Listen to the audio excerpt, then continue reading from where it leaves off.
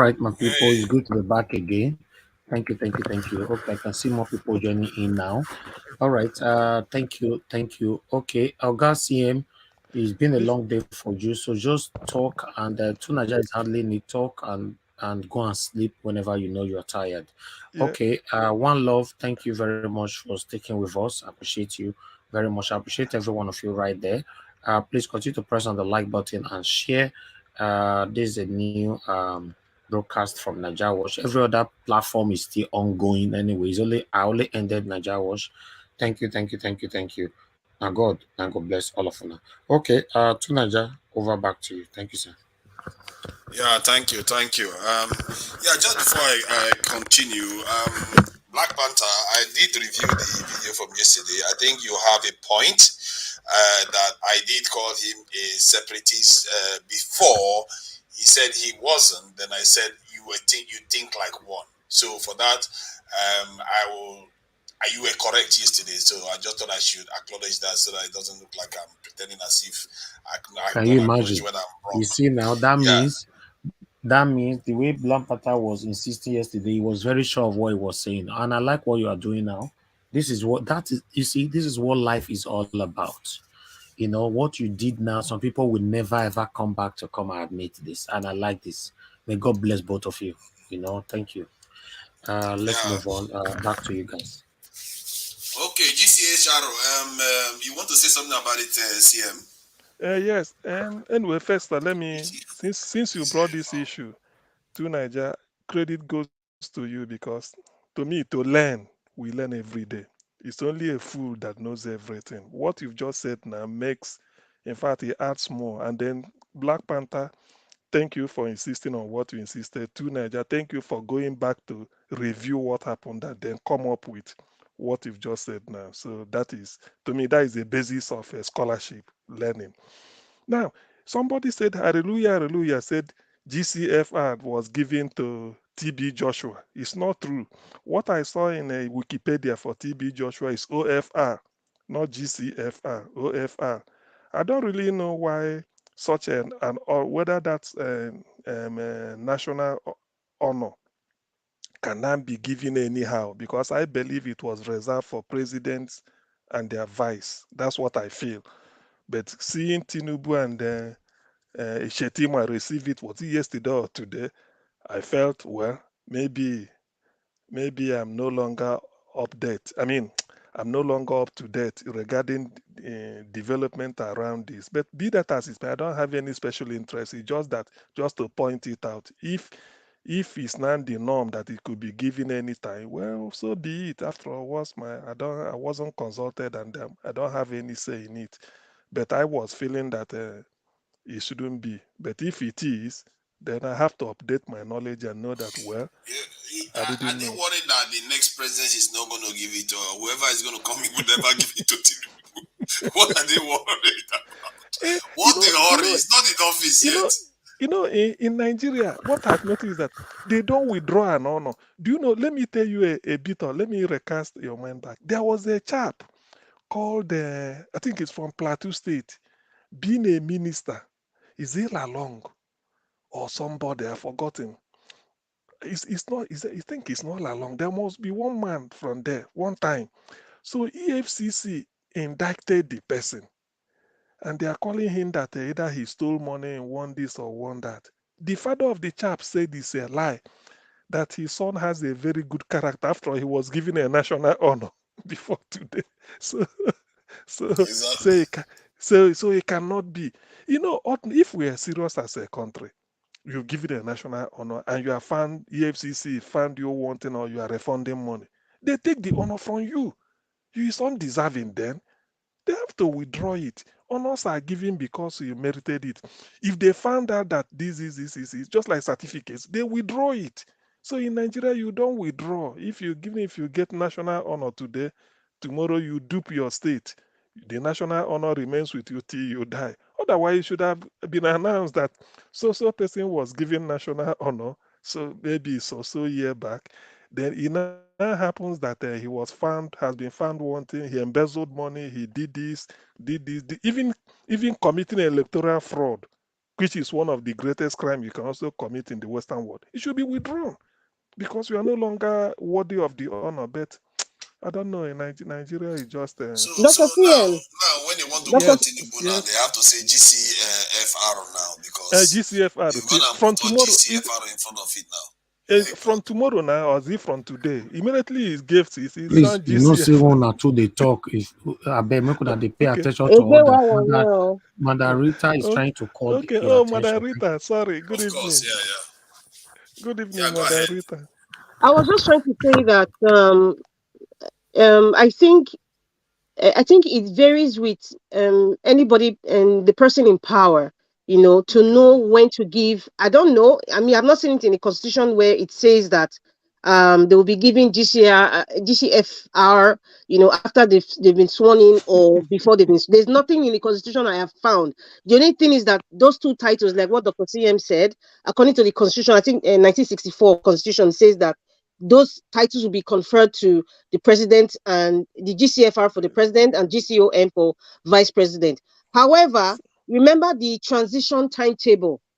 Like I keep saying, if you follow up the transition timetable of this wicked government, today is 26. 26, it says that it will be day that they will confer. Sorry, not today.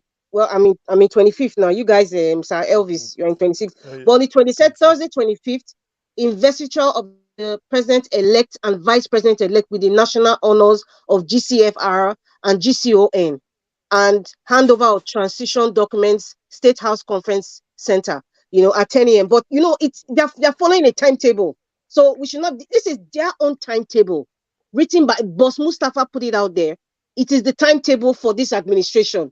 Perhaps another timetable for another administration, it might not be in this order. It might not be. But whatever is happening daily that we see, tomorrow they say public lecture and Jumat prayer at the National Mosque. On Saturday it said inauguration lecture.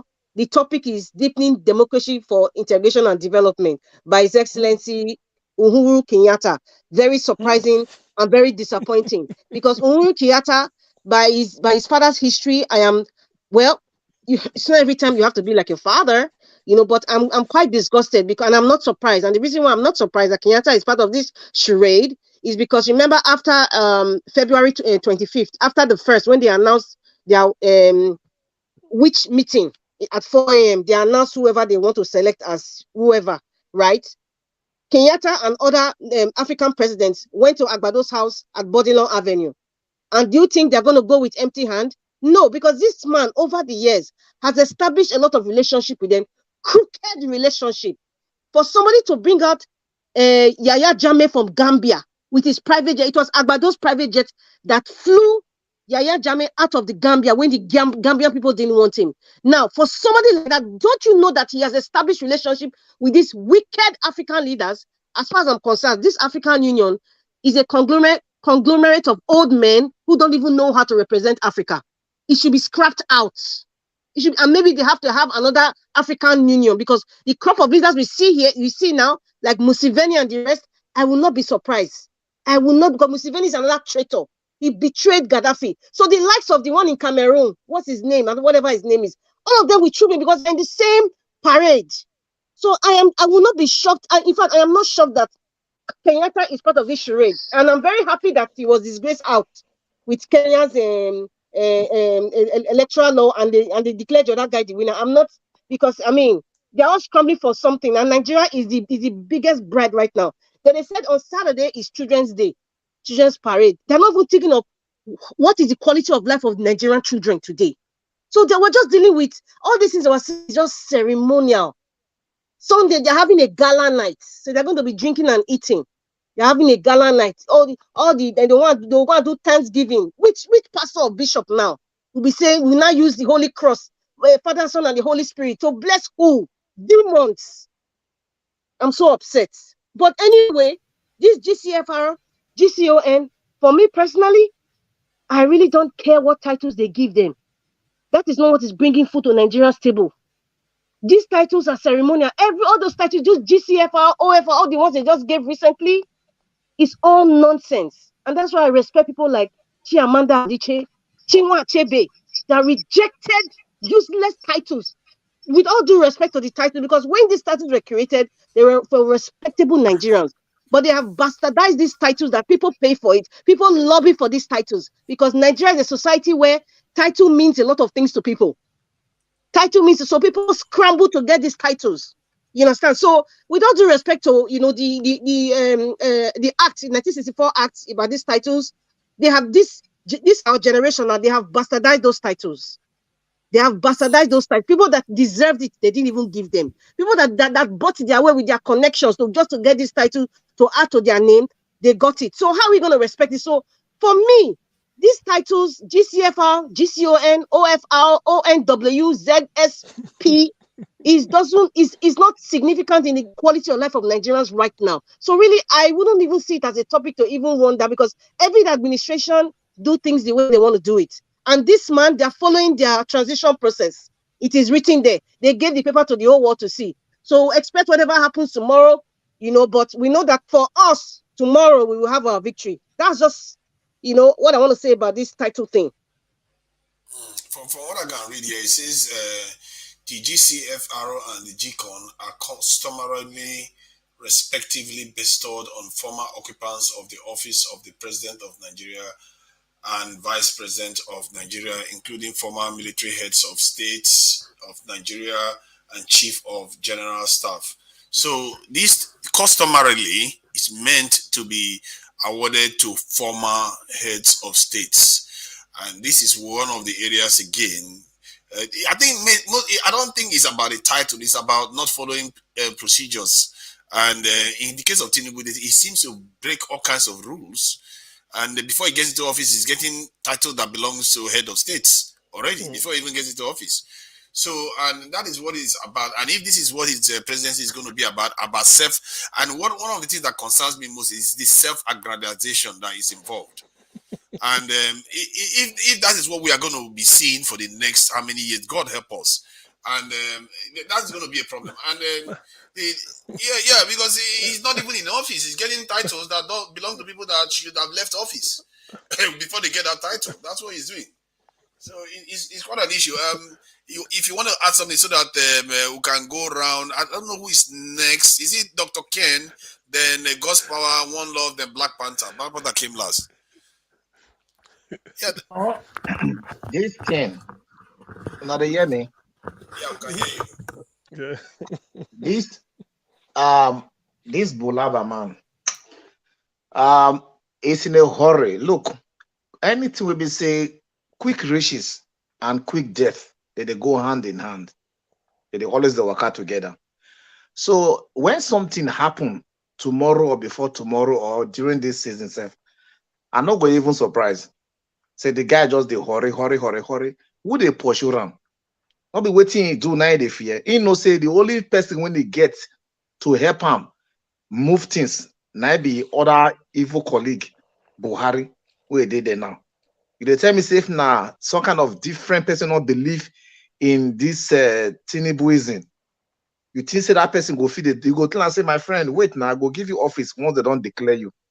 Now be the thing, and I be one of the things we say they just they miss for government. I'm not like government to be saying like just one party. Now I occupy the assembly, one party now dominate the red or green chambers as they call them. One party now be the executive arm. It will make things easily spoil like that, and they can easily just do any kind of thing where they want to do with they evil in their own in the eyes of the people. So for me, I just they look, sit down, they look. The thing I know say two things they guide my mind. Why I need to worry?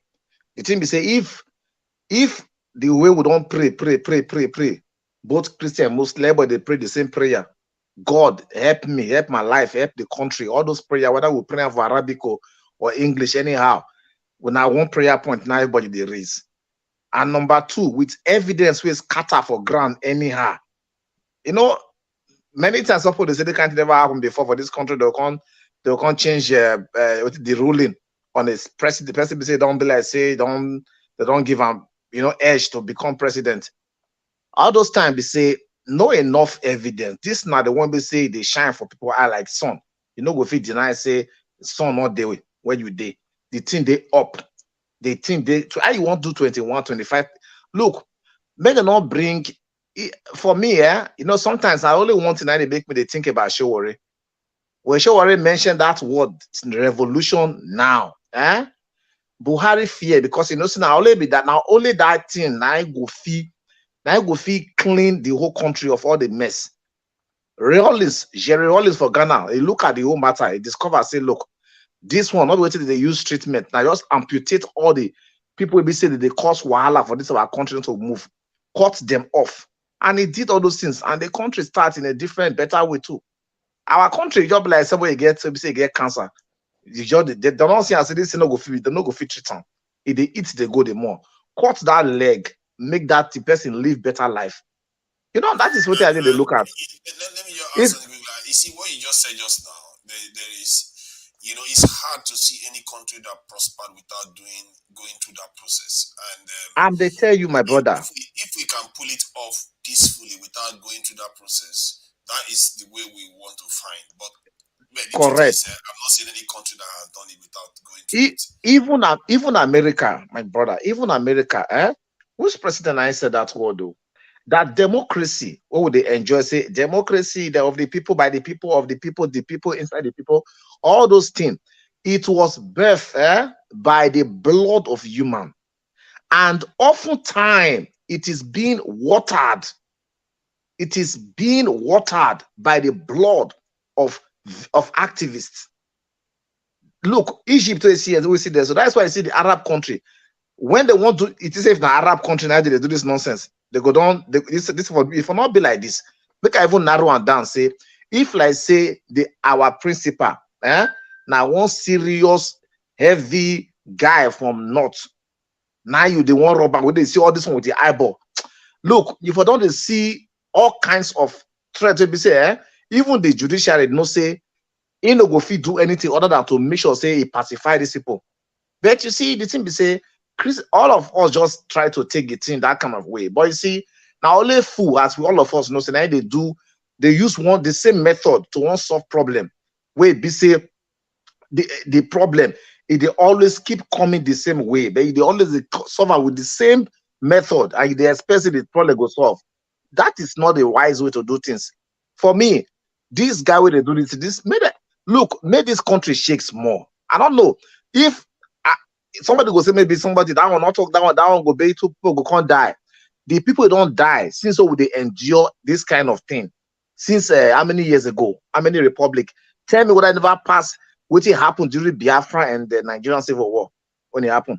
Tell me, Ukraine they fight war for how many years now? Would they look how many people don't die for only Boko Haram own method of killing people for that country?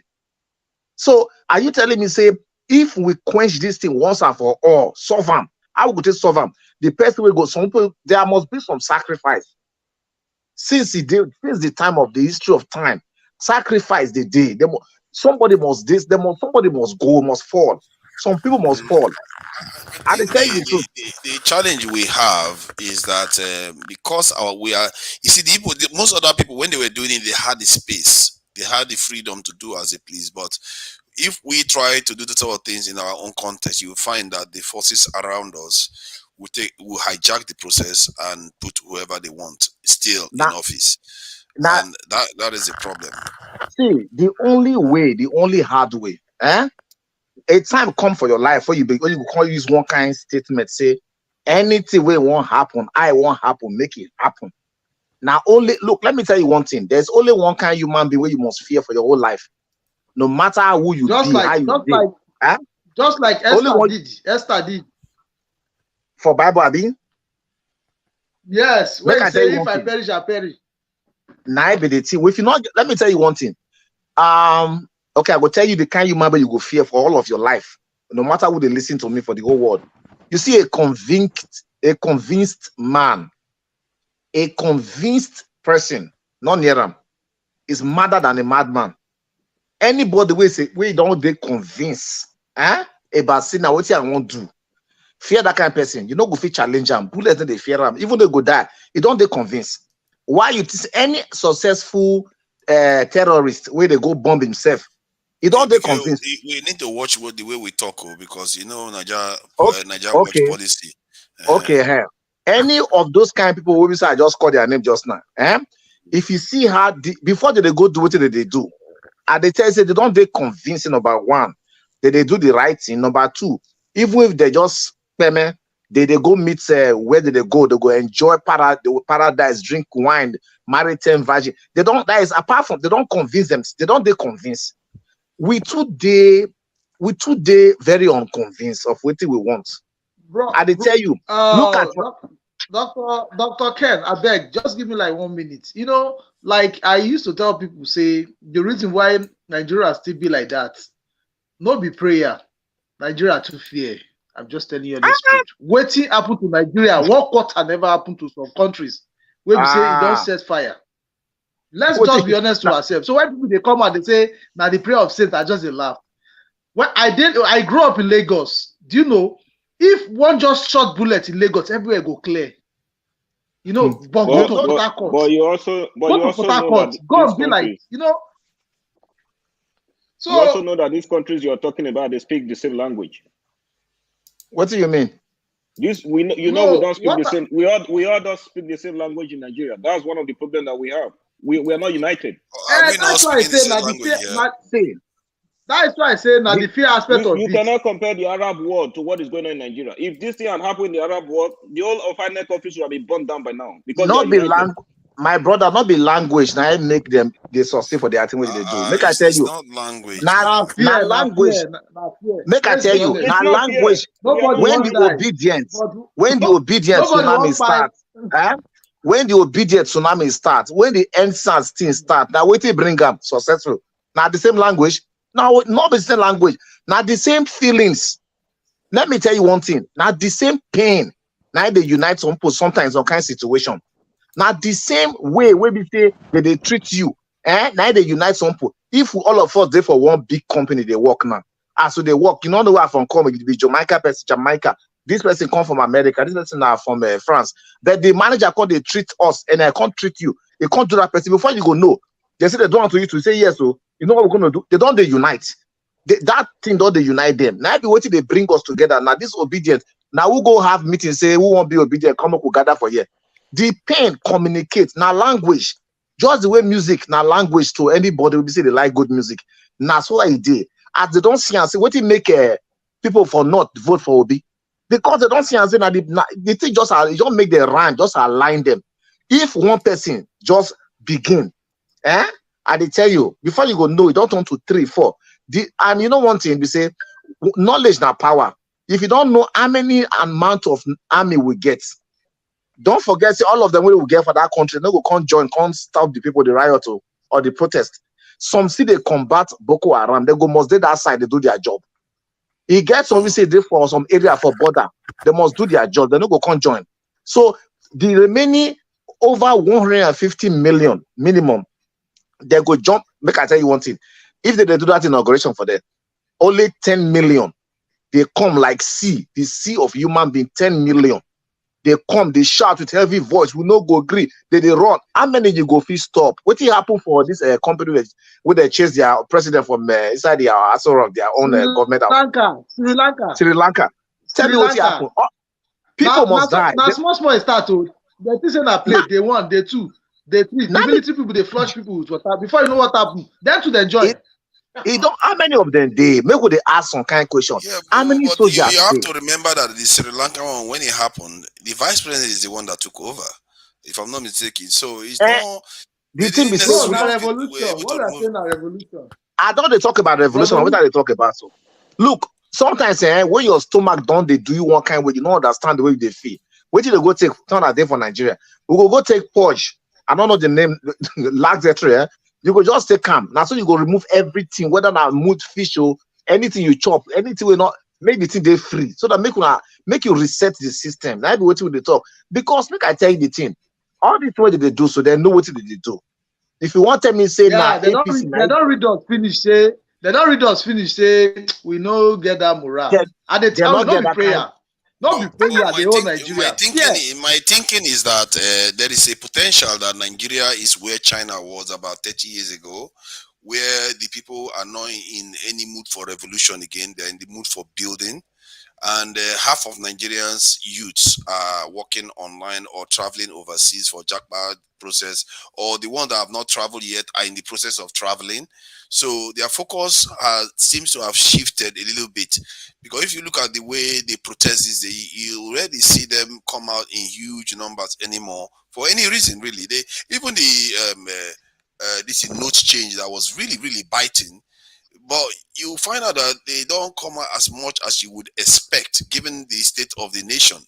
You see what I mean? I feel like, because I am experiencing it myself, I feel like a lot of Nigerians are working for people overseas right now. They are in Nigeria, but they're working for people overseas. Many of them that I know now, it's like pervasive. They are working for people overseas, and the ones that are not doing that, some of them are traveling, selling all their properties and everything and traveling overseas. And then there is the other group again that are preparing to travel. So you can see their mind is divided. Then the others, the remaining group are going to political office and big offices to eat money and do the rest that they can do. So you can see why people are distracted from the way we are thinking right now. So I feel like we are where China was 30 years ago. That is why I keep saying we are not united. You don't tell me if we have the same culture, we all speak the same language, like the Arab world do, that we will find it difficult to come together. Let's just say somebody wants to start something in Lagos or even in Kwara. Then you will see another group in one place telling you, "Oh, I beg, those ones now their own thing that they do for North. I beg, that one not concern me." You will see another one saying, "Oh, those ones those ones are just, it doesn't concern me. Now Igbo people they do their own with that. Oh, now I do people now they do their own. That's not my business." It's a bit funny though, because don't be surprised that the revolution we are talking about comes from the North, because the Southerners are the ones doing most of all these things I'm talking about. The Northerners are not doing them. You know, they are stuck. They don't use internet as much. They don't even care about what's going on. You and I. So don't be surprised. They are the ones that started first than even the Southerners. But let's go to the next person. Dr. Ken, thank you for your submission. And then the next is God's power, isn't it? God's power, then One Love, then Black Panther. Yeah, thank you. Yeah, welcome, God's power. I'm sorry. I want to. Yeah, in addition to what Dr. K said, you know, my in-law here where I was staying, because I reside in Kuwait, I'm in Kuwait, Arab countries. You know, these people have one voice and they don't take shit, even though no matter what, you know, this is small country whereby they don't allow foreigners to come and get house here. You know, in other Arab country they allow, but Kuwait here, you know, if you get house. Now rent, you go pay tea, you go your country. If you like stay here 1 million year, because they know that they are small. If they begin to allow people to own house, not that people don't have money, not because of so that people not come and invade them and become great and mighty, just the way children of Israel were so great and mighty than Egyptians in the Bible, you know. So these people, they plan ahead for even their children when they're still growing. But in our own country we come from, you see now Chinese now has become landlord to most of Africans country, and this is because of we have selfish and greedy leader. I was listening to this man, this professor of Kenya, Lubamba. That guy, in fact, if you want to know what's in the affect Africa, go and be listening to that guy. That guy, he spotted everything in religious aspect, in political aspect. That guy blow everything, but our leaders, they know all those things, but because of they've given themselves to become a satanic human being, and that's why they don't care about what really happened. I was chatting with my in-laws, you know, he's a fan of Sowore. It was the one that, you know, made me to be supporting Sowore some 2 or 3 years ago, and he gave me the reason why I should support Sowore, that Sowore is the only person Nigeria need, because he's a rugged man, and I began to support him. Until when he started losing it, I feel I withdraw from it. When Obi now brings out, you know, the reason and the missions that he has for Nigeria, then I joined. So one day when I went to his place, we are talking. He said really was disappointed in Sowore of recent because of what?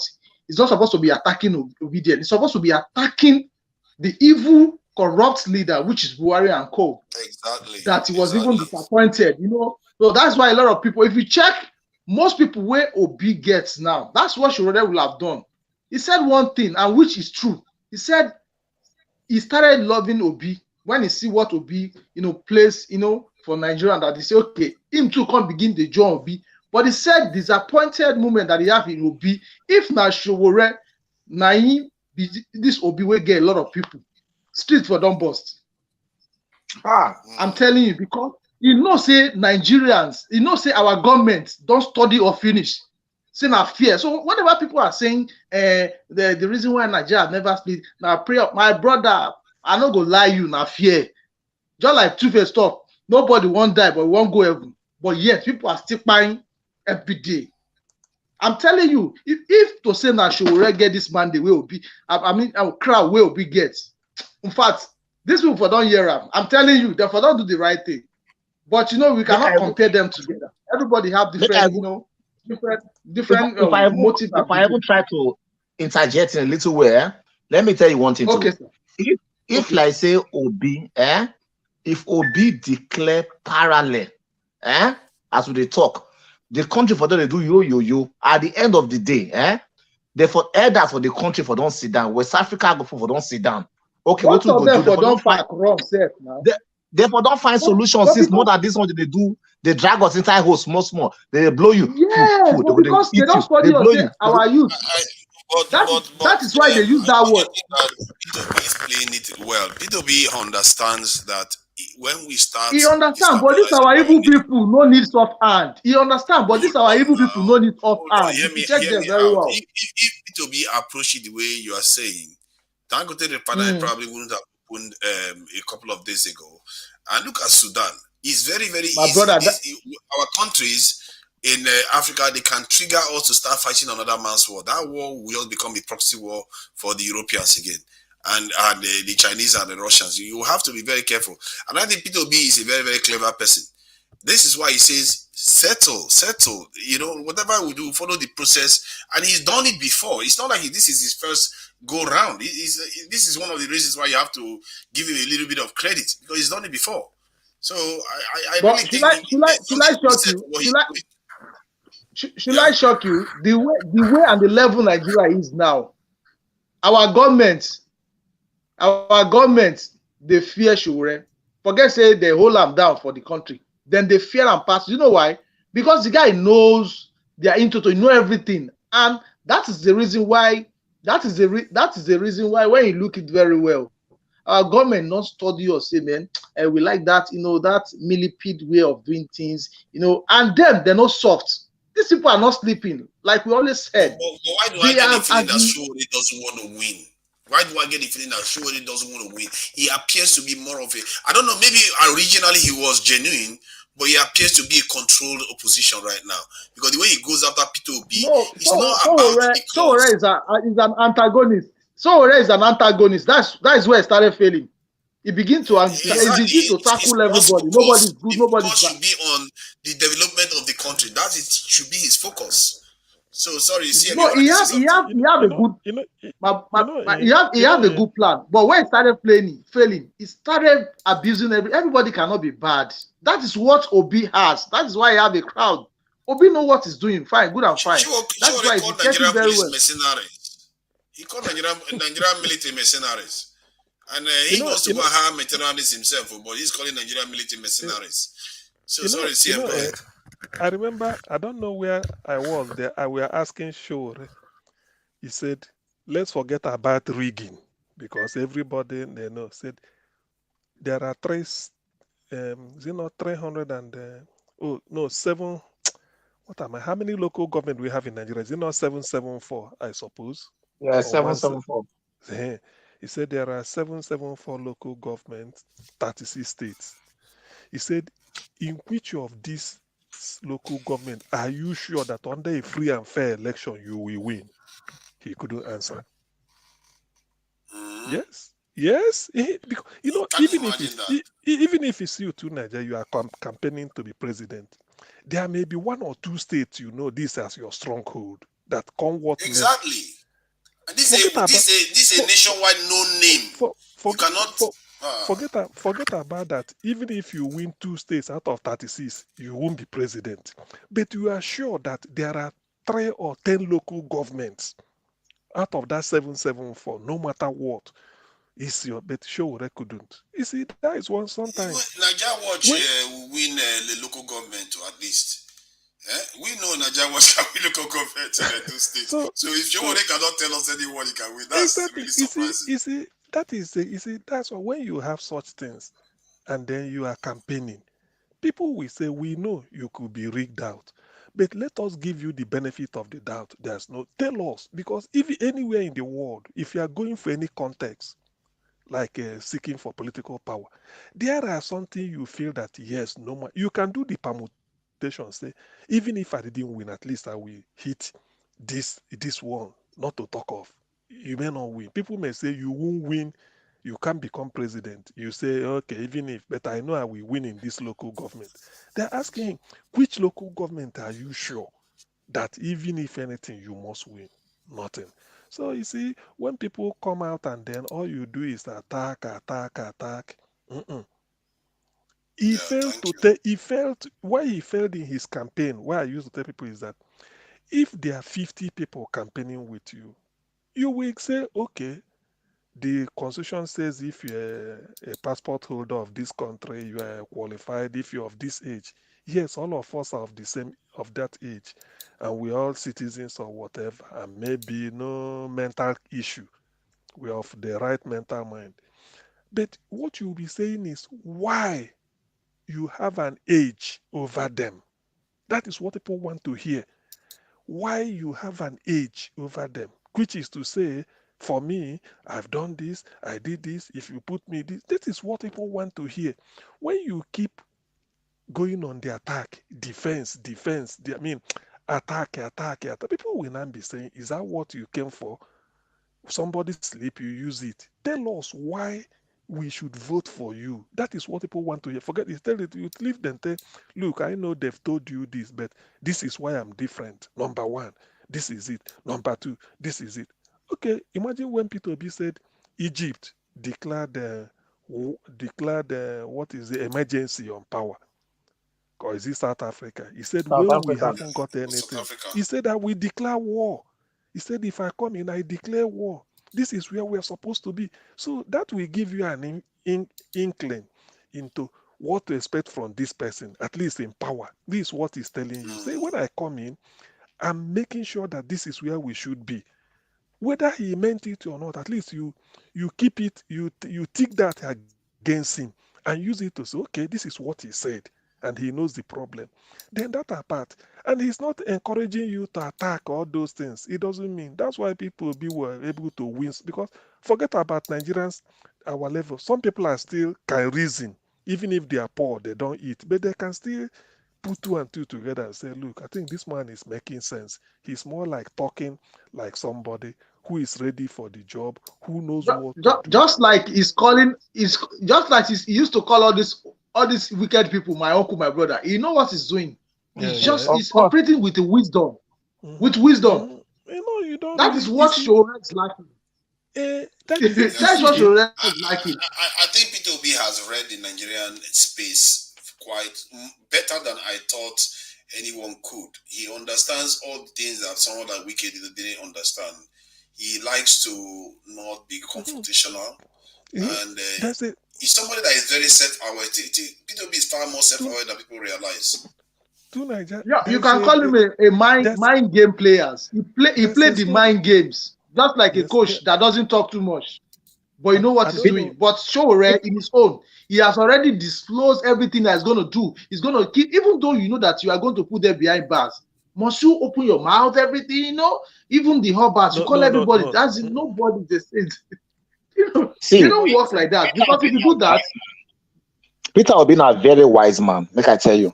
Number one, the way they play, the way he started the team, he no say in the waka between very, very thin line. Any moment, anything can explode if you miss a step. One of those lines you don't want to step on, say, you don't want to miss this argument with about regionalism.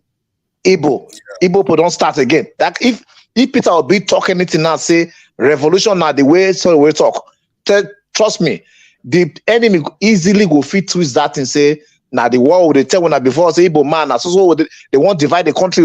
Now they call for revolution, they fight to the country. You see now, younger people say their mind not this set, they go say this Igbo, why they always want to divide the country, they'll come remove the argument from the main point to what they minor.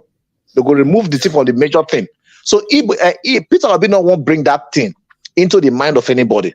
So he try to step away from that. Number two, he want to make sure say he no go dissuaded. He no say he gets meat, he get fish to fry for this oil, for this particular political season of courts. He no say he get correct fish.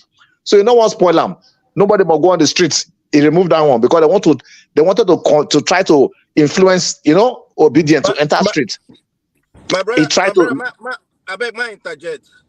Okay. Did you listen to the spokesperson, Yunusa? He said that each time that they were in court, that each time he approached here and Obi is talking, Obi keeps telling him, focus on the process. Thank you.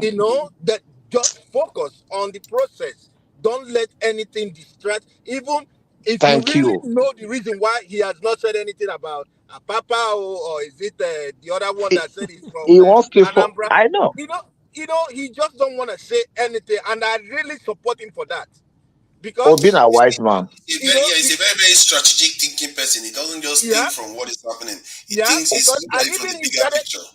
And even he started saying anything, they will keep bringing up more people. Yes. They will keep bringing up more people, and then it's gonna be how many can I say?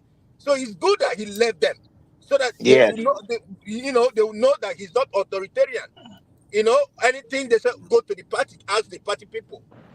I'm just a president, and all that stuff. And I heard the Labour Party, I think they're about to have their Congress soon. I think in June or July, because I was listening to the. That's going to be a cleansing event because they are going to wipe out a lot of the unwanted characters if they go on another conference. A lot of people are going to show up and vote out nonsense people. Abure's tenure comes to Abure ends his tenure in June, like I heard somewhere when he's in June. His tenure is coming unless they renew it, or maybe I was listening to Ajero. I was listening to an interview with Ajero with Sheung, and he was saying, the same thing. Like he don't care about, because Sheung was trying to push him. I know Sheung asked him that question about 3 times. He said, look, Sheung, I don't want to know those people, and that even if anything that by court that the court says that Abure, shouldn't parade himself, that does not give all those people the opportunity to say, okay, I'm the VP, now I am to take over. No, that it doesn't happen that way. That their thing is their thing. And that till tomorrow, that it's Abure they still recognize until they have their Congress and they choose the people they're going to choose. All right, thank you. Gospel, have you finished so that One Love can speak? He hasn't said anything. Yeah, let him talk. I think. All right, One Love. This session it's like a random session. Yeah, it's a random session. After everybody speaks, and anybody can start interjecting and talking to each other. One Love. What do you think about what you've heard now? So we are talking about the GCFR and how some people it's one man, I think Otom or what's it, Otoma or something, whatever his name is, says that Tinubu was the one that told him to step down for Peter Obi in Labour Party so that he can damage PDP. Atiku. So he can damage Atiku now. So and if you look at the numbers, the other 2 parties got, like Labour and PDP. I think APC knew they were going to lose if they were fighting 2-party race. So could that be the strategy that they use? That even if, let's say Peter Obi still won, technically they came closer to winning than they would have come anyway, because they got about 6 million votes. 6 million, 7 million votes, that's what APC got by the time you do all the numbers. So it means that they were extremely unpopular. So maybe that strategy was their best chance, and they still failed. So what do you think about all those? You don't have to talk about it. You can talk about whatever you feel like anyway, but I just thought I should give you an idea of what we were talking about. If they like, may they give Tinubu, GCRO, Jambo, HIVO, any title they want to give them, may they give them. All we know be say, what did they wait they give us sleepless night. I dey tell you, he and his wife, when they sit down, because you know one thing, their lawyer go down, they brief him. He go down call them and say, good. Sorry, there's something I wanted to add so that you can comment on this. Why is it that somebody is always following Tinubu that even when his Agbada falls down, somebody has to pick it up and put it on his shoulder? He can't even pick his own Agbada and put it on his shoulder anymore. We all know say Tinubu we all know say he weak, he body with all the money, all the specialists waiting for France, UK, they don't give him different combination of help, everything. Steroid to run him. Steroid. Whenever he's walking, they are following him. They are worried that he's going to fall down. It's like that one, all that money.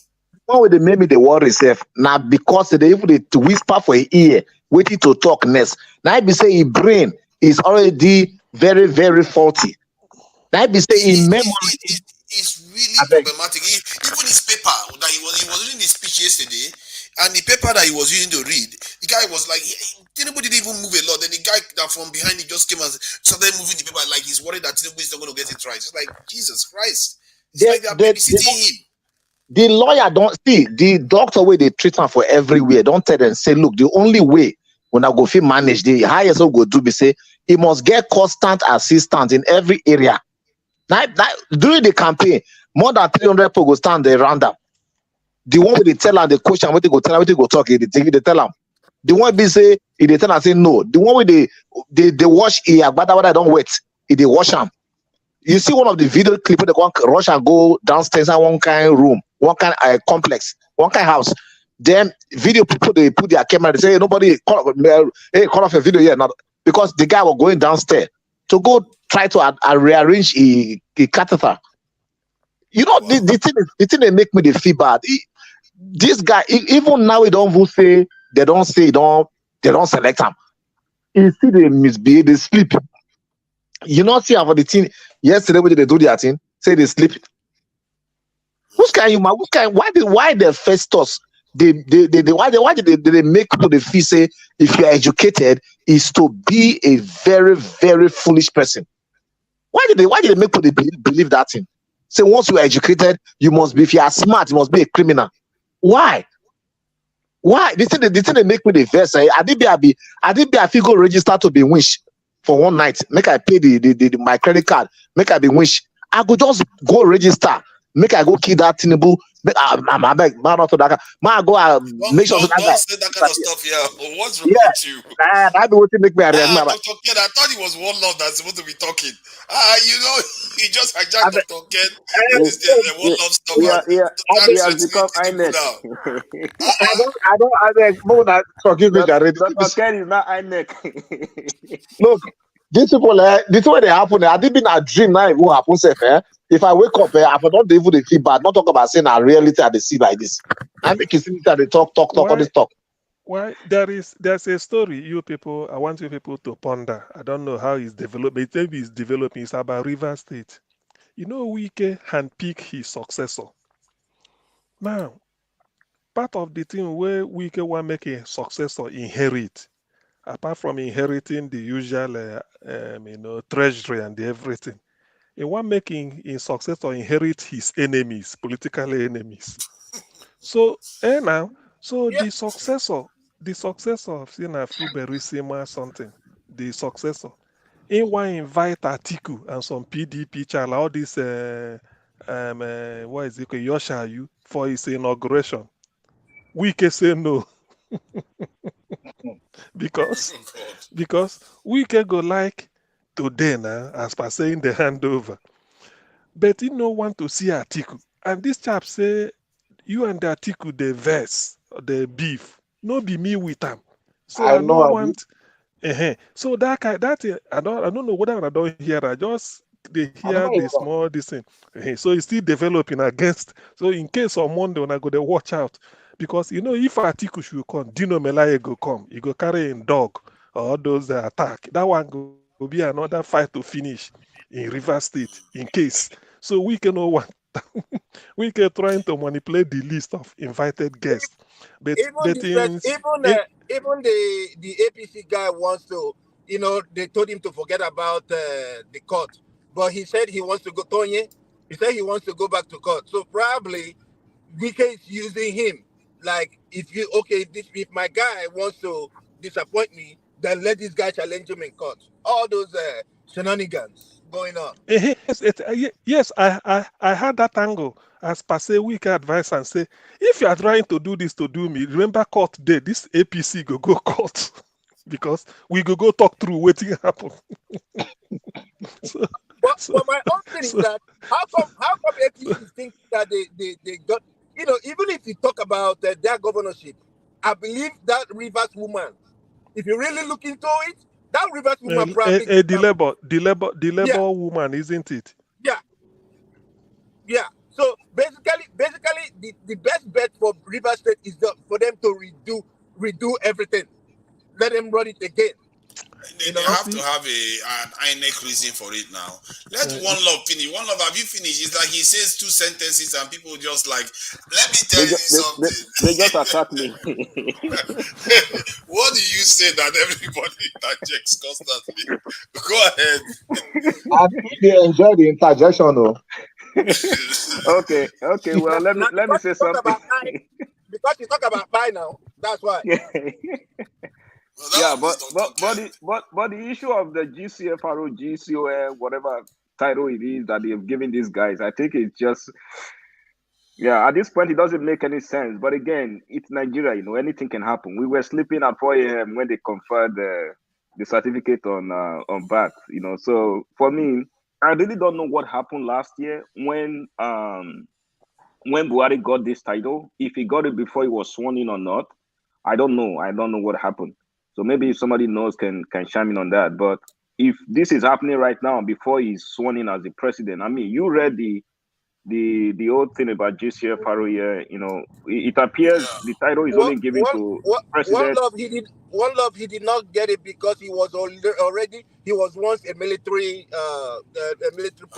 He was a former head of state. That was why he got it.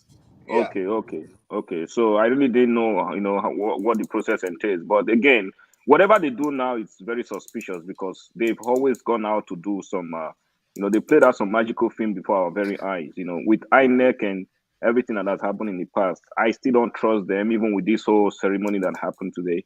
But again, I just don't want to focus on that. I think it's kind of their own headache for now. I just want to focus on the court for tomorrow. I believe tomorrow is more like, for me, I know a lot of people have called in and also, expressed their views, very optimistic about tomorrow. With my experience in Nigeria and everything that has been going on, I do not completely trust this court. I believe tomorrow is a 50-50 thing. I am praying we get the right judgment. The judgment favors us, but I do not put my full trust on that judiciary. Because if by now, and all we are hearing is, postpone, adjourn, and this and that. Labour Party did not have some papers. INEC did not produce some stuff that they were ordered many months ago to produce, and we still don't have anything from them. I wonder what kind of judgment those judges are going to pass out tomorrow. Yeah, the judges should have, compelled INEC to provide these documents. I know, right? I know. I don't know why that is not happening. It's crazy. It's crazy. It's like make I see tell you something. One of the reasons why those judges, if I thought maybe they don't compromise, which all of us know, like I said the other time, I said this our judiciary, they cannot surprise me because we always know them. They are sure in time of compromising. I think they should also even surprise us by not doing that. And one of the reasons why they still be like that is still boil like to if to say Nigeria don't. But when we look back and see the type of judges we have. Oh, somebody is saying something. And that's Ify, you wanted to say something? Yeah, I'm still talking, please. Like I'm saying, one of the waiting see they give the judges morals, all those things, morale to still they work for their pay master because it's written on the wall. They don't pay them, they don't collect. Yeah. What is it they give them morale to work for them? Assuming Nigeria they hot, I'm telling you, those judges, because they don't say when people begin the verse, they feel enter anywhere, enter their own family. And if they love their family, they go on do the right thing. to protect their family. Like we be saying, if Nigerian don't try to take it back, because the way it's been now, these people, you know go easy with them. Oh, not be the way high where would they take look and say people just like easily like that. The judges too don't study Nigeria. They don't study us. Say, man, na normal thing. Yeah, now Can we I get here. interject to After clear all, the air? Yeah, you can. You people are asking why the judiciary is like that. It's as if you people are not really following Nigerian judicial system. Nigeria judicial system was handed over to them. Nigeria system was handed over to the British handed over the judicial system to us. And during the colonial era, the British government were in charge of the judiciary. They did not give the judiciary independence.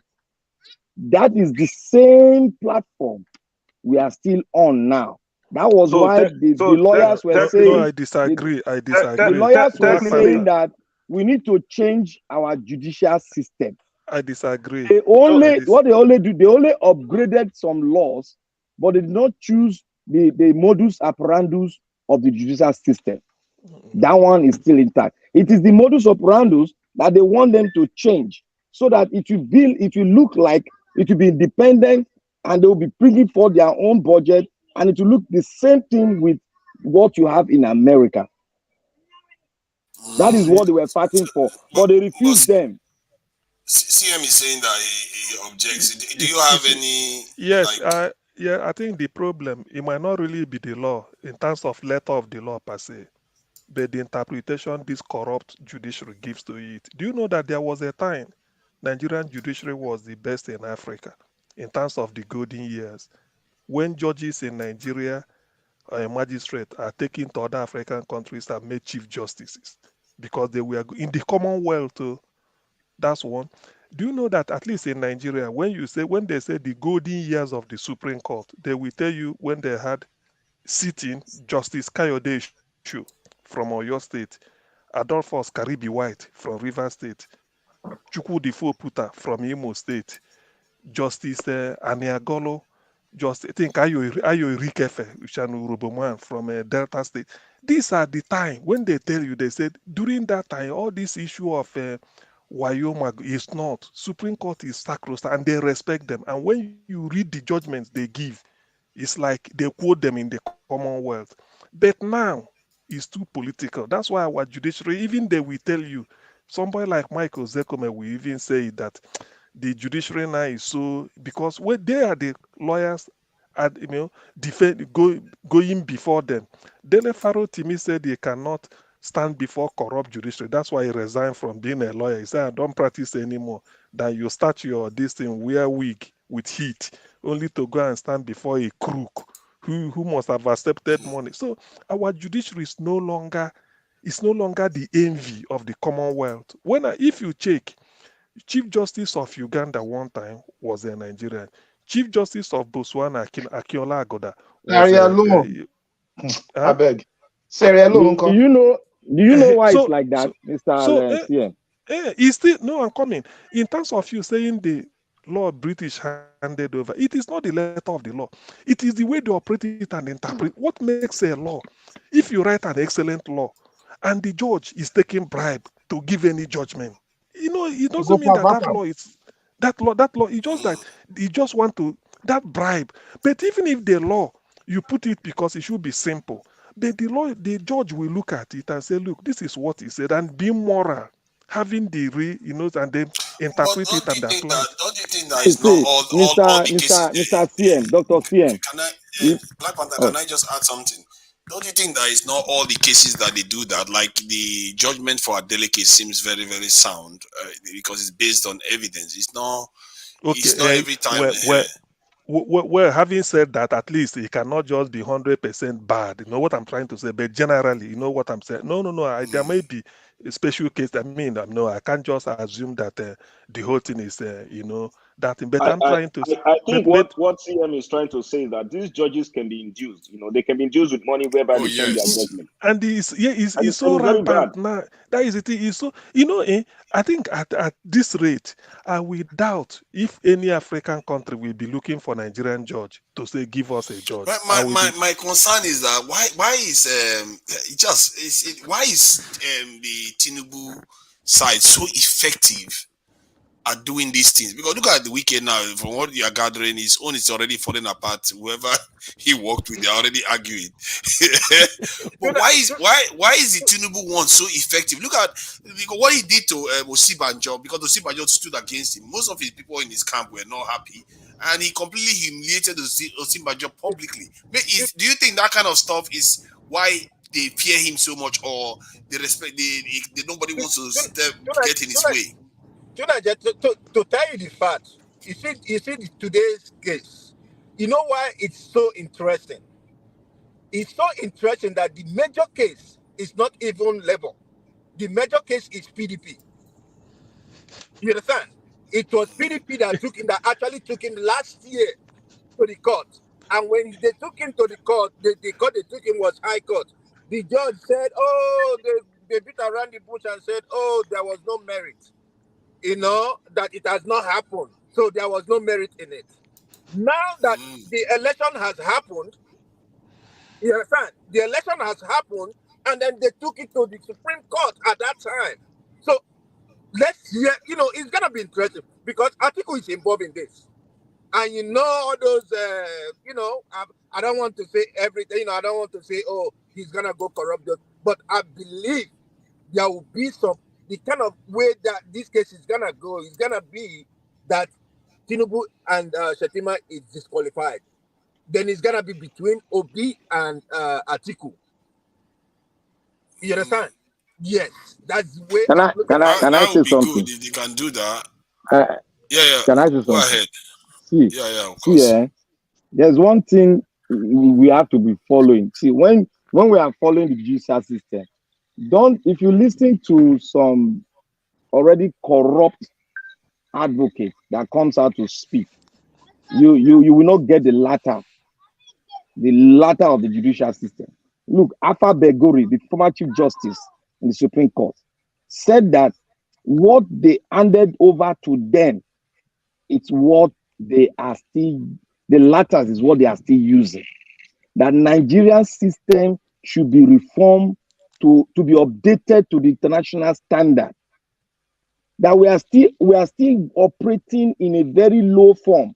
When Mr. CM make mention of some African states, let me tell you, see, some African states, do you know some of them before they even got TV channel? Some of them were in the 80s. Some African states were so backward that they see us as Europe then. That is why, because we have our military, military might. You know, say Nigeria gets because we never corrupt rich like this. And why we still have this problem? If we had the judicial system to be independent, there would have been a lot of reform, and they would have purified the system by themselves because they wanted to do it. But the kind of governance we have, the presidential system we are practicing, does not give them independent per se, in quote. But on letter, they look at them as independent, but they cannot still come forward to the House of Senate or the both house to present what they need and their budget for the year. They don't have it. That is to show you that they are not independent, and it cannot be reformed if it's still under the executive. That's the problem. No. You see. I mean, so somebody on the comment on the chat said, Justice Nikki Toby. Yes, it's true. These are the golden era. Justice Nikki Toby from Rivers State, I think.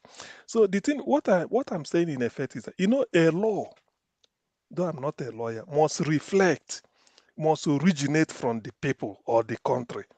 When you say international standard, maybe international law.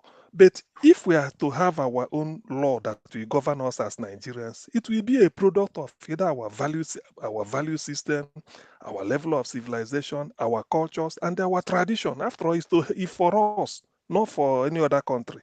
It's our own law. The British system here, they operate their own law, which may be at variance with our own. What they could have handed over to us was the system they operate in, the common law. But that common law, if we are to follow it the way it is, it does not really mean that it is bad. But let the judge or the person interpret. If you do not accept bribe, you say exactly what it is.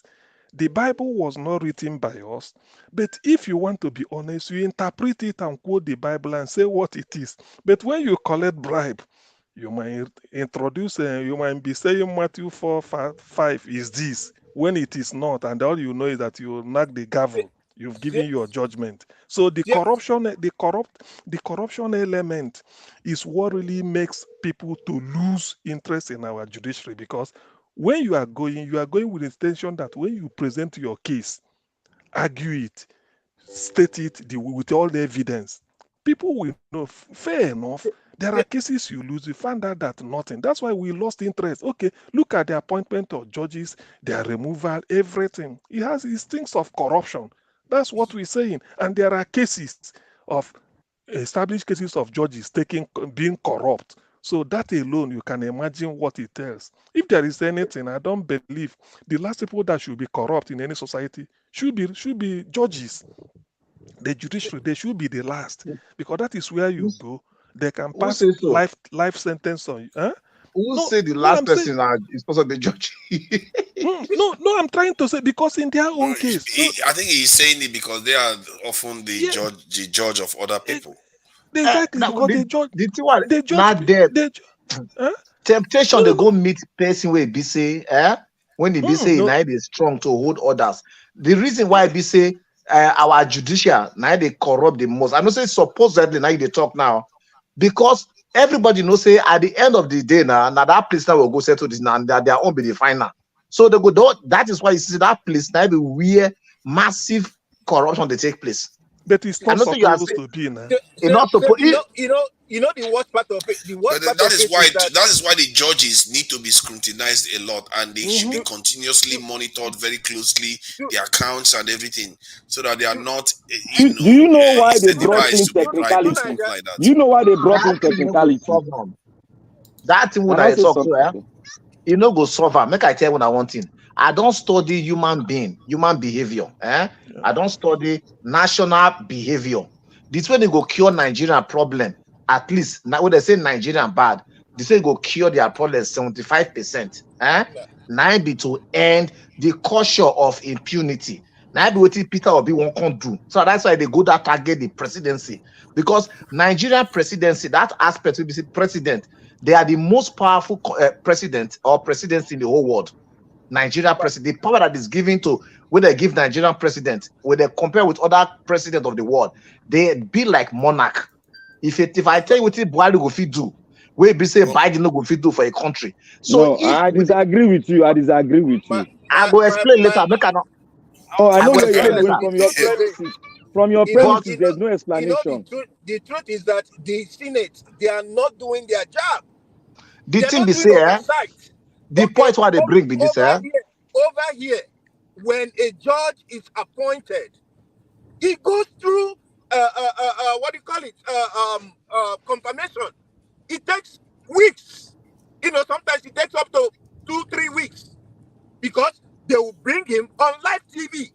You will see them asking somebody's grandfather and grandmother, or mother or father, asking them questions related make I to ask. constitution, and they will I look. don't even know what they talk certain be in there. But the Oh, thing be say, make I even tell you one thing, my brother. Hold on, Dr. Ken. I think if Let we do one this, person finish.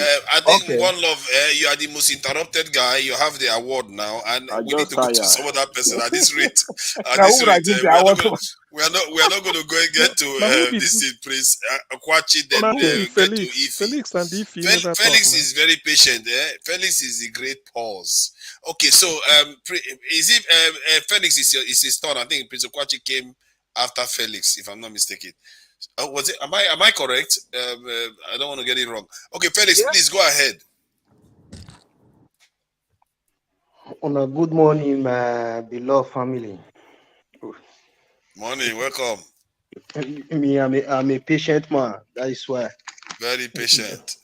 Always, always, always. Because Thank you. let me change the argument of the day. Peter Obi is a great man because anybody, there is what most of my friends normally tell me that they fear me. Why? Because I always laugh. I don't talk too much. Anybody who does not talk too much does not mean that he doesn't have something in his heart. What affected Showore was he talks too much. I supported him 100%. The problem we were having with him then, he just only focused on the presidential seat. If you want to win, you have to focus for all the three arms of government, both the local, everywhere. That is why you see this obedient movement is going far.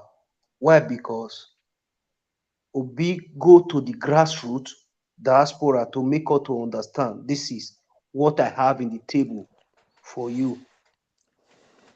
That is why you see all of us, we are out there every day to make sure everything work out, because he went to meet our mothers in the villages, our sick brothers and sisters in the hospital,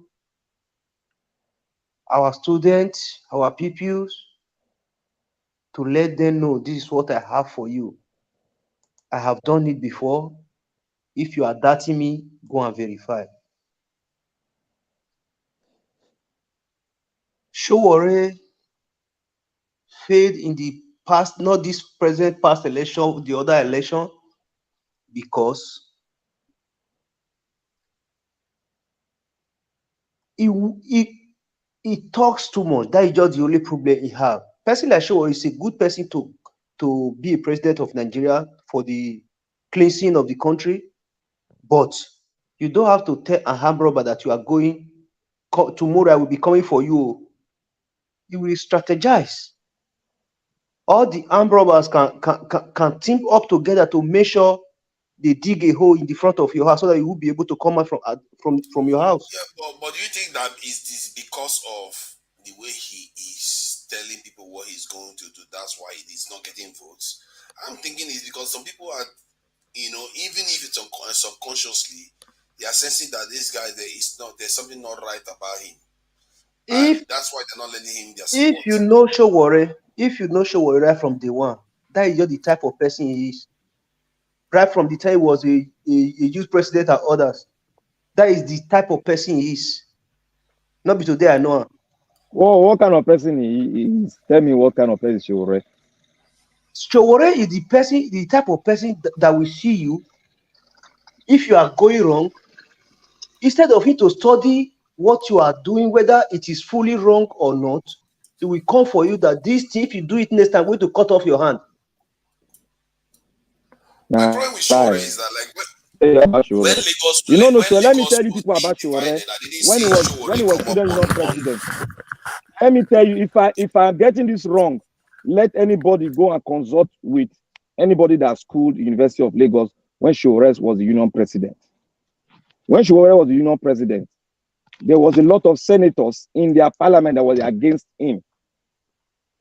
But he took advantage and went and spoke a lot of things which the people wanted, and they now went along with him. But they refused. He refused to even follow the parliament. When the parliament was giving, he refused to follow them, and he became autocratic. Ask him, why was he injected? Who injected him? Is it the military or his fellow student? Was he following the student union parliament straight? You should ask him this question. Was he in line? Was he following the parliament, senate very well? Was he obeying their judgment? Was he not always, if he found anything wrong, if they tell him that they found this one thing in his government, what is he doing? He will not go and shout outside different things from the parliament, and if you know how students behave. If you speak what they want, they will follow you. But let's call a spade a spade. He was autocratic. That was why some parliamentarians were against him. That was why some people were against him. See, being autocratic is not necessarily a recipe for losing support, because there are a lot of, dictatorial candidates and people around the world, even in Nigeria, that has been known to gather support. I think there is something more to it. There is something incoherent about him. Because when I look at him too, when I hear him talk, there is this dissonance in the way he talks. He will say one thing this way, then he says another thing that way. I don't know. That maybe is it. That is what I'm telling you. He's not consistent. Go and check him then and check him now. You will see that he's hiding something behind. I can speak what he's speaking now. Every one of us can behave. We can say, oh, we do this, we do that. While we hide in our skin and go back and collect money and talk rubbish. Okay, now. Nigeria Watch, are you there? Somebody wants to come in. Oh. He saw Peter Obi doing the right thing, saying the right thing, say what is wrong with the government. Then a man that have come with the truth. Why are you against with the truth? If he's a union head, why is he against it?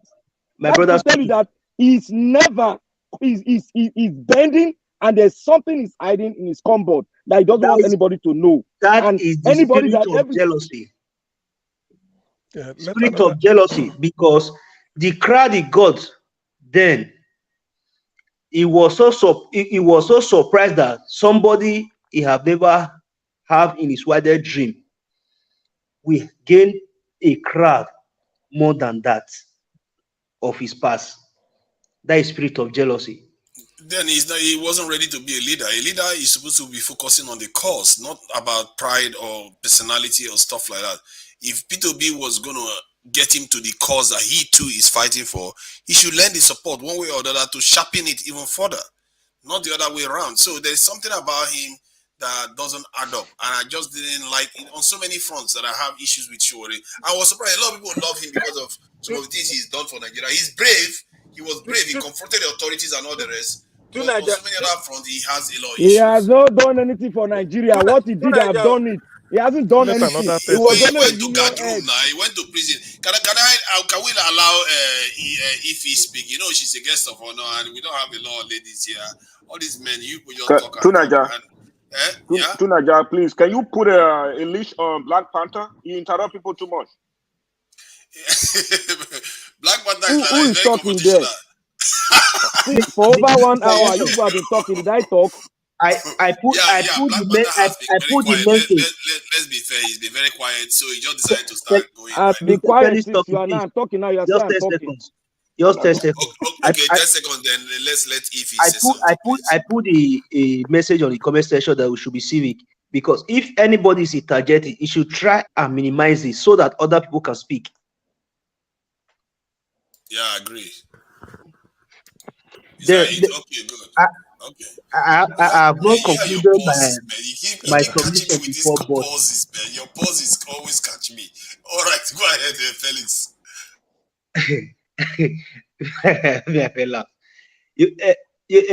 haven't even finished my submission before. How long your submission? Is it this long? No, because if I'm talking one interjection from here, before that one finish, another interjection, at least.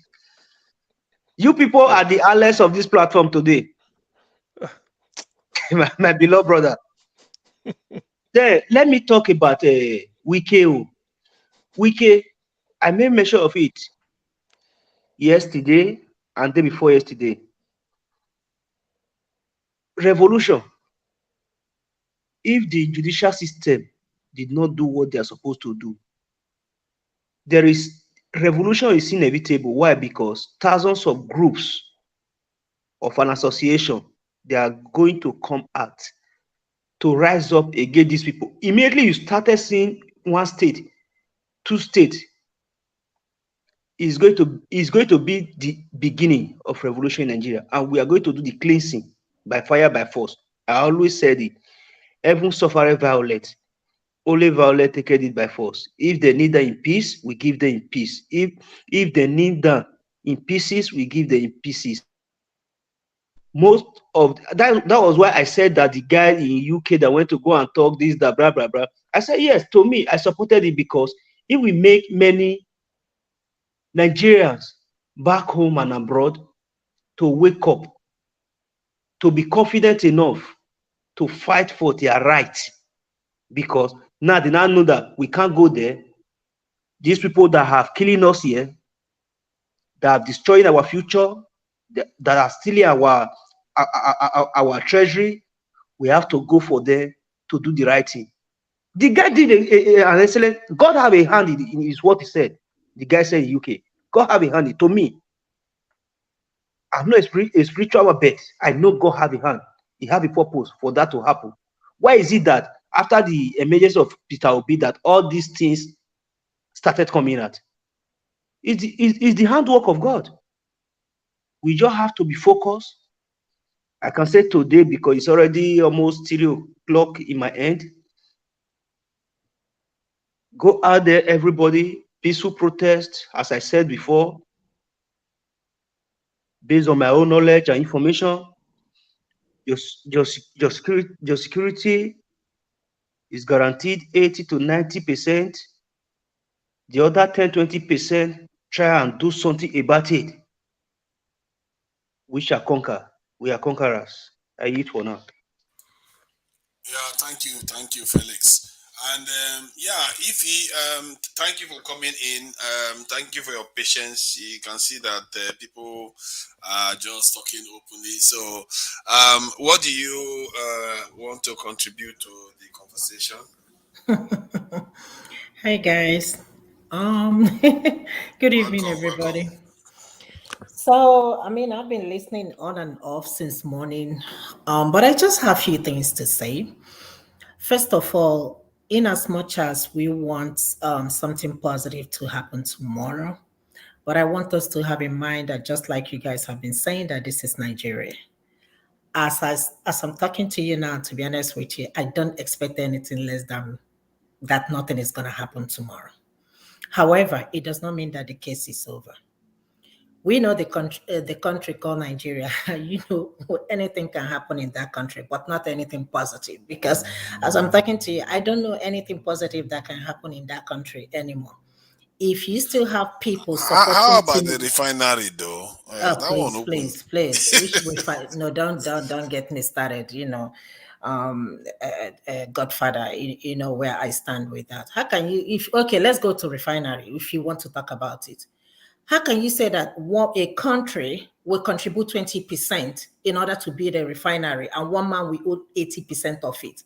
And the same country will contribute, we print money and give the man to build a refinery. And we are here sitting down here clapping for Dangote. One person will monopolize the economy of the country. I mean, who does that? There is nothing, so wonderful that in a refinery, other people are staying away from oil. We are now clapping for ourselves that we are, in other ways, we never have any development in Nigeria. Is that what we are talking about? So there is nothing. It's going to reduce the money we spend on subsidies, don't you think? Do you think they're going to stop stealing? Is it not how much they tell you is what you're going to believe? I guess there's some truth there. How are you going to? No, I think you are right there. The question is how we are going to police them, because I mean, hey, listen, to Nigeria, nothing is going to happen. We are not going nowhere in Nigeria, no matter how much we think so positive, hoping that something will come out of it. Nothing is going to come out of it. In terms of what's going to happen when it comes tomorrow, and like I said, nothing positive is going to happen. Tinubu will be sworn in. I know a lot of people don't want to hear this, especially on this channel. That this will happen. We've prayed so much in Nigeria, nothing happened. We don't need prayers anymore in Nigeria. I bet you that. That's not what Nigeria need at this point. We've prayed enough. We have all the millions of churches in Nigeria. In fact, the largest church in the whole world is in Nigeria, right? And then just this thing.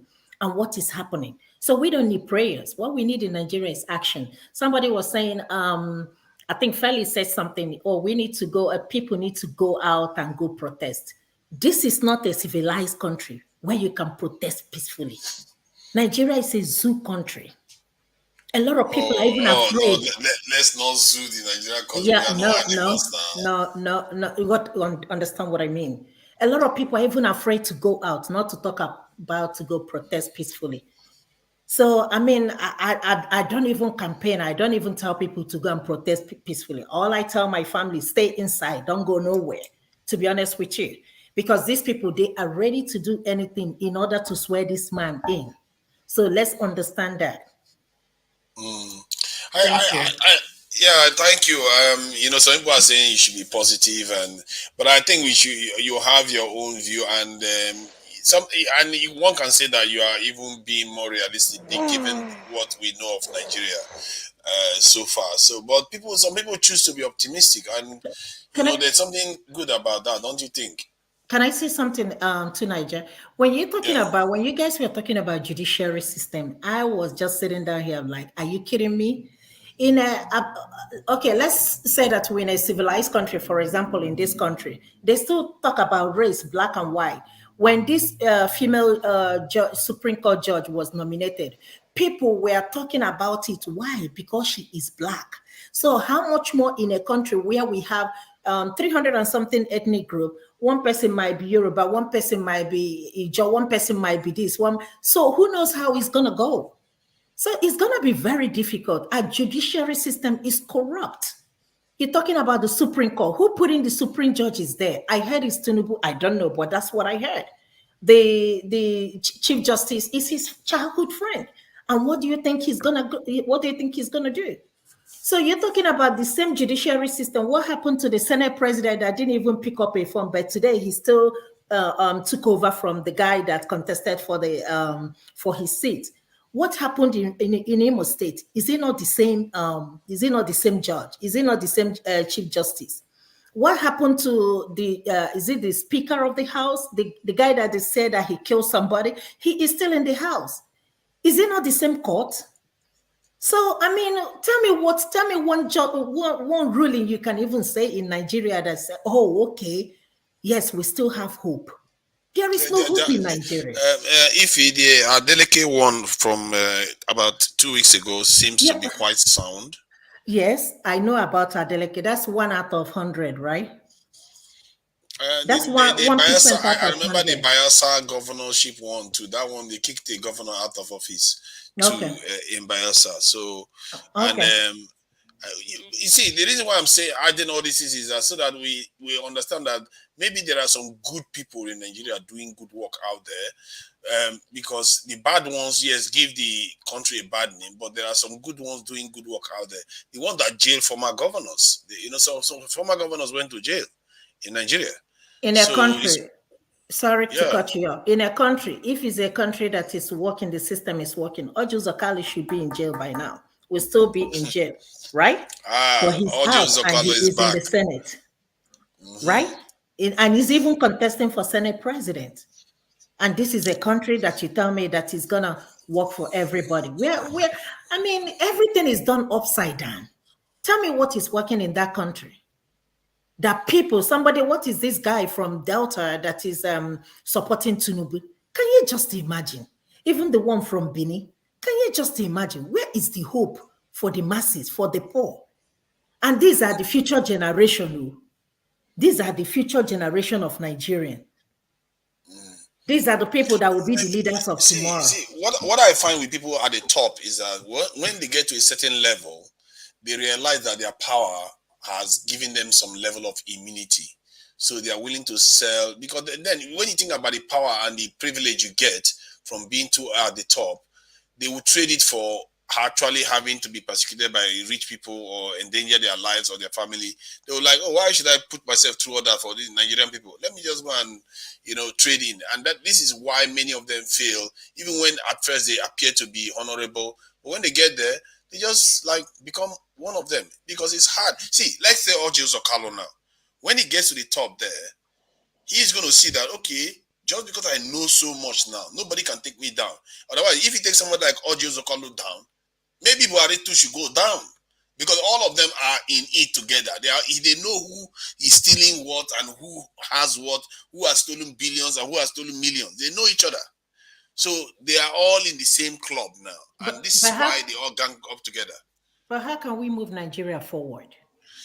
Tell me, where are we going to start? The problem of this, the problem here is that from my observation of many nations, the elites tend to do this in almost every nation. Like even in America, you see Trump and Hillary Clinton, they are on opposite side of the debate, but they are all part of the elite of America, and they are almost immune to this thing, except it's so open, so brazen. No, That's why you Trump get is to not put him immune. in prison. He was indicted, right? So Yes, nobody's above Trump, the law. the Trump one is crazy. Trump, he did Okay, he should have been in nobody's jail a long above the time. law. This is just to show you. This is an example. Nobody's above the law in America. Yeah. So why is And our if he gets country out of different? control, if he gets out of control, Trump might actually lose his life before he gets. If he's really, really bad, he might lose his life before he even goes to prison, because there are so many secrets. Look at Jeffrey Epstein, the guy. When he went into jail, what happened? He just disappeared. No, not Jeffrey Epstein, the one that was connected to the prince in the UK. Yeah. That one was hung. So when elites, they have too many secrets. There is very, very, because then they can blackmail their fellow elites that if you put me in prison, because I know you people should be in prison with me, they will blackmail each other. So hence why they often get away with murder, things that normal people would never get away with. And it's a big problem. And every time you want to get rid of elites in any country, nothing short of a bloody revolution often does it. Nothing short. It's very, very difficult. But let me ask you a question. Every day we rant on social media about all these politicians, right? How can we move Nigeria forward, if ever there is anything like that, if ever it is possible? How can we move that country forward? Because if not, we are not going nowhere. Any solution? Any thoughts? Yeah, the thought is one. For a long time, we've been having one of the same until Peter Obi arrived at the same. Somebody like me, I've already given up long time about Nigeria. Not really that I don't command much followership, but I keep telling people, I said, all of a sudden, when Nigeria was at the lowest of the low, we can all agree that Nigeria has never had it so bad than it is. Then suddenly, a clean candidate that we've not had. It's like in the opposite direction. Nigeria had to go down to the lowest. Point of, I mean, I don't think it could go lower than where it is now. All of a sudden, a clean candidate now emerged and preaching hope and articulating the views of people. What do you do? That was why people invested their last hope in Nigeria. I mean, on Peter Obi. So if tomorrow, or God forbid, or like we will have to say, in what you have to live, hope is, you have to live on hope. That's why we go to bed in the hope that we are going to wake up the next morning and continue where we stopped. So people invested all their hope on Peter Obi because he emerged at the right time when most people have lost hope and then the situation looks helpless. But he's coming to sort of prefer solutions, and people saw it that, oh, this man is clean, at least based on Nigerian standard. Nothing, no baggage, nothing. Go and verify, and they were all true. And they look at the lifestyle. They now felt that no, Nigerians are deeply religious, even when they don't mean it. They now felt that why did God bring out this man at this time? There must be a reason. So let us stick with him. It's only if it fails, God forbid, that probably one might not know, well, what else do we do? We've had the bad ones, they failed us. The good one that should have come up, the system prevented him and it's not coming. Then what do we do? But I believe that is to me, that is the way to explain where do we go from here, how to move Nigeria forward. Definitely, if Nigeria is a car, everybody will be pushing it. To move Nigeria forward, you need the right driver. So people have identified P2B as the right driver that will be at the driving seat to restore hope so that people will now say, okay, with him at the top, then let us see. Let us renew our hope and see if we can salvage anything out of Nigeria. But failing that, I will recline to my distance because I don't see anybody. But how? CM, Can I ask a question? The question, madam, sorry. Let me answer your question, madam. You see, a lot of people here have been going, what's called merry-go-round. Merry-go-rounding. That is what we have been doing. And we are using the 1455 and 1565 to grade the modern world, that what they done that time can still happen now. We are thinking that you can sit down and talk until let us remove PO now. Let us just put PO aside now. Let's put him aside now. That's another ball game that has come to change the thing. Madam said, how do we move it forward? Nigerians have come to a stage where we can no longer talk. If all of you are hiding from it, if you don't believe or you believe, that is personal to you. Until if we want a way out, let them bring out that blue paper on the GEJ Constitutional Conference. That is a platform where we can start the negotiation. But if we continue to talk, this we see, the way they are going, the Western ally love it, the way it is going. We need a confrontation. Look, Nigeria is not a different country from other countries. I don't know why you people are just... Look, Nigeria is not different from Arab nation. It's just a language.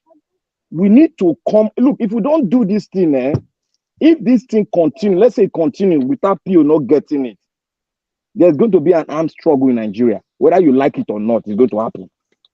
I can stand my ground, I can put my leg on the ground and swear, whether you like it or not, it will happen. And it will happen, then we'll begin to rethink well in Nigeria and reset our brain that this thing we are talking is just a time bomb that is on the surface, it's about to explode.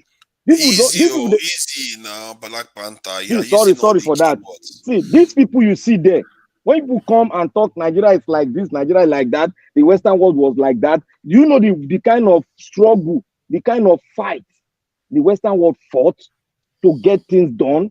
Even in America, do you know the kind of fight they fought? It's not talk. They fought and talk. But we talk too much. But we different. See, listen. Through different means and different ways, people could solve the same problem. Listen, when you say GEJ Blue Nigerian, what is it called? 2014 conference, I agree. But is it not somebody that will bring it out? Buhari came. Jonathan handed him 2 documents. You heard it say it. He said, apart from this constitution, this is the most important documents, the decision reached by Nigerians that should be implemented. Buhari dumped it and told you that he know nothing about it, that it's not for him. I mean, he said it. So that thing is there. So we are now looking for, if Peter Obi comes in, this is the type of person that can bring that thing out and start implementing it or doing something. So when you say we need to do something, sometimes, even if you take violence or revolution in anything, most of the time it ends on a negotiate dialogue table. There is a way, if Peter Obi gets in, why people invested their trust in him is because of the type of person he is. Mind you, Nigeria is a poverty capital. Any slightest match you lead now, the whole country will burn.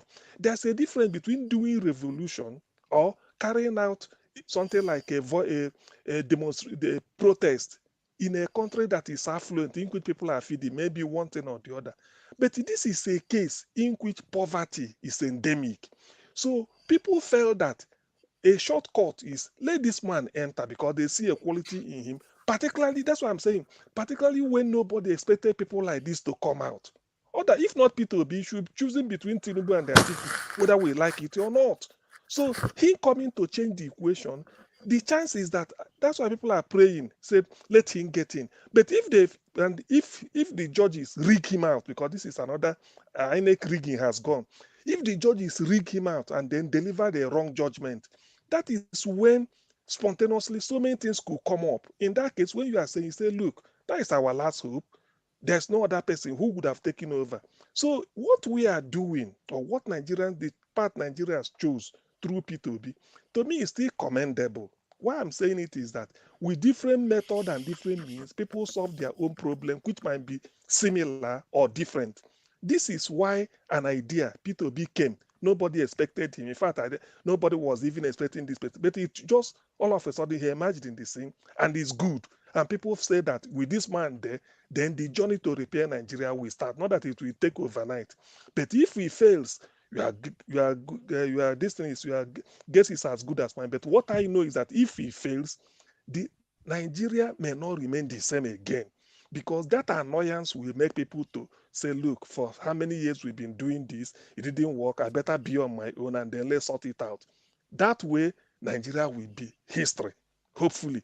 But until, if this man, if the judges didn't do the right thing, I mean, if they do the right thing and bring him in, then we know that, yes, we still have a hope, so that all these suggestions we are bringing, I mean, what we are saying here, that's the only thing we could analyze. If we take to the street, we know it will be bloody, but Nigeria, given our diversity and given the division and given the, let me say, Nigerians are really not united in terms of if they want to fight for something like that. But because of Peter Obi's candidacy, people look upon him as a savior. So East, West, North, South, they said, okay, let's give this man a chance. He's saying the right thing, and moreover, clean. That is the most important thing. People feel for him. He's clean by Nigerian standard. So if all these things could fail, but we are not ready on Thursday, then we know that if anything, nature abhors a vacuum, anything could happen. But I don't want, people like us, we don't want it that way. Let's give him the last chance. God brought him out for a purpose. Otherwise, we wouldn't have somebody like him.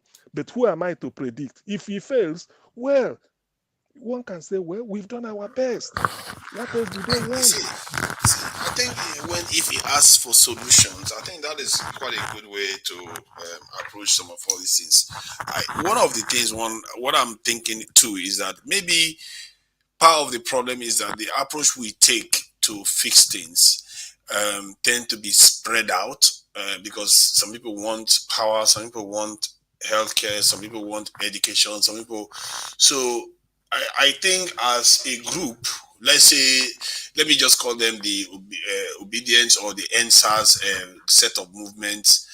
They want to focus on one key area and nail it down. If it is security, if it is transparency, if it is healthcare, if it is this thing foreign what they call it, health tourism, all that stuff.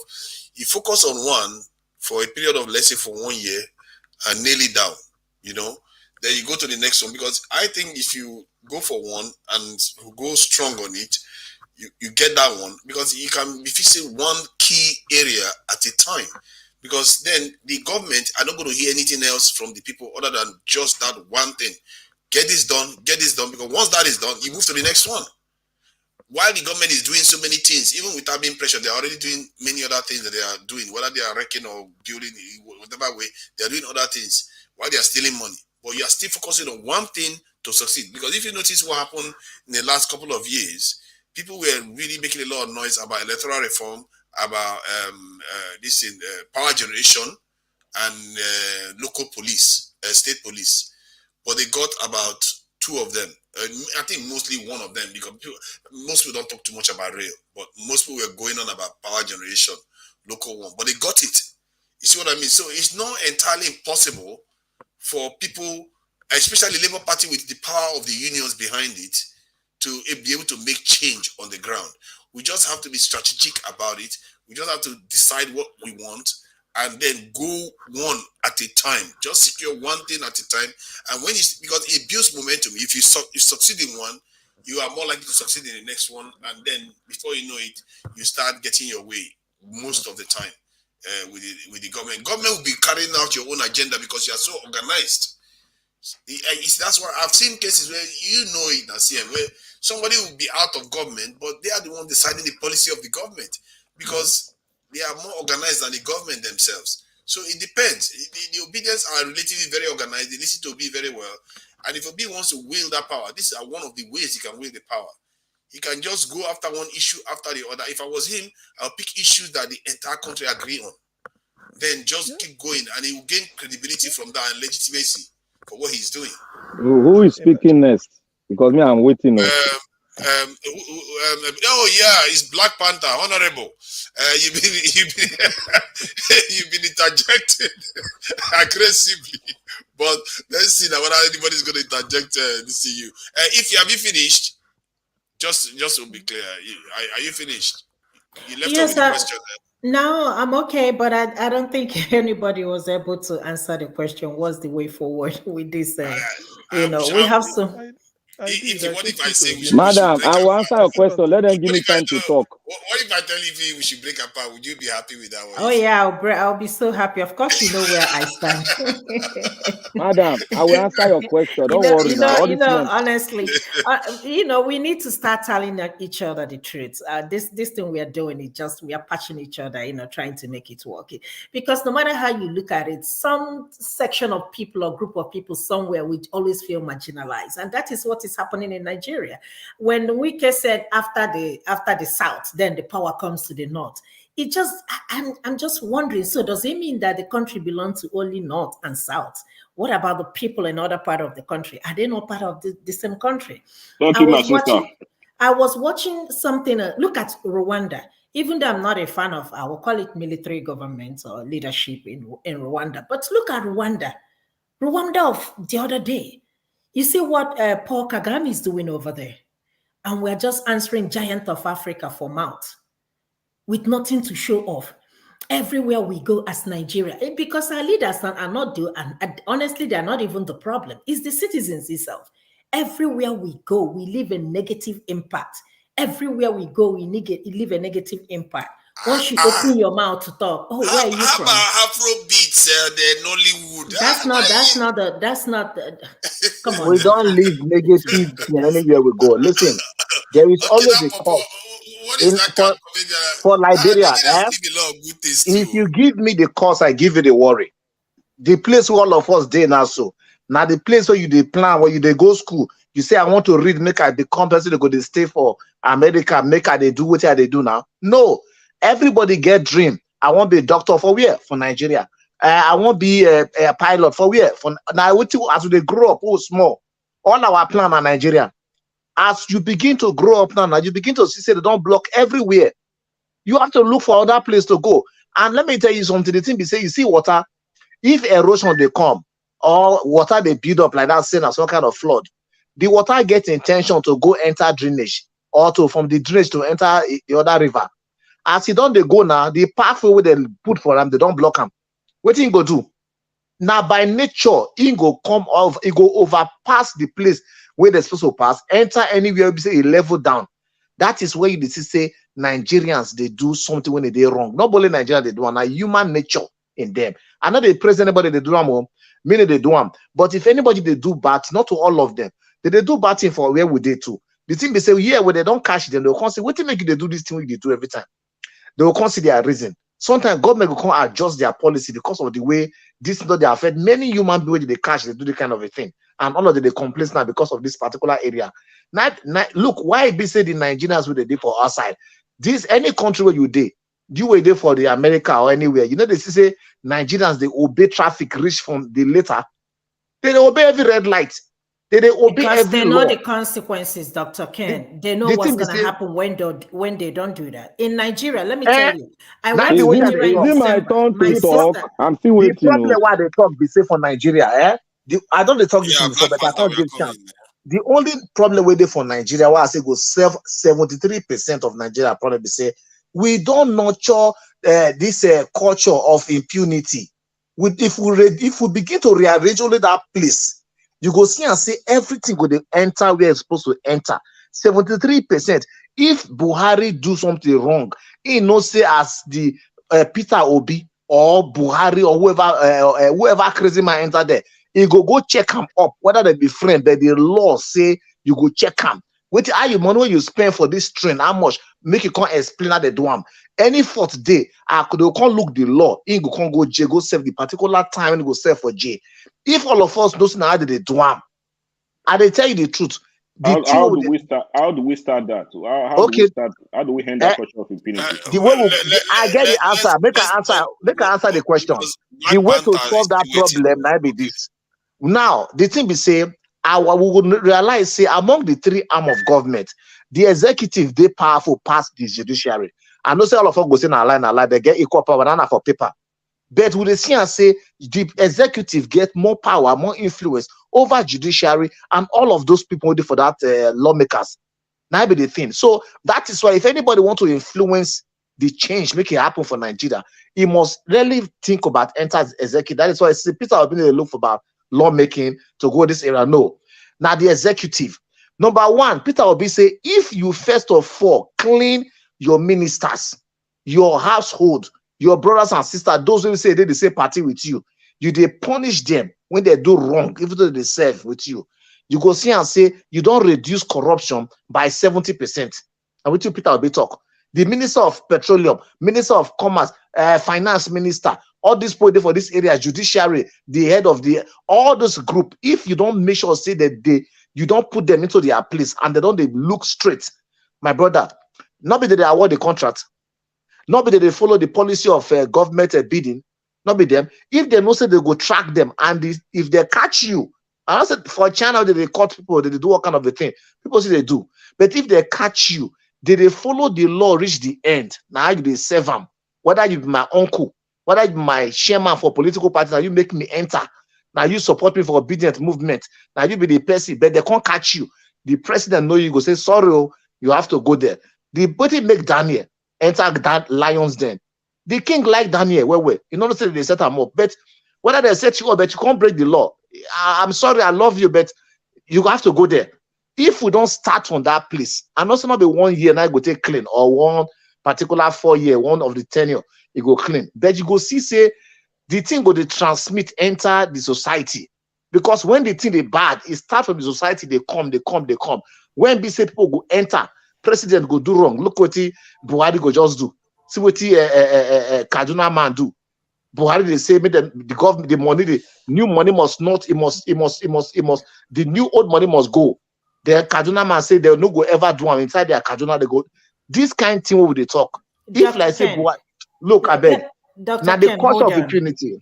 Dr. Ken, I don't mean to interrupt you for the last time.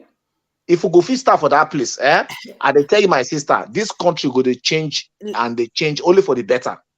Everything you said is quite good. It's quite, fantastic.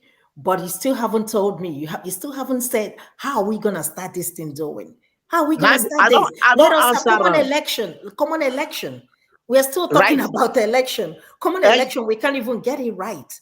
I know. You're talking about judiciary and executive okay, power. Listen, give me one. Okay. Even the executive, even the judiciary that asked them to release Nnamdi Kanu. I mean, which country does that? This thing they start, my sister. I just answered the question. Listen, the thing be say, you know go feel use bad rotten food. They do the thing be say, if the head who go feel give the order, say make the release now, they cannot be Buhari. Not be the influencer this way they look like this. So because he corrupt for himself. It's not Buhari. No, now Buhari that the one. So where's the judiciary? Now who they do? Who they look? Not be the judiciary. Look, there is a politics. Dr. Ken, let me just answer you so that this Black Panther can be able to go. I think the president can order his release because he's absolutely. He's the one ordering more this in we not get executive clemency. We not get executive clemency in Nigeria. Yes, now he did the law. He's the one accusing Kanu. What he's doing is not illegal. He's actually taking him to court and putting more cases on top of the one that the court has already dismissed. So that is why what he's doing. Wait. What he's doing is illegal. Illegal, Mr. Chunaja. What the president is doing is illegal. Can I start now? Can I start now? Yeah, you can go. Let me start now. See. When people bring national security to you, it pains my bone because we are just muddling things up when we know the fact behind what we are saying. Our mom here asks us, how do we go about it? Sorry, Black Panther, just hold on for a second. Nigerian Watch, are you there? A few people wanted to come in, from Pansat to Ed, and now Felix and Rita. They've been waiting in the background and they are not able to come in. And I just thought I should highlight that Nigerian Watch calling from planet Earth to planet Rest or wherever you are. There are people at the backstage. But if you are not, he's probably resting. He's got a long day ahead today. So that's why I just thought I should just shout out just to see whether he's there and to let his people in. All right. So sorry, Black Panther, go ahead. Thank you, Mr. Tunaja. Thank you, fellow panelists. I've been listening to everything from when it started and where we are now. I didn't get some at the beginning, but the ones I've gotten now is making my inner man angry. Because in Nigeria, when we want to talk on solution, we beat around the bush. Even the highest man in the world, the president that we have, he beat around the bush. When they asked him about how about Nigeria, he was talking his wife in the bedroom or something like that in the kitchen. We are used to beating around the bush. That's why you see the intellectuals now in Nigeria, they are now used to beating around the bush, accepting their fate now that they have been captured and there's nothing they can do but join the bandwagon to tear the nation down. Thank you for giving me this opportunity, and I still remain myself the Black Panther. There's a reason for that, because I believe in the African solution. And what our man just asked here, he said, how do we solve it? We have to, one, look at the history where we are coming from. Because if we look where we are coming from, we are going to highlight some points that was carried over to the 21st century, which is even which is more deadlier now than then. Because when you bring the solution of the old age and bring it now to start wanting to solve things of the 21st century, it's as if you want to make that country explode. That is what we are having now. And I want to remind everybody, every one of us, Nigeria is not yet a country. We should get that into our mind now. Because if you look at everything that will make a country stand, it has been broken. Even PO is trying to say it, but he doesn't want to, make his political platform get angry at him. He knows what I'm saying now. He knows the pillars that make country to stand. Nigerians have broken it to. Even Bode George said it. That is to tell you, a man that has been following the history of Nigeria is saying it, and we are saying that we will do this, and do this. Where we have been talking, Nigeria has been talking. Our talk led us to the first coup. Our continuous talking led us to the second coup. Our continuous talking led us to Buhari, led us to Diagbon, led us to Abacha. And it has not led us now. And we have not been able to answer the question which this man had just asked us. Because if we follow the historical trend, you will see that what has been our problem is that we have not fashioned a way out how we can be a country. We almost got it when we were practicing the parliamentary system that will bring in all the tribe into a body and start discussing and discussing, and each region will develop at its own pace. We were getting it right, but some people play the game of ethnicity and now break that thing using the military to come in. And you all know who did it. Why did they go about it? Because historically, their leaders from that section, I won't mention it if you know, said that one region is better than the other region. And that ideology has gone down to the bone marrows of that region, and the offspring of that region has carried it and asked themselves, how are they going to make this word that our leader has spoken, how are they going to make it more fertile and yield more fruit? What do? They said, divide and rule and make the pillar a corrupt pillar so that we can go in and divide and rule and get what we want. That is what they've done. And a country that has been corrupt for over 60 years, and it has now become an epidemic where nobody among us, even in the government, have been able to solve it. A lot of them have been given lectures on corruption. Even your own president went to AU and give solution to democracy while he has destroyed it in his own house. I want to quote Alpha Beguri, the former the federal justice in the Supreme Court. He said, the day Buhari conferred on Abiola the title of a president, that was the day he started breaking the constitution. Do you know what this NSAN, the one that is presently an advisor to Buhari, Sage, what is his name? Sage. I know you people know him. He said Buhari did not break any law. And he didn't quote any constitution, but Begore brought the constitution. He now said under the technical ground that Buhari did not break any law, but Buhari wanted to unite the country and heal old wounds. Can you heal old wounds by breaking your own constitution? No. The corruption continues. Now, I want to put PO case aside. I want all of us to now look at it and answer Madam's question. If Nigeria do not get it right, the best way to go is to have what we have before. That was the parliamentary system, where each region should start developing so that we have mutual relationship and respect. Because we have to build that respect for each tribe we have in Nigeria. And I want to ask this question, why do you think that we have Wazobia? Wazobia was to confirm that there is only 3 existing tribes in the nation and other people are slaves. That is the way they went. That was very, very routine.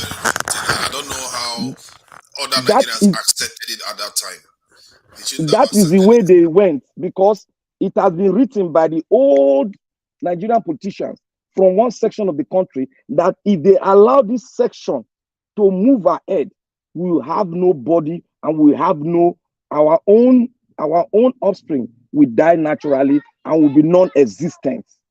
That is why when they asked him, he said, I prefer to bring a man from overseas to be a commissioner in my own state rather than taking another section of the country.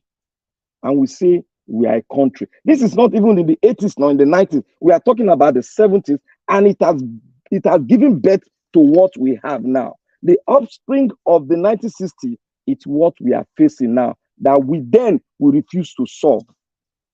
How do we solve it now? And how did the Arab nation solve their problem? How did the Asians solve their problem? And how did the Europeans solve their problem? Do we go the European way? Do we go the Asian way? Or do we have a sort of ways that will go about it, an African way to go about it? We have not been able to say anything. But I tell you today, what Madam said, Madam, I will say Nigeria is not a country. It is an expression of what they gave us. And we were not bold enough. We were not bold enough to form a solidable state so that we can be proud to say, I am from this place and I'm proud to give what I have to my nation. How many of us can open our mouth because to speak that I prefer to give to my nation rather than to take from my nation? None of us. Yeah, because our foundation, we have refused. Can I add something, Black Panther? Can I add something? Black Panther, I think Nigerians. Can I just add something? I think Nigerians have changed a bit from 1966. Some of the things that happened in that period would not happen today. I can assure you. Nigerians know enough about each other to not. Let me put this way: they are more empathetic of each other now than they were in 1966. During that time, I think that regional system of government and the fact that the Europeans kept everybody in their own sections also meant that most people didn't care about the other side. Everybody just were in their own areas, although there were a lot of Southeasterners in the north, but generally, culturally, everybody was practicing their own thing. So, and it wasn't up to the Europeans. The Europeans didn't care. So, but it led to the kind of lack of empathy or recognition of each other's pain. But I don't think that will happen today. Even the one that happened in Lagos recently, the reason why it happened was because the political leaders are the ones that made it happen. Left for the people, they don't like they didn't like what they were seeing. I don't think any everyday Yoruba man is happy to see that they are burning shops that are associated with Igbo people. They are not happy about that. But in the 1966, they probably will be. You see what I mean? So there's a bit of a difference with the way our people respond these days compared to the way they used to respond before. So that is the growth. Personally, when we talk about nation, that this nation is just an expression, I would say most nations are like that. If we say many people want to, separate this country, most nations are like, just name any nation in the world and name what Nigeria is doing that other nations are not doing. The only area we are failing is taking ownership of our nation, securing our resources so that our people can prosper, organizing ourselves enough so that we don't always end up in destabilizing our system, so that it doesn't enable us to be rich, enable us to be powerful, and enable us to prosper. That is the area we are truly lacking. The other areas, we are just like many other nations. They have their divisions. All of them have them. Mr. Tunaja. But with all due respect, Black Panther hasn't answered the question they posed, because all you said was just historical. You haven't answered the question. How do the question if you asked? See, I've answered the question I answered is inside my explanation. But if I want to come out like Tunaja is saying something. Oh, Nigeria is a nation. Do you know what is called a nation? A nation is a nation when the rules and the foundation that is placed upon it, every one of us have agreed that we call this, we will stand by the rules and we follow the rules. Like that as brothers. Is Nigeria a nation? Have you seen that the Chinese nation itself, there is Taiwan that doesn't like the rules, but they are still stuck. No. Don't go there. Don't go Taiwan, please. Why? Because I'm just trying to show you that it's not similar to Taiwan. As Taiwan is advanced. That's what China is saying. That is what I'm trying to tell you, that we should focus on developing. Advanced. They have a constitution that they are following. They are upheld, and they believe in that constitution. They cannot break the constitution because the system works. They were supposed to follow China, but they refused to. That's my point. You were saying that everybody follows the same rules. Not all nations do. Our problem is our lack of development. That is the key area that we lack. The problem is that we are not a nation yet. Saying it. What are you saying, Mr. Tunaja? You see, to Black Panther. All that you said and analyze, I listen. But one thing you must know is that until you get the right man in, every other thing can take place in vacuum. That's what I've just told you. That's why I said people invested their hope that Peter Obi could be the person. When he gets in, then all these lofty ideas we have on how to build a nation, how to become a weed people, that is when it will happen. Otherwise, if it didn't get in, it will be good of all. It will be the same thing all over again. So until we get somebody that when we say this is now a leader we can look up to, then we can. That is this journey. Mr. CM, you did not get me well. I said I will put PO aside and I will just speak holistically. If I have to bring PO in, I know I agree with what you are saying. But what I did was to put PO aside and speak on Nigeria as trying to be a nation. That's what I spoke on. But I know, yes, what you said, if you put PO aside, the analysis you give, it's not that they are not correct. I'm not saying they are incorrect. No. It's historical, where we've been saying it this time. If you've been listening to platforms, we've been saying all this. But the thing is, until that leader gets in to implement whatever, whether it's Jonathan's 2014 conference or to look into our military and then remember that we have to be guarded. The border control all over the country, or look into economy on somebody that will be there, then things will be taking shape. Without the right person, no way. It's all the same thing. Even if we slaughter ourselves, the leftover, if it's Agbado that gets in, God forbid, he will just be there. And after all, he has answered the GCFR even before getting in. So he continues whatever happens. So, but I don't wish that. Let's hope today, Friday, I will soon be going to sleep. That please, can I come in just for 30 seconds? That things work out. Thank you. Yes, please go ahead. On a good night. Okay. A question for everybody. In respect of the answers our beloved sister Ife is asking of, how are we going to do it? Russia war is going on. If all the Russians, all the Ukrainians, they ask their military brothers, their military sister to sit at home without coming out there to go and knock on the doors of each and every one to fight for their right to defend their people, are they not going to be captured overnight? Telling our brothers, our sisters to be locked indoor, not to do nothing, it will bring us backward more than what we have today. All we have to do is for our brothers, mothers, sisters, fathers to go out there and knock on the doors of all the political dealers. Bring them out, bring them to a seat, ask them questions, either by force or by begging. If they don't accept begging, you take them out by force. That is why I keep on advocating for our people to go out there. I don't say violent, peaceful protest. If they now bring violence to them, they can retaliate because they were not the one that started the violence.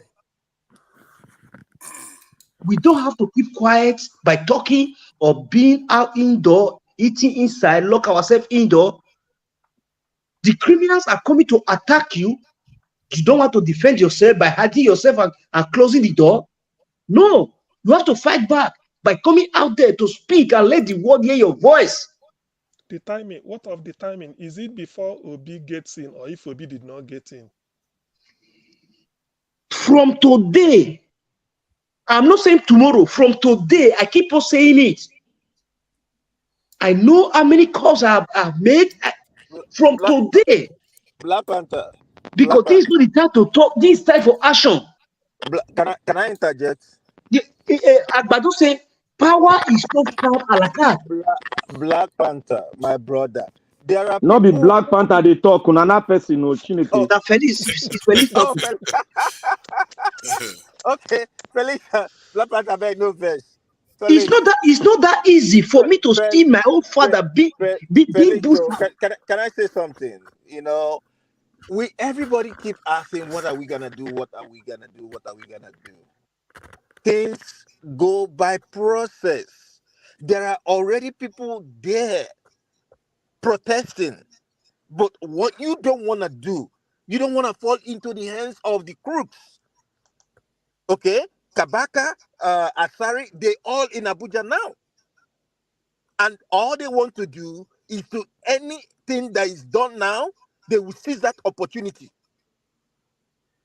You understand? To perpetrate, acts of violence, and then guess what?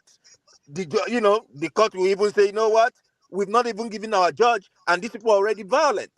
Because the next thing they're gonna do, they will put it on the opposing parties.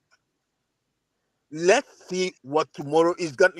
Well, we say tomorrow. It's not even for us. It's tomorrow. For some people, it's already today.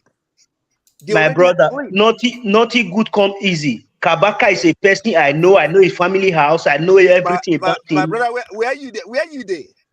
Where you there? Me, I'm in the Western world for now. Okay, you go buy your flight ticket now today, so that you go there tomorrow. My brother. My brother, let me assure you one thing. I have more than 15 family members of mine who are in Abuja today. And they are protesting. So what we do, if I keep my family member at home, you keep your family member at home. No, who told you DM keep his family my member at home. family Who member, is going to do the fighting? my Felix, my family member is not at home. They're also there protesting. But what I don't want is when we talk about violence. Violence will not solve the problem. I agree Will with you not on solve that the because problem. Don't talk about violence. I said peaceful protesting. If the peradventure the oppositioner bring out violence, you retaliate. It's Oh, not okay. Felix. Felix, then you are looking at fighting on Felix, the street, hold on. and that could Let us destabilize the remember system. what happened You at Toll understand? Gate. Let us remember what happened. So you're talking about peaceful protest, not in Nigeria, please. We have to be very careful. We're still talking about the people that died 2 years ago, Oh right? my God. And nothing was done. So this is Nigeria. I think we should be taking our cues Who, from for Peter Nigeria, which of the individual human being is living in Nigeria? If we did, according to that comedian, if to say we still there alive for Nigeria, if we don't die. You see, I wanted to address the issue of a nation because I think one thing our people have been conditioned to believe is that a nation has to be like from what a future added. He said a nation is a large body of people united by a common descent, history, culture, and language inhabiting a particular area. But there are a lot looser definition of a nation. They say a nation is a country, especially when thought of as a large group of people living in one area with their own government, language, and traditions. So nations, you can define it. They come in different shades, different structures, and different forms. When we are busy worrying about the structure of our nation, we are missing the fact that we can be solving the problem one at a time.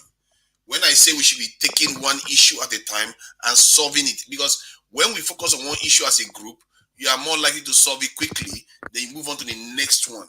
You solve it quickly, then you build momentum because now you know how to take over the system and solve problems with it. That's what I am thinking that we should be doing because you have to have wins, and this is one of the things that led to Show already not having an impact. When he had a window to do something, he didn't have wins. He didn't win something for the people. It's one thing to be complaining and complaining and complaining. What have you won for the people? You know, so you have to win something for the people. You have to win. Okay, stop this politician from traveling overseas for healthcare. Get power supply done, or you want this in local police, state police, or something. You just go for one thing after the other. If you want transparency, go for transparency. If you want security, like me, I will advocate that if you fix your security in a nation, you're going to revolutionize this in the economy itself. Because if you recruit all those youths into the military and all the security services, what you're going to get is you're going to get a country that has got a lot of employment because somebody has to sew their uniform, somebody has to make their houses. That's stimulating the economy while securing the country, making the country safer for people to go out in the middle of the night and feel safe. And if they are going out in the middle of the night, they can go to farm. They go to farm longer. The shops are open longer. Business activity increases. Then even us that are overseas will feel more comfortable going home with all our belongings and all our things that we worry that if we show it off in Nigeria, we are not going to feel safe. You are going to be able to express yourself in your own country. So there are things that we can do that are, for me, it's quite straightforward.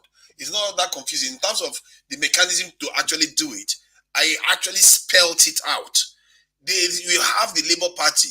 They are linked to trade unions, millions of Nigerians that you can use on the ground. These people are organized already. So there are solutions. It's just that if we choose not to see it, then we're just going to be complaining and complaining and complaining. The truth is we have the possibility of actually making change. It's possible, and I've seen it in Nigeria. The NSAS protest, they actually got most of everything they wanted. The president, the government conceded to it. They were going to proscribe the SARS police. They were going to compensate the people that were the victim. They were going to prosecute officers. All those things, the government considered to all of them. So it's not people can have an impact if they are focused in the context of Nigeria. So I don't think that people should be feeling like, oh, they can't make a change. Because if you keep saying we should break the country up, how many would you want to start with? How many countries are going to come out from Nigeria? By the time the South alone, you're going to have 4 or 5 countries want to come out from there because they don't want to go with each other. Who is going to negotiate it? You want to bring people to come and negotiate it for us again? That is going to be one messy business. So we are already here. We are used to it. We have had a fight. We've come together. And by and large, I think Nigerians are doing relatively okay. That's the people themselves. How do you think they were able to put up with this thing? Oh, somebody's coming in. Now people are coming. Oh, that's good. It's letting people in again. Yeah, Pastor, you can come now. I think Nigeria Watch is there now. So there is what was that? The Nollywood Afro beats. Yeah. Yeah. You see, we Africans, sometimes I don't know why we are not bold to solve a lot of things we have, and that is why our leaders are taking advantage of us, and we are scared to do some certain things, which these same Europeans, what led to their revolution and what led to where they are today is because they took that step that we are scared to take. If you go deep into the European system and you come and study American history, if you see the kind bold step they took, I bet you we cannot take it the way we are talking in Nigeria, in Africa in general. There is one bold step you got to take to make a system go right. If our leaders, they know the bold step, but because they have sold their birthright to outsiders, that is why they cannot take it. They don't love their nation. First of all, you must love your country. None among them love the country. But the nation, do they love themselves enough? Don't you think that other nations comes from the people, it originates from the people? No. What brought Europeans to have a strong, formidable country is because they took a bold step. There's a difference between a step and a bold step. You must enter the fire.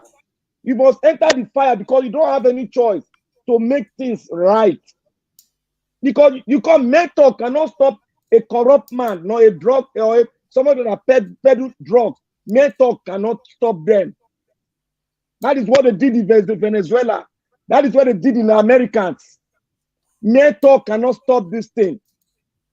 You got to do a lot of things. You got to take a bold step. Other countries might not like it, but you stand your ground because you want change for your motherland and you love this land more than any other land. How do we love our land? We cannot take the bold step. Thank you. I get your point that I think one of the bold steps is some of the things I'm talking about, because you have to be. I think the times are a little bit different, and our place in the world is a little bit different compared to the Americans. The Americans they were basically a first world power when they were making the changes they were making within their countries. You see, like Russia now, if Russia wants to change something within Russia, they can do it very easily. Any Russian can take a bold step and things will still not change that much. But if we do it, the outcome is going to be different because there are a lot more powerful forces out there that can alter the outcome for us. So and Niger, that is the problem. I differ from what you they talk completely. I've been listening to you since. Look, any result where you work for China, you know, China before you would they think about China as they begin cut and kill anybody where as they begin to delete anybody where they say he involved in corruption.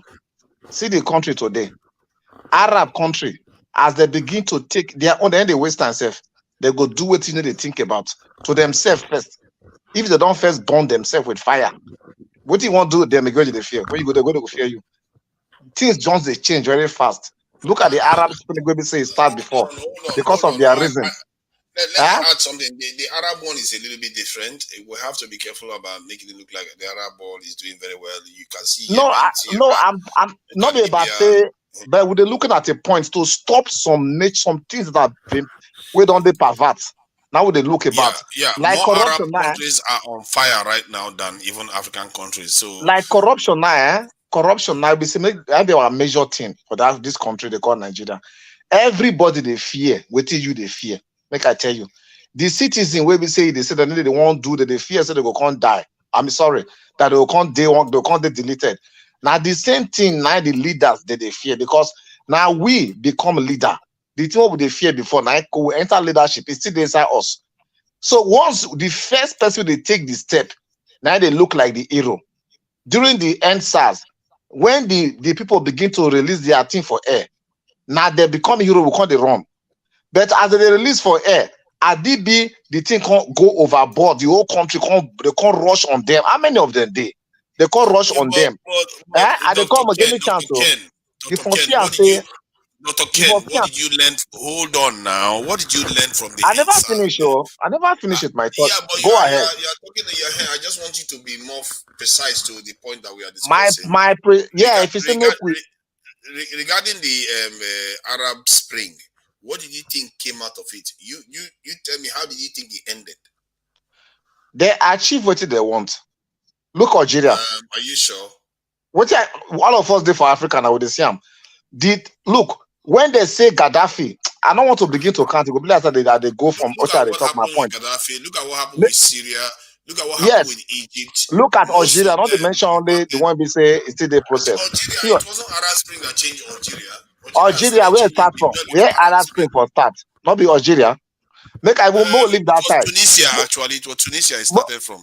Moko talk about Moko focus our point for our eye for inside Nigeria, West Africa, because we almost look the same way in our way. Look at Jerry. What did Jerry do? Jerry of Ghana. Jerry, he himself now deal with all those issues. I don't want to use some kind of word we say, no, I'm here for you. Now I deal with those things. And look what happened. And our own, we almost started something like that before. Where we say the concept they deal with all those leaders. I think that time, that was Juku time now, where they can't say the West, the Eastern guys, they go the North. They go deal with all those guys. They say they bring they damage the country small. Then the one from North, they go the East, go remove all those on for not to delete them. You can't pay for the I think some people come the sorry, hold on. Nigeria Watch, are you there? There are people on the backstage. So the thing be say, if we not take the necessary step, we go to discuss like this. For me, the necessary step is say make we start with what they try to start with. Make we use our normal way of democracy. Enter, Obi will be say this street at least more than all of them. He enter, fight it on, do what he go do for 8 years. Then he see how far the thing go like that. But if that will not work in that way, because it go very hard. Person don't enjoy money, will be saying not the work for. Person don't leave government if they receive 100% of what they receive when they work before. That person don't want to stop. Person will be say don't leave government. You see they collect royalty. You see get influence. He go put the boys. They collect this now. All kinds of criminality will be say they say it wrong. Why? It go hard for that person to just say Nicola can't do that even associate. No way. They go gang up together. They go France, go have their meeting. I go make sure they stop us. Bring money, pay Agbero, pay different people to come fight. So the best thing to do, now be the only place where we say line up with Showore, that revolution now. And that thing will start. When it starts. Hold on. Let's bottle down this revolution we are talking about. This physical revolution you are talking about. People running around on the street doing whatever they want to do. Guess what happens? The soldiers show up. And then one way or the other, they say people should go in. And let's say they even take over. What is the guarantee? That is what I mean by when I said when America was having its own revolution and the British and all that, they were a first world nation. China, when they even had their own, they were almost a nuclear power already. So nobody can come in and mess with their system. But if you try that in the context of Nigeria right now, you could have a situation whereby foreigners will just come and select a leader and champion that leader, and that leader will become this thing. Nigeria. No, sorry for that. No. You know what happened in Nigeria? We'll just be back to square one. Let me tell you what happened in Nigeria Delta. When the agitation started, it started like this. We were talking. Talk for more than 10 years. They piled some leaders in Nigeria Delta. The talk continued. What happened? They couldn't find a way forward. What did they do?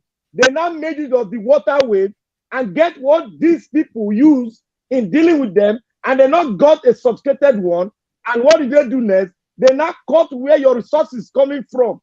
Of course. They sent Nigerian army there. Nigerian army could not do anything. Nothing. Because they could not, nothing they could do.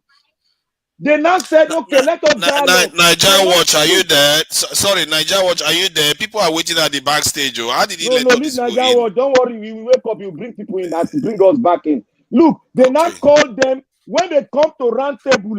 That was when the round table started working, because they know that the thing where these people didn't know, we said no. So they now talked and they now got a deal. If you don't do some certain bold step, you cannot get a deal. You know, now be waiting they tell and so see, make I tell you for Liberia, make I give you under instance. All this now West Africa. For Liberia, Samuel Doe, now the president, he get all the the arm and they do the thing. Charles Taylor, I'm sorry, Prince Johnson, when they won't go talk, anytime. So Prince Johnson, when they start to do their thing, start for corner, people must surely delete. Things spoil. When you reach a level, we say, somebody come see and say, this thing, don't they go? Everybody no go get where they go on. And this thing go consume everybody. Now they come, so okay, make we talk. Now the ECOWAS come. They hold that meeting inside Semenko. They hold that meeting there. Now, where did they talk there? Now, and that will start. Now they can't capture Samuel Doe. Look, I don't want to go to the history of that one, but today, Liberia, they peaceful since 1997. Can't reach, especially 2003 till now. We did nothing. We get our own small talk, but nobody they think about say that thing again. Anything that they bring, everybody go come on the table to talk. Different county go come talk their interest before they make decision. Look, make I tell you one thing. I tell you one parable. To say American president, I think that should be Abraham Lincoln. He said democracy come under the blood of people, and time after time, this same blood are used to make sure that it continues to go on. When you see some protests and they say somebody died, then somebody they deleted, then you go know the government will say this thing should never happen again. We need to address it. That is how they maintain this thing. They go like that. If our own say we don't want to pay the sacrifice, but want to eat the ultimate cake for that kind of project, it go hard though. And they tell you it go hard. If they fear say army they there, police they there, now how they do for NSAS, my brother let Concord, this one ha Concord. Now the same thing what they hear, they go say, I tell you, they fear Moku go ahead to go do them. They go just talk after they go enter their house. As they talk now, so in case they come bring that Bulaba come outside, come anoint him, say now you be the person. What will go do? They'll come to talk for Arise TV. I disagree. This is what the president did. This is unprecedented. This one, they'll come to speak English. This one is not, is against the law. What will they do? Who they talk on? At the end of the day, people will begin go work. After 3 months, they're going to call the address and your SNS, sir. Things don't go. Now they go continue. If we not take our destiny for our hand, people and look at the camp people say, wait, if they do this to us. Now people say look like ancestors. But don't you think that some of the suggestions that I made will be more effective without necessarily triggering an unstable system? Yes, but this one that they talk, to Niger, this one are last resort. Now me they talk so. Other ones they go come first. We go exploit them. We go finish them. We go exhaust all of them. Finish. If still they go to the direction where they point towards, the last thing you of course you know the parable. Person makes something to be inevitable. When they make a peaceful end to become possible, he knows what he want to do to become inevitable. Now my own show style. But you cannot subject for how many years. I am just observing something just now. What kind of voodoo are they doing to us in Nigeria, where Nigeria's GDP per capita is almost 3 times more than that of Liberia, but their life expectancy, an average Liberian lives 7 years longer than a Nigerian. You want to know? How is that possible? Make I tell you. Listen, for Liberia, we are not ambitious like Nigerians. Make I tell you. If you go Liberia, are you Liberian? Yes. You are not Nigerian. I've been Nigerian too. Man, I don't want to go outside. I've been Nigerian. I've been Liberian. But I was Liberian. Okay, it's all right. Yes. Go ahead. Okay, but I was born Nigeria born me. So let me just leave all those long things. But the thing we say for Nigeria, for Liberia, Nigerians they plenty for Liberia. Liberians will not be super ambitious. Small thing they said to they satisfy to us. Will not be ambitious at all for that country to say only you won't own 7 story or 3 or 10 cars. or now Chancellor not even open our eyes. Chancellor, as he come from for America, for Britain, for Boston prison, as he enter become president, I could bring all this security. President they work out for streets, they enter streets, they work out. President, even George Weah now self, if George Weah can come go buy ground with the way they will live like. That's why you see when Nigerians come, they will say, which kind of country? Why did they? Didn't they feel like this? Didn't they do like this? All those kind of questions. They don't they thief motor for there for Liberia. Then they thief motor. They go let thief. They fit thief your battery come out for the car, or they go if they see through your glass, say you leave your suitcase for you. They go come find way to force the door open, take your briefcase, go. Then they thief motor.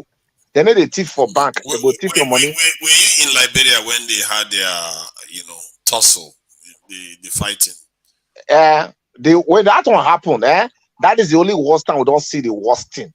When it happened, start from 1989.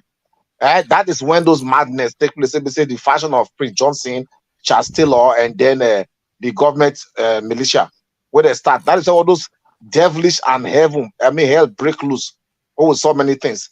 But after that time, even now, my brother, you feel waka. Even when this alala they happen during that time, you go feel the waka till 2 o'clock. Nobody they do you anything. Now I did. But the thing is, say, like I was saying, I have a lot of questions for Liberians though, but yeah, I go answer you all of them. Their life expectancy. Rita is not going to be happy, because she's been waiting in the background, and now she's on stage. Welcome, Rita. Let her say something, then we can go to Louis. Then we'll come back to the life expectancy for Liberia. It could be longer by 7 years because the thing where you say the warriors for Nigeria, the warriors for Liberia. Dr. Ken, let's let Rita talk. Then we'll come back to you. Believe me, I have a lot of questions. Maybe not today because we are talking Nigeria today. I don't know whether they will be happy with me asking about Liberians and all the stuff that happened in Liberia. But let's leave that for now. Let Rita, come in. Welcome, Rita. Thank you to Nigeria. The thing is that the train of thoughts, or rather the train of discussion, I believe is centered around what's going on in Nigeria right now and the political scene. And then so I'm kind of like confused when we're talking about Liberia and the war and all that. It's like, okay, where's this discussion going? Because to Nigeria, if you are anchoring this, discussion, I think you should place your questions that is geared towards what we are aiming for, because the discussion will become boring and it will be kind of like it's just one person talking. I'm just saying, because there are people listening, right? See, the way I host this, I wouldn't call it even hosting. I like to think about it as a free conversation so that we share knowledge amongst each other. It's not always has to be regimented. We have the regimented sessions. So I try to keep it relaxed so that people can talk about things because people know things that we don't think about. So sometimes it's good to have free, because I've been in conversation where people talk freely. I hear things that you would never hear if it was a structured environment. I understand. It's normal. This is not like a really structured, regimented discussion, but sometimes I think we take like 80%, trying to be very formal, or rather informal, forgetting the most pivotal things. That's what I'm saying. Sometimes the discussion can digress to something completely out of the scope and not even educative. It's just like, I don't want to use the word beer parlor because it's a serious discussion. Beer parlor is a good thing, beer parlor. Okay, beer parlor. The beer part is not a good thing, but exactly. That's why I said. Yeah, that's why I said. Yeah, that's why I say sometimes we can be carried away. Sometimes I get carried away. Nobody's perfect, but I'm just saying, as the anchor, sometimes bring us down to earth. Because when you keep explaining something, you just might forget yourself. So if nobody wants to tell you, I will tell you anyway. So that's not about it. I brought him back. You should be appreciating that I brought him back to you. I said you. I shouldn't be appreciating. What have you done? You haven't done nothing. What am I being appreciated for? You see all these Nigerians, we are never satisfied. It's okay. Go ahead, Rita. What's the Nigerian talk now? I'm just stating facts because you're an American or British. GCFR and voting stuff and the judgment. I've talked about that already. I've talked about that. It's whatever is going on right now. They're following the transition process according to Buhari's transition process. So it's not like it's something new or like wow. They're following their process, and is whatever is good for them is good for them. To me, I just think that's another distraction because we're focusing on what's going to happen tomorrow and what's going to happen going forward post May 29 or pre May 29. All those things you're looking at is just ceremonial. It doesn't hold water, as far as I'm concerned. That's my opinion. It doesn't hold water, and it's not really Now, not important to me. we've That's all I have asked to say about that.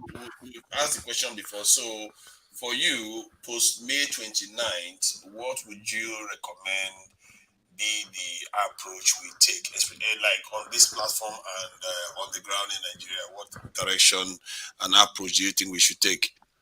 I'm not gonna I'm not gonna put the cart before the horse. Tomorrow will determine how we're going to react or the decisions we have to take or the reality we have to face for May 29 because tomorrow is a crucial day. It is a crucial day. So I can't give you an answer. I can't give you a straight, honest answer now. The bottom line is everyone keep the hopes high, the faith high. Whatever turns out tomorrow will determine the body language of what's going to happen before May 29 or even the May 29 date. That's how I see it. So Yeah, is it but one tomorrow can or take today? Is it tomorrow? Is it called day it's or today today? Because today it's is today in Um, 25th Nigeria already. for people I am on the still Western I'm in Hemisphere. Canada. It's still 25th of May. I know Okay, okay. sorry, I forgot you guys already on the 26th. But Yeah. tomorrow, like okay, today in your time, whatever happens, I think that would determine, the body language, like I said, of the entire country and the obedient movement. So we can't just say put the horse before the cart, or rather vice So, versa. So that's all I have to say for that. is it not possible to this thing use a hypothesis, or how do they put it? What do they call that again? I forgot. I wanted to say it earlier on. Teenager, you're just trying to just you want to just run faster than your leg. Let me put it that way. But I understand where you're coming from. I don't want to make the discussion about me because I know there are other gentlemen there waiting as well to speak. But if you want to ask me, you know, what's going to happen May 29, let's just assume tomorrow or today in your time does not exist, right? And we're waiting for May 29th. What we should be Yeah, doing like now. for me, earlier on, I said, the destiny of Nigerian is in their hand. For example, one of the reasons why these people are going away with all this shenanigans, what they've been doing, because they've studied Nigeria, they read Nigeria, that Nigerian can be good to go with any shit they throw to them. Mhm. And in that manner, Nigeria need to start, taking the destiny in their hand, because it's only the only thing that we in diaspora can do is what we're doing. They are there back home. I should be the one to be, like in time of coming out. That's what me I'm suggesting, because if we continue to be saying God will do it, fine. Like we always say, prayer is good, but Nigerians need to take the bull by the horns, and that is the challenges now, because these politicians, these evil politicians, they've studied Nigeria very well. They read Nigeria, that Nigeria can accept any shit. So they look at it. That's why they are bringing the what is it called? The separation, like distraction, that they buy some people, they buy some youth, they make them to be distracted. But if the whole youth stand tall and say no, enough is enough, we cannot be we cannot be fool like before, and say no to this evil and corrupt governments. And that's why I keep wondering, why is it that it's only some few states that are holding something like protests? If every state is having this protest, I think these people will know that Nigerians are not laughing. But it's as if what I observe in this is why I observe the protest is only meant for few states like Abuja mostly. So that's just the challenges why we are getting there. But you can argue that Nigerians are doing relatively well, based on the way we have managed ourselves because of the level of injustice we have felt. Because in the end, to develop, you need stability to grow. And if if Nigeria fights today, or there's upheaval on the street today, before investment will return to Nigeria, you're looking at the next 6 years. So before serious investment starts coming back again. So you can see how that damages a nation's prospect for the future.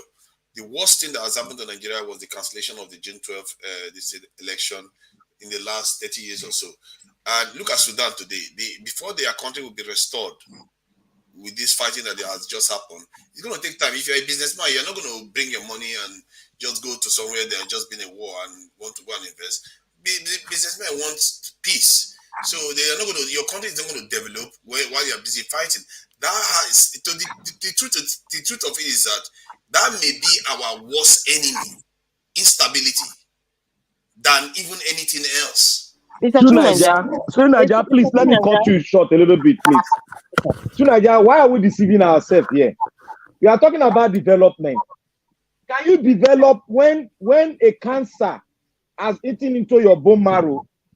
When you have not even thinking about how to take that cancer out, how do you develop? Nigeria is at a war. If you don't know, it's at a war where your wealth, the wealth of the nation, it has been stolen and depleted. Made the poverty-rated country in the world. You are still talking about development when you have not got the stability, when you have no constitution. What are you talking about? Development in this state? What is development? No. Tell me what has changed in Nigeria for the past 25 years of democracy or thereabout. What has changed? You want me to tell you? It's just paperwork. Let me list them. I can list them. There are many things that has changed. All those things that changed. When they go to the use where I come from to develop your country. Internet, computing, flutter wave, Afrobeat, Nollywood. Let's not act as if everything is burning. Jesus Christ. You are beginning to let me know that you are not a Nigerian. You don't know what's happening in Nigeria. Of course I'm not a Nigerian. That is what you are making me to know. Because if you have passed through what I have passed through in Nigeria, you won't talk like this. Because Nigeria don't happen to me. Am I factually wrong with what I said? Can you guys calm down? You are artificial. You are not being real. Mr. Victor, I think both of you are shouting on top of your voice, so it's coming kind of rowdy. Please, can we just have some... It's not rowdy. You have to have this kind of section. It's not rowdy. You can have this kind of section too.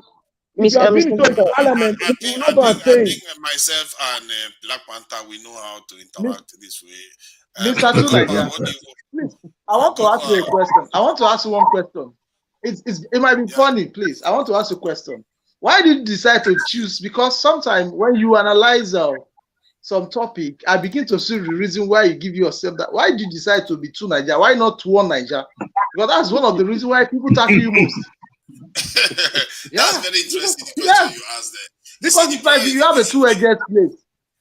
Yeah, it's like you have this edged plate like anywhere the left is. Whether it's good, fine. You know, good, fine. I think that's how you are sounding. Hold on now. The mistake you are looking, when you look at that number, it's in this 2 Niger for 2, number 2, but it's actually TOO. It's just a kind of a way of representing it. 2 Niger. In other words, I am for Nigeria. That's what TOO. Nigeria. If I put it, I guess it will make more sense to people. But the point I'm making is that all the things I said just now was true. If you disagree with it, because we can't just see, we have to. Whatever we want to discuss and whatever we want to agree on, it has to be based on reality and facts on the ground. Because if we just divorce ourselves that nothing is happening and everything is on fire, it's not going to work. You can't pretend as if the whole house is on fire and go and start pouring water everywhere when there's no fire on the house. You want to deal with the broken table, the TV that is broken, and all the rest. That is how you deal with stuff. You have to be realistic. Can I ask a question? Yeah, I want to ask the whole parliament a question now. How many of you were in Nigeria when Abacha was ruling? I was in Nigeria. I was in Nigeria. How many? You were in Nigeria. Okay. Yep. Yeah, how did Nigeria fight during Abacha time? How did Nigeria what? How did we fight to take off that government?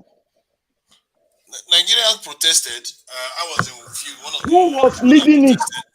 Was it not the human rights organization that led it? Protest is not what removed Abacha from office. Was it not the human rights organization? Wait now. Was it not the human rights organization that led the protest and 5 people were killed. Was it not them? Yes, they were Okay, human now, okay, now, where are they now? Where are they now? That's the question. They are still in the country. They are called NGOs now. To Niger. Yes, please. This is Louis Okonkwo speaking. Yeah. Sorry about that. How We are you all just doing? we are fine. Good Thank you. evening, Yeah, everybody. welcome. Good afternoon or good morning, wherever you are. I've been listening to the conversations that are going on. It's very good that we're getting out everything that we have. Sorry, just hold on for a second. Future is in the background. Future has been in the background for a very long time. I don't know how. Whenever Nigeria Watch is around, he's not there, and he's been waiting for hours now. He comes. It looks like he comes on and off, and whenever Nigeria Watch is around, he's not there, and he lets people in. Futures, maybe you just hold on there so that when he comes around, I think he comes around now and again to, he has to rest to let people in, so that when you are there, he lets you in. Even if you go away, you can come back. You'll still be on stage. Sorry, go ahead, Louis Okonkwo. Okay, so people are saying, what are Nigerians doing in Nigeria? They are doing a lot. You have to have people on the ground to know what they are doing. We had a meeting last night. The Obi supporters in the US. And a lot of money was raised last night in Naira to ferry bus from different parts of the country. There's about 150 buses that were spread out yesterday. They were all in Abuja this morning. So they are putting that pressure in. And then the court proceedings is going on. You see, sometimes we don't focus on what our principal is doing, because they are the ones on the ground doing the strategy. And what we are doing is raising money to fund them. Because when we talk about other countries, people talk about America, America, America, America. If you read the history of America, go back to the early history, they use different types of pressure. Even the civil rights group use the courts to proceed. And then they have pressure on one side, which is demonstration, to be able to get the Civil Rights Act of the 1960s. And then while they were at the same time not paying attention, guess what happened? That act expired. And now they are fighting back again to get it back in. So they are using a two-pronged approach, demonstration and the legislative process. Because now there are people in legislators that can handle some of those things. The same thing is happening in Nigeria. If you look at what Labour is doing, Labour has about 30-something people in the House, and then some senators. Now, APC knows that they cannot pass anything with the different oppositions that are there in the House and in the Senate. So what Labour is doing is trying to build a correlation of opposition so that they will be able to have more impact in the upcoming legislative body. So there's a lot that is changing in Nigeria that Nigeria doesn't even have control of. One of them is technology, the social media. Now, our leaders don't know what is hitting them because they are not looking at the trends. They are still looking at Nigeria in the 1960s, Nigeria in the 1980s, Nigerians in 2000 and all those things. And they are talking to them like that. If they go back and look at the age group in those days, those are the ones that they call the baby boomers. Today, we're dealing with the millenniums. And millenniums are not the ones that are going to agree to anything. So we can do all what we can do here, but there's a lot that is changing on the ground.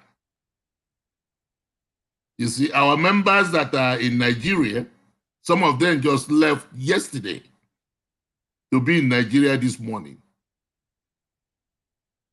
You see, and they're going to be part of that demonstration going in, because yes, they can do whatever they want to do with Tunumbu and Shetima and all those groups. And people keep saying, oh, well, if they swear them in, they can't take them out. And I said, where do you think that they did that in Kenya? They took somebody out. That has never happened in Kenya. And I keep referring them back to what happened in the States. And people keep saying, well, it's in the state. It can't happen in the federal government. No. All eyes are on the Supreme Court. And they themselves are looking for legacy. So what we need to do is have patience, go eat. I had somebody talking about process. Process is very important. We're in the Supreme Court, we're in the tribunal. Supreme Court is making a decision tomorrow based on articles filing, or today. But at the same time, the tribunal has to meet on May 30th. So we don't know what their decisions are going to be. You see, but I have had people who say, well, we can't do that. They can't remove a president. No, they can. If they find out that he violates the Constitution, they have to do something. People said, well, Nigeria is so afraid. No, Nigeria is not afraid. What they are doing is following the process. If Obi did not calm the youth back down after the election, they could have burned Nigeria down. But the youths are calm now because they are trying to direct whatever their fears are, because people react based on fear. So Nigeria is going to be okay. We're not the worst country on the face of the earth, and we're not the best country on the face of the earth, but we're a great country. We're a great country. I know that because I grew up there. I went to school there. I worked in Nigeria. I knew when Nigeria was working.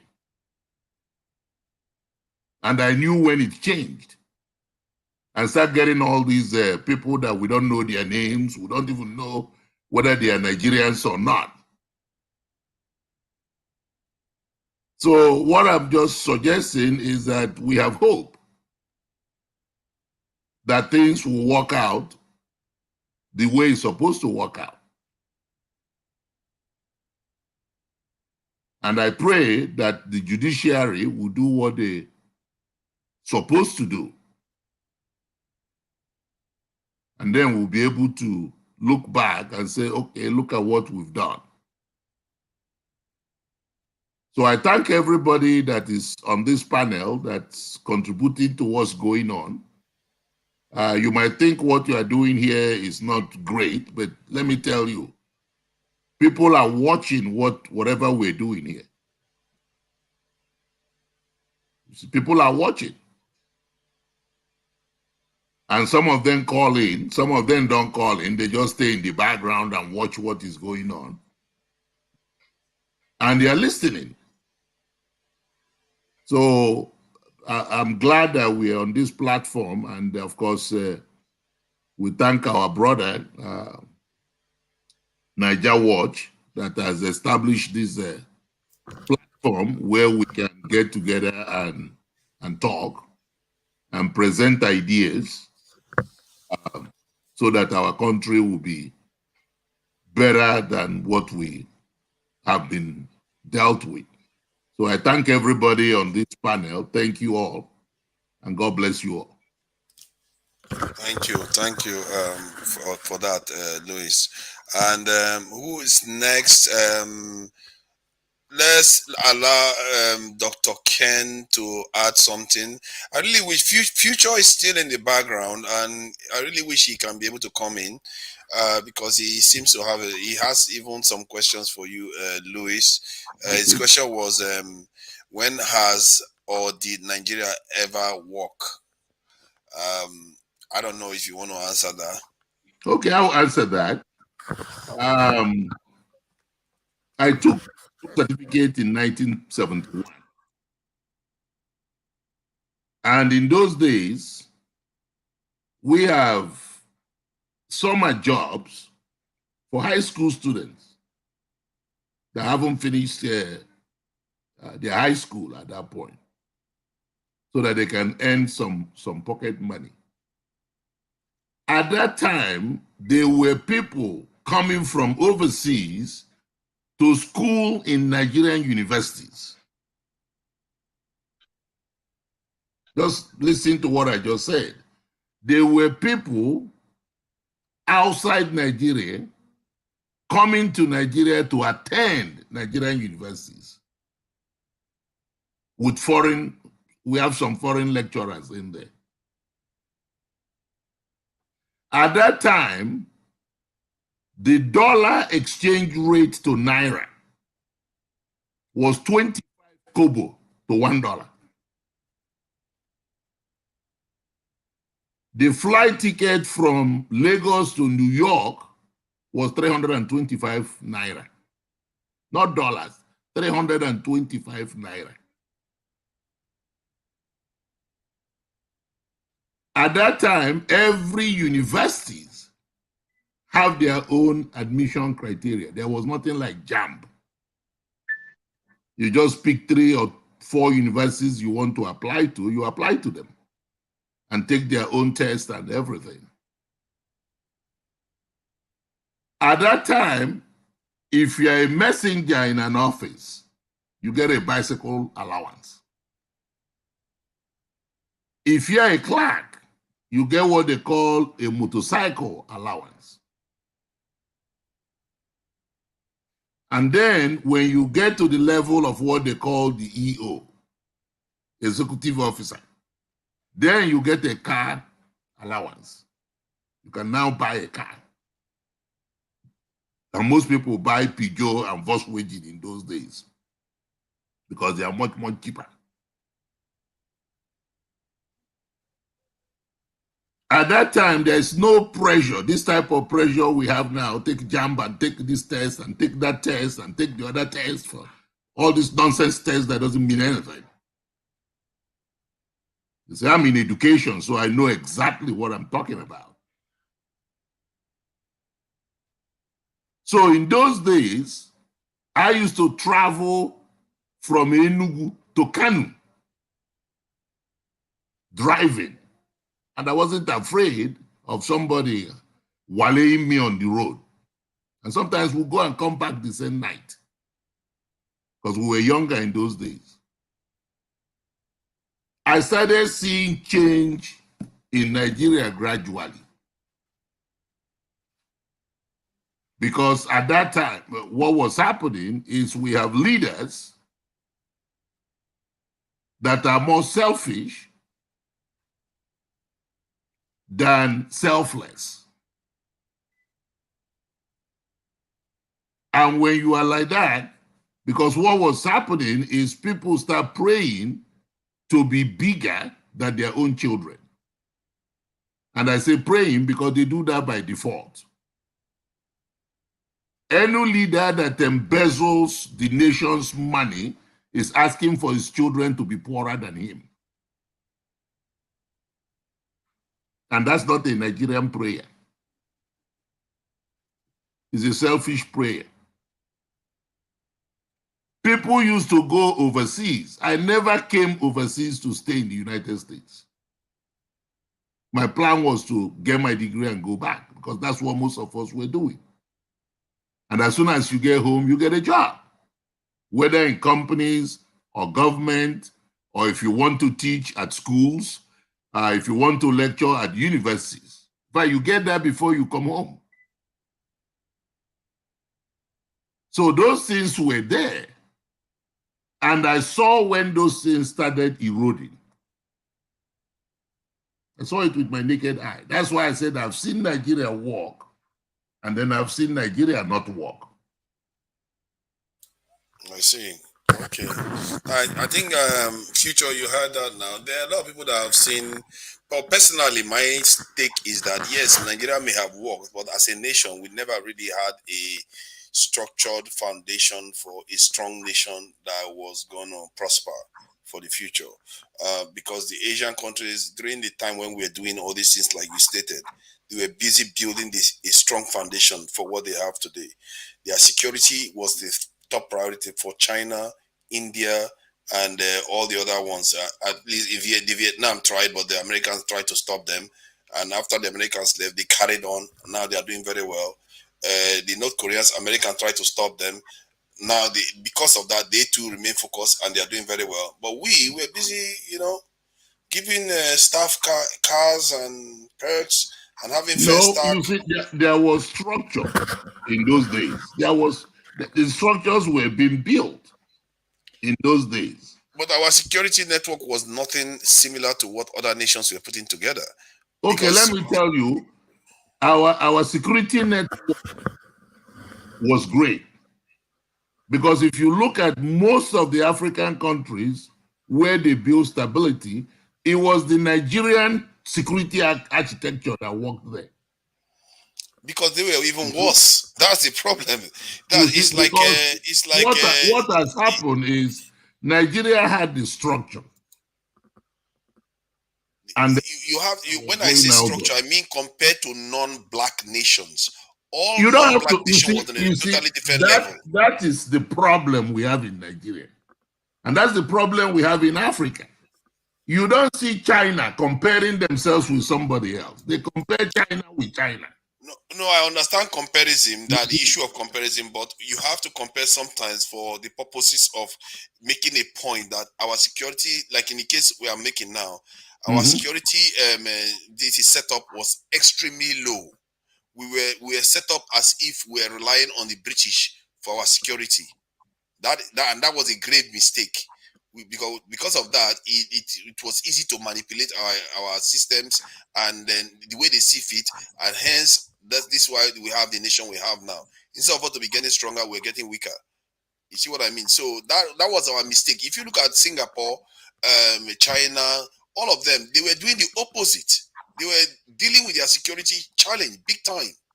They dealt with, maybe because most of these nations I'm mentioning, they went through a bitter war of invasion. The Japanese invaded them, and they saw the bitterness of what happens when you are not strong as a nation. So they learned from that and did it, but we never did. Because the people left us, in peace. We just felt like that's how it's going to remain. Well, we never woke up to the fact that we needed to protect ourselves. Nobody invaded us. If you look at China was invaded. You see, yes. So that's what. In fact, in the 1,000 years of China was invaded. That's why they built the Great Wall of China to protect themselves. Yeah, how about Singapore? Singapore too was invaded, but we didn't learn from them.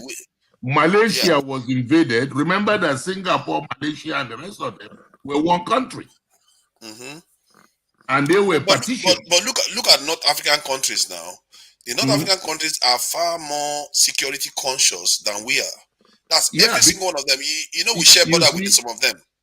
Most of them were invaded by the Arabs.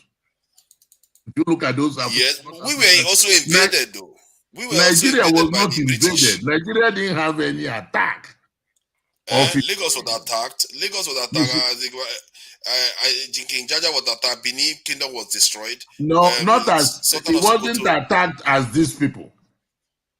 Attacked as these people. Because these people were not only attacked politically, they were attacked economically, and they were attacked financially. So they had to fight back. So were we, though. All these things you are describing, we were also attacked. The only difference between us and them is that in the last century, the Israelis engaged them in war. So you can say, okay, maybe that's why they were more war conscious, and then their military and security was a lot stronger. Maybe you can argue that. But this is one of the things that make nations strong. When they are humiliated from a war, they put their differences aside and build a strong nation. The people that were humiliated in the war in Nigeria, they all died before 1960, because when Nigeria was humiliated, it was 1901, and long time ago. So Ovaro went Obaisi long time ago. All those people died off before independence. So we lost that memory. If you look at all the ones that have the memory of recent foreign conquest, they all built a strong nation from then. Maybe that's why when we got independence, we didn't focus on security. We're focusing on enjoying ourselves. I personally, maybe it's not our fault, but when you look at it now, it is right there staring at you. We were borrowing Singapore money. We're giving Malaysia. We're helping other people, and all of them have strong economies that is built on strong security. But we never did our own. So now we need to deal with our own. Tunanja, I was sorry for interrupting you, but all these things that you're saying, building and all that, I think if I look back now, apart from the fact that what we're experiencing now is a cumulative effect of bad leadership. Mm-hmm. But another aspect now, if you see, like maybe in the 50s and 60s, like you said, our leaders, we didn't have leaders, futuristic leaders. I don't think so. I think a lot of them were inexperienced, and they didn't know the consequences and the magnitude of making Nigeria one as we see today. Many of them were inexperienced. What they could do was what they could do, because being under the British rule for decades, and then they leave you. How are you going to start making rules and regulation? How can you really understand the consequences of joining yourselves together? So that is not an excuse, however, but leaders are supposed to learn from their mistakes, right? And then when you make those changes, is to get better. But for us, along the line, what I think is we had uneducated, inexperienced leadership in Nigeria, and we all know what that produces. For example, as at that time, let me use the time of Ojukwu. Now, Ojukwu was probably the most educated military man in his time, even more educated than Buhari, and the likes of Babangida. And then, before people started going to Stanton in UK and all that. But because we didn't have experienced leaders, and then we didn't have anyone to look up to, the people Nigerians were relying to, as at that time, I would say maybe the Awolowos and Nahru's, and even like Tafawa Balewa and other people. But if you really look at the backdrop, people were looking up to them based on maybe tribal sentiments or religious sentiments, not in the light of futuristic leadership of how is the nation going to be like. Everybody was thinking individually. During that period was telling our leaders that Kwame Nkrumah No, knew all these things. He was telling our leaders See, that they should be doing these things, but they refuse.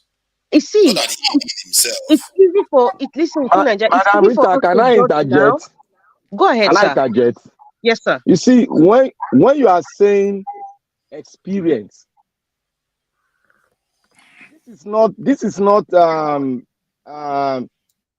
when you love your nation, you will fight and develop. As you are developing, you travel around the world, you are garnishing a lot of things together to make not that you are going to copy, but to make your own better.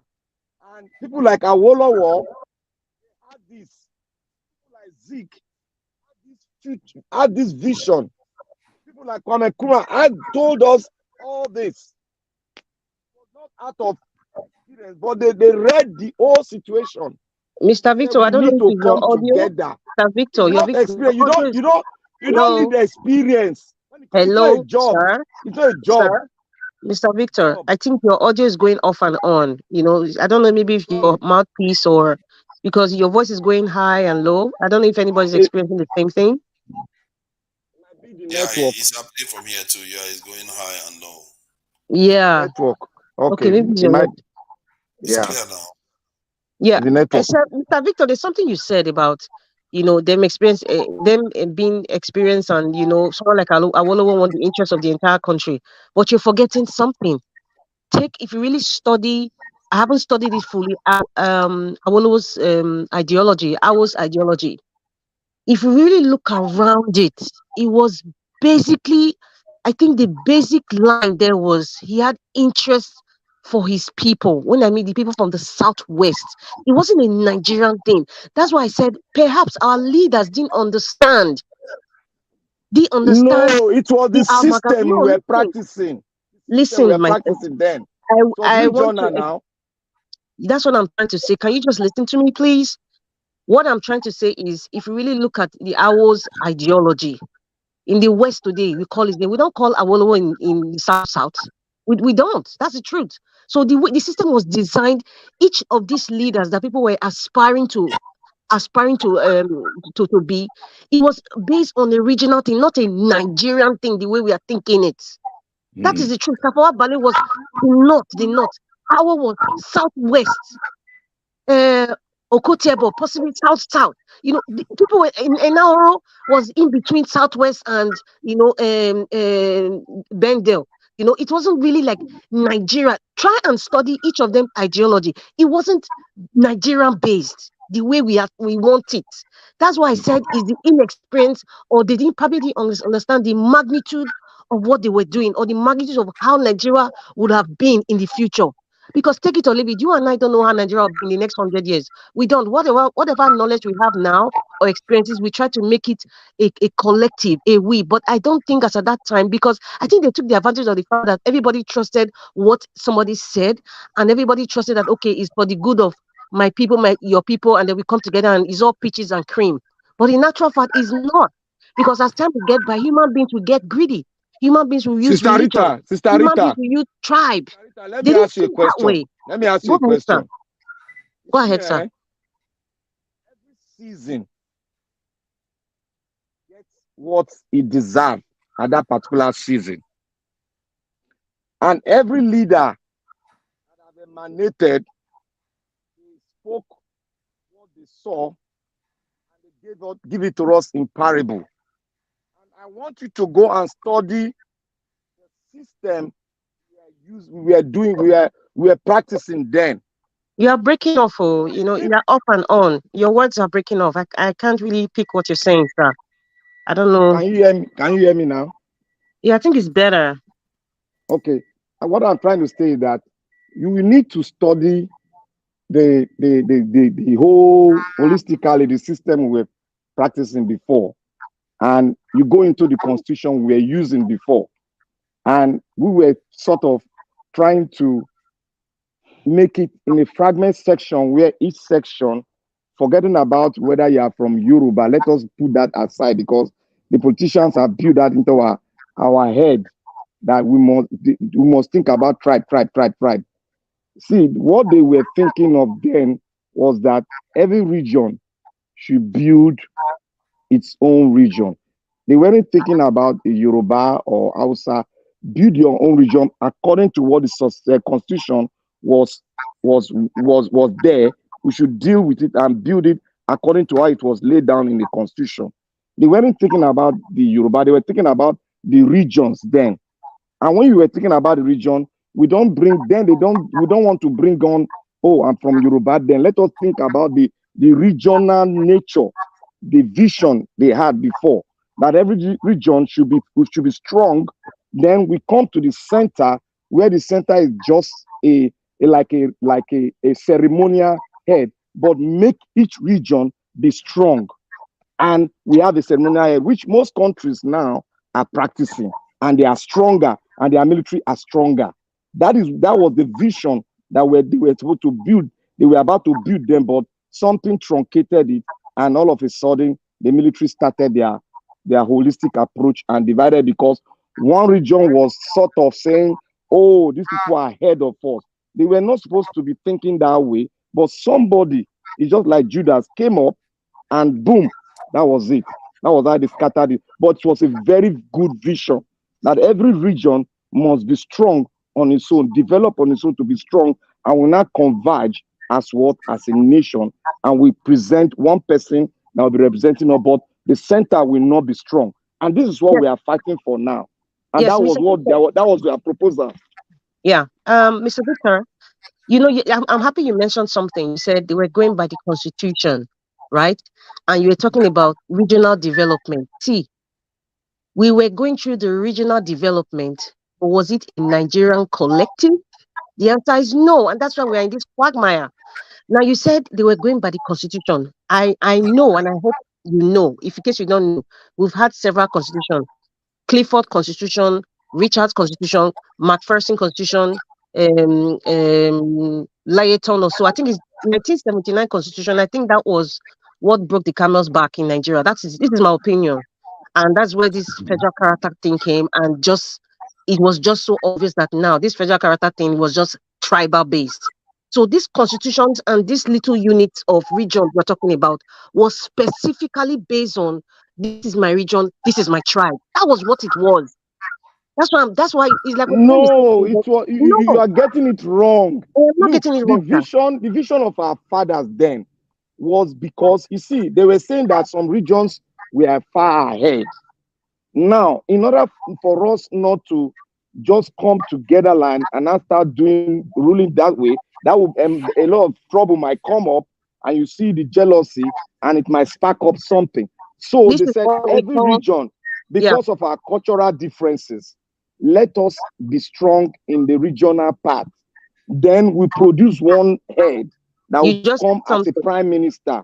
As You a said prime cultural minister, differences. That is even a because we look in all the world, they have cultural differences.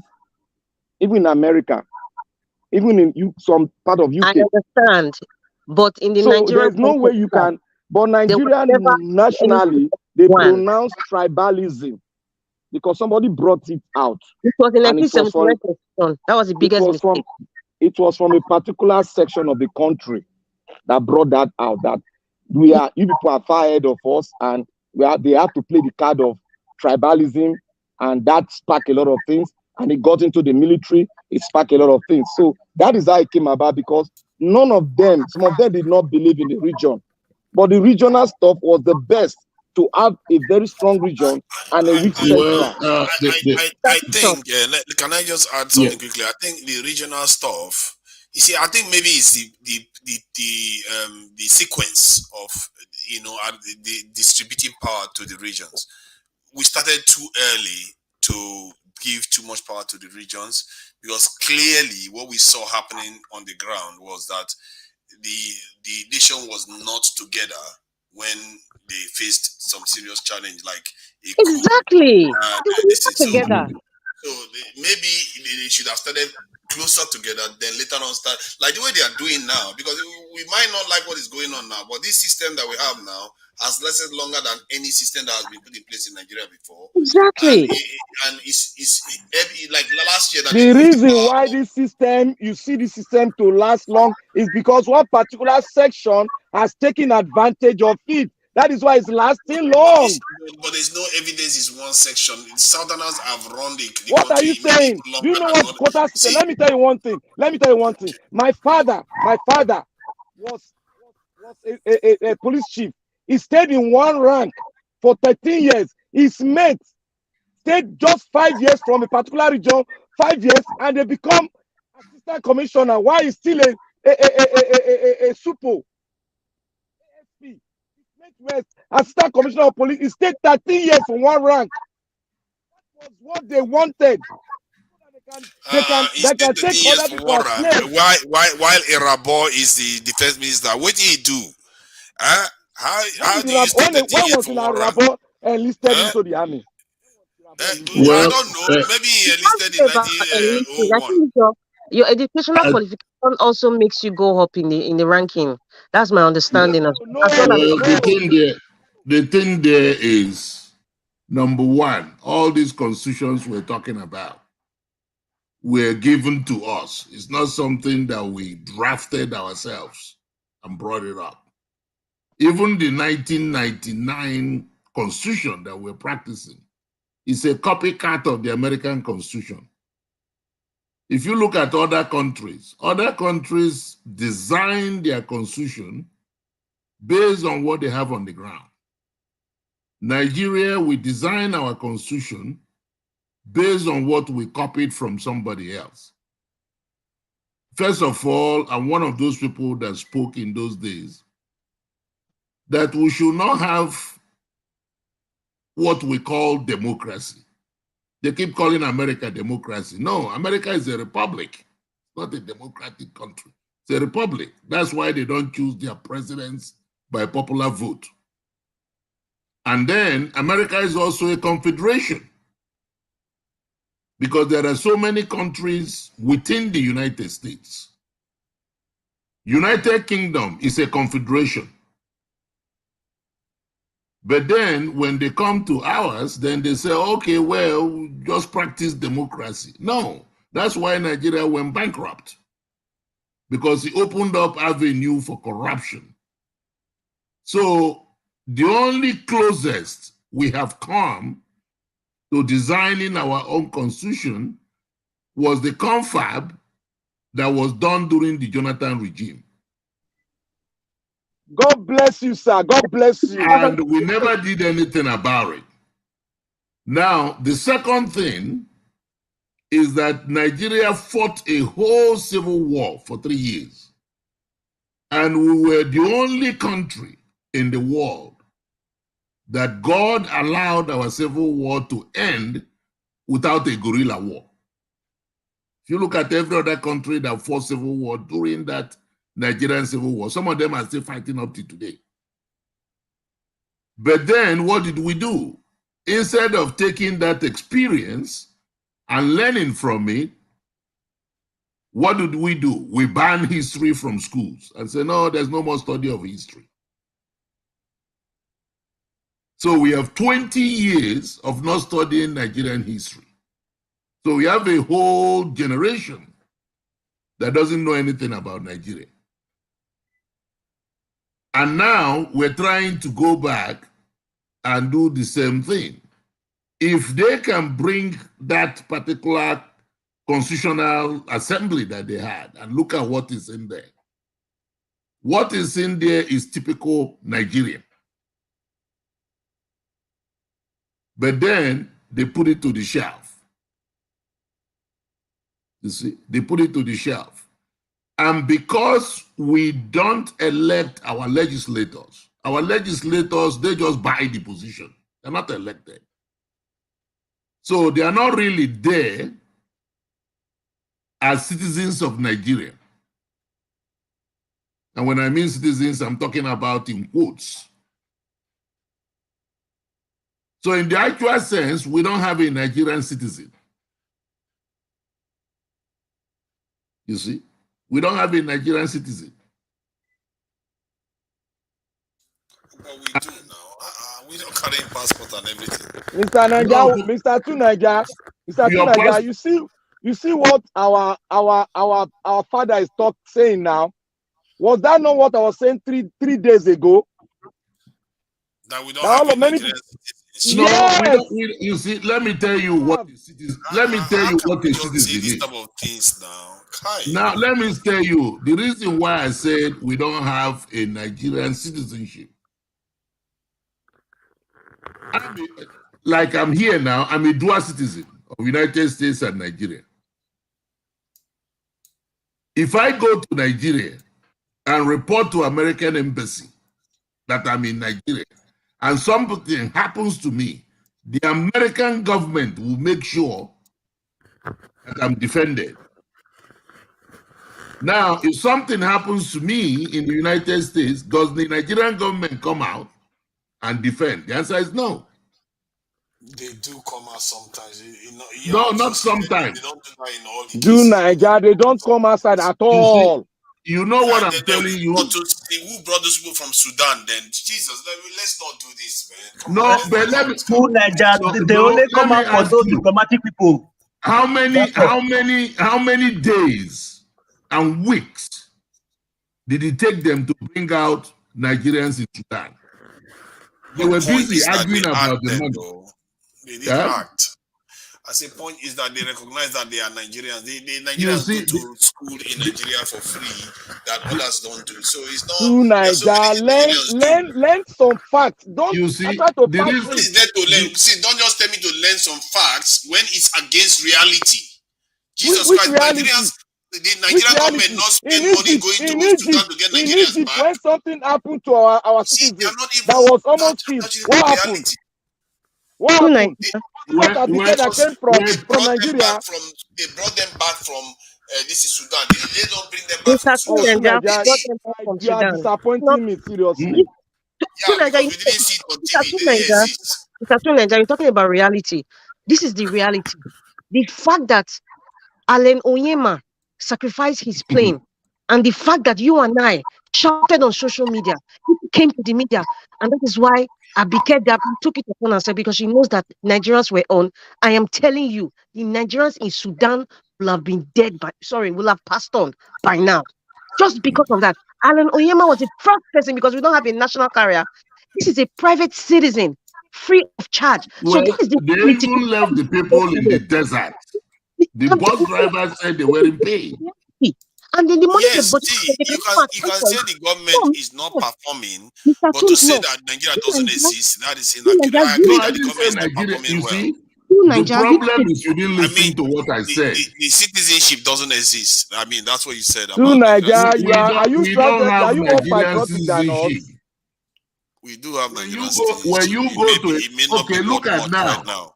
Do you know that in United Arab Emirates, if you take your Nigerian passport, they will not even, they used to give you on the airport visa. Now they don't do it. They Yeah, don't. because they know you are a Nigerian citizen. They don't want to give it to you You because see, you it's are not not because you're a Ghanaian. Nigerian citizen. It's because of the fact that our government does not take Nigerian citizenship seriously. And Maybe that's that one of the is true, problems. but it doesn't mean that you don't have citizenship. Mr. It Two is Nigeria, true that our Nigerian Do you government know does not Nigeria, what perform what very point well. are citizenship you is? bring? This thing they make me they even tire self.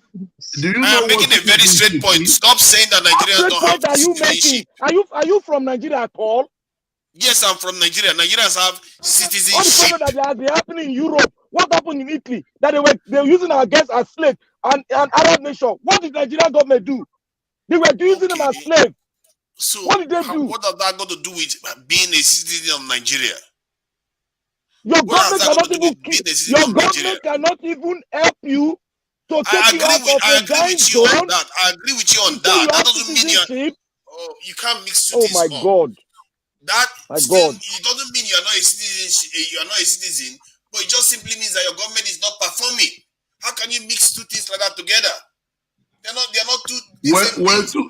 to Niger, I'm glad that you're a citizenship of Nigeria. But I still will Yes. tell you that you don't have rights as citizen in Nigeria. You don't.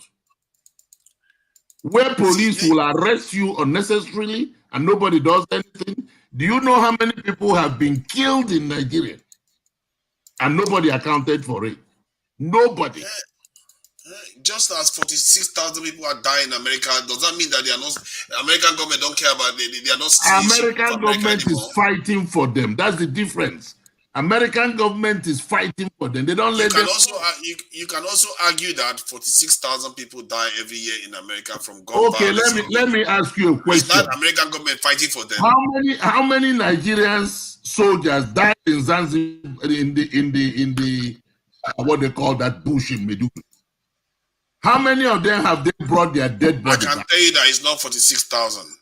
No, but there's a lot of them. I don't care whether it's one. I really don't care So whether you it's don't care one. whether it's one. So you disqualify Yes. Nigerians from being No, citizens to of Nigeria, Nigeria, I want but to ask you a Americans question. I mean, let me ask I you a am not question. disqualifying I don't Nigeria. get the logic. If you listen to what I'm saying, Nigerian government does not defend their citizens. That is true. I agree with you. They don't Look at defend them what enough. happened in Lagos.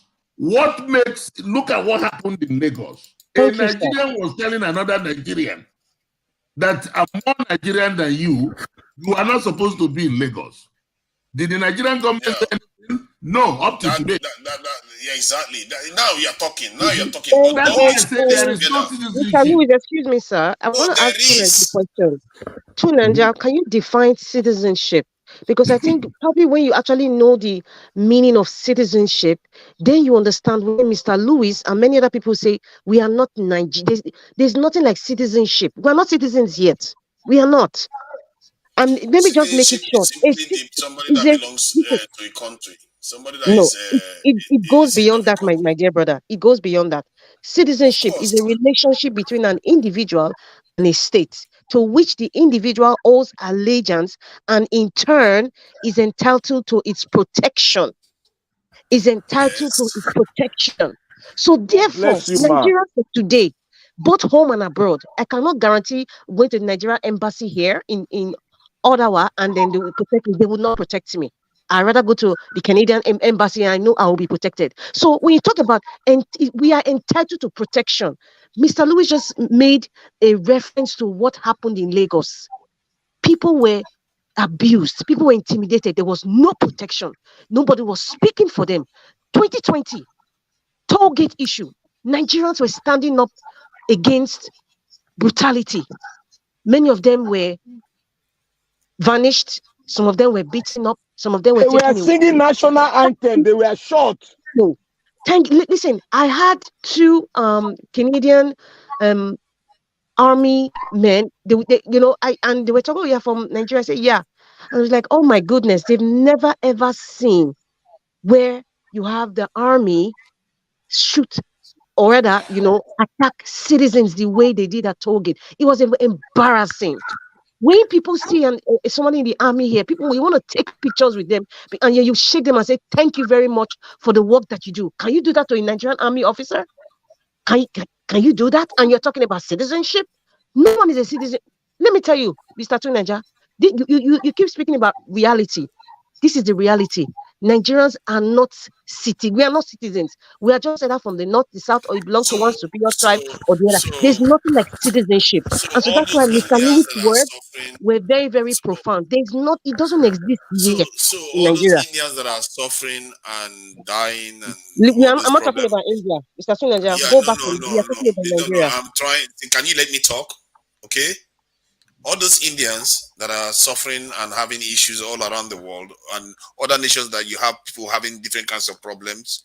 So suddenly they are no longer citizens. They don't have citizenship of their countries anymore Tunaja, just because the please don't government get it cannot meet their twisted. needs. You're not Tunaja, talking what are about you saying? What are you I'm not even talking saying, about sir? India. See, You're just trying to make Are we excuse. here Just for joke?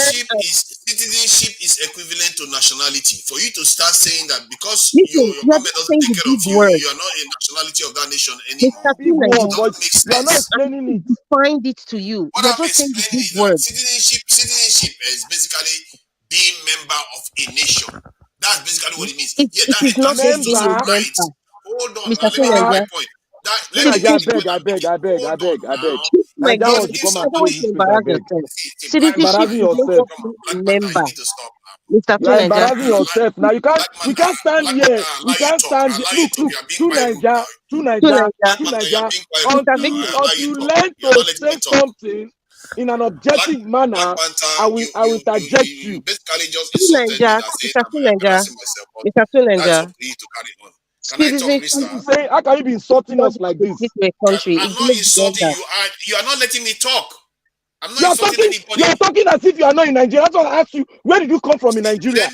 Let So me that I will have know my where own you are. say. Okay, you have had your own say. Let me I'm have not my a own say. Nigeria. I am See, confirming it. And Mr. you are not a Tunaja, you are Nigerian. off today. To be honest, you are see. off. Nigeria. You are You are completely not a off Okay, today. Nigerian. I don't know. I don't care about being I'm off. not Let me a have my own Nigerian. say. See, Black Panther, you need to respect the rules, I'm not please. See, respecting you. the You are truth not a is that Nigerian. I'm you can say angry for whatever what you you are like, Black saying. Panther. Black I Panther, am angry your at you. behavior is becoming like out of control. You are behaving very Control. erratically. Out of which You can't just control? act like this. We are Out trying to of share. which control? We are trying to share this in knowledge here. If you don't want to What listen to knowledge are you sharing? anybody, Can I you learn can from just you? mute yourself. You can't just shout from me. You can't just shout at me. I'm not shouting You at are you. part of Okay? you are behaving like an oligarch Can you? here. Okay, I'm an oligarch now, but you are the one You doing are the behaving like shouting. one of It's them. okay. Somebody I'm an defines oligarch, but citizenship. you're He shouting at says me. citizenship Can you is let me like finish? Can following you let me someone. finish? Can you let me finish my point? It's not even going to last 30 seconds. My point was that if you are a poor parent and some other person has a rich parent, and the rich parent is able to take their children to private school and all the best things, Sheraton Hotel, and the poor person is not able to do all that, does that mean that poor child doesn't have a parent or doesn't belong to that family? That is what people are saying. Just because Nigeria cannot provide the same things that America or all the other countries are able to do, it means our citizenship means nothing. It doesn't exist. That is inaccurate. You are mixing two things together. Mr. Tunaja, go ahead. Please, can I ask you a question? Can I ask you a question? What is the duty of a government of a country towards the citizen of that country? Like every parent, to protect their children, to take care of their children, to ensure that their children's future is protected, and all the other things any parent want for their child. A nation is supposed to provide that for their citizen. But so remember, there are rich parents and there are poor parents. Are those still reflecting in the life of Nigeria? We are a poor parent. We are from a very, very poor nation. Let me just answer you. Let me answer you. We are not. Point of correction. Nigeria is not poor. It's a wicked parent. Nigeria is not poor. To be honest with yourself. Nigeria is not poor. Nigeria has money. What they do is that they share it among themselves.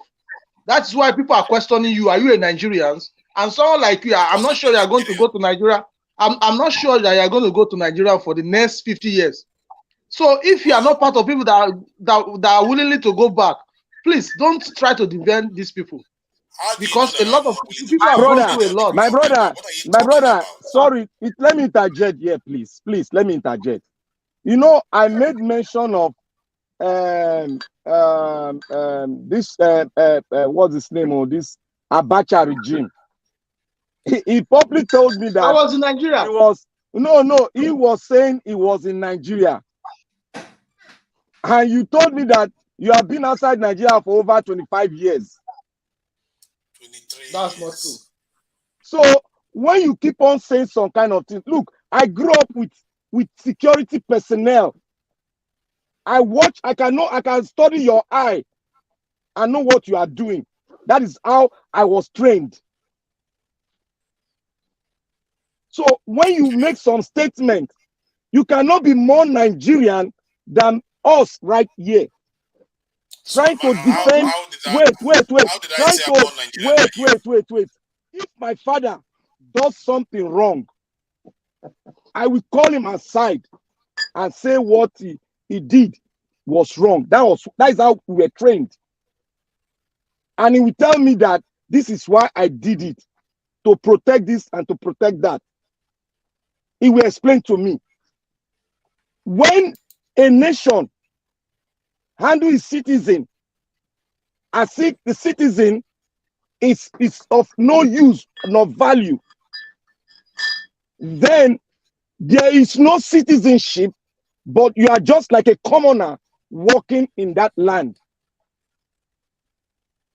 Why is it that Nigerians cannot say, I'll rather give to my country than to take from my country?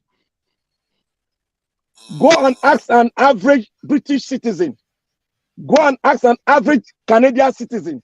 Go and ask an average Tanzania citizen and see what they've. Go outside in Britain. There you are. Ask them questions. When I said that to most Nigerians, what did they do? I get attacked, and someone like you too. No. Do you know why? Do you know why? Do you know why we? You to say it, but if I say it, they come and attack me. But they know you. Do you know why? Do you know why we are against you? People don't like anybody that shares any common sense knowledge. They like to tear everybody down. That's what people like to do. Wait now. Do you know why we are against you? You don't criticize the knowledge. You just criticize what you don't criticize the person. Wait. I have been, many of us have been in the struggle in our school days. And we have spoken this what you are speaking now in our school days. And we have passion for our country. Up till now, we are saying what our country is not yet a country. And we are not yet named as a citizen in that country. That is how we love the country. We want to take our citizenship. We want to be a citizen of that country. We are all telling you here that we are not yet a citizen. And you are telling us you are more Nigerian than us. That is the meaning of what you are saying. I'm telling you that is the meaning of what you are saying. Together, you are already a citizen. You can't. Islamots are saying that you don't hold a Nigerian passport while you actually have it in your pocket. It doesn't make sense. We have to make sense with stuff. In short, well, it's so I can't speak with you You anymore. are making a kind of how do I put it? Almost like a proverb. I don't know how to describe it.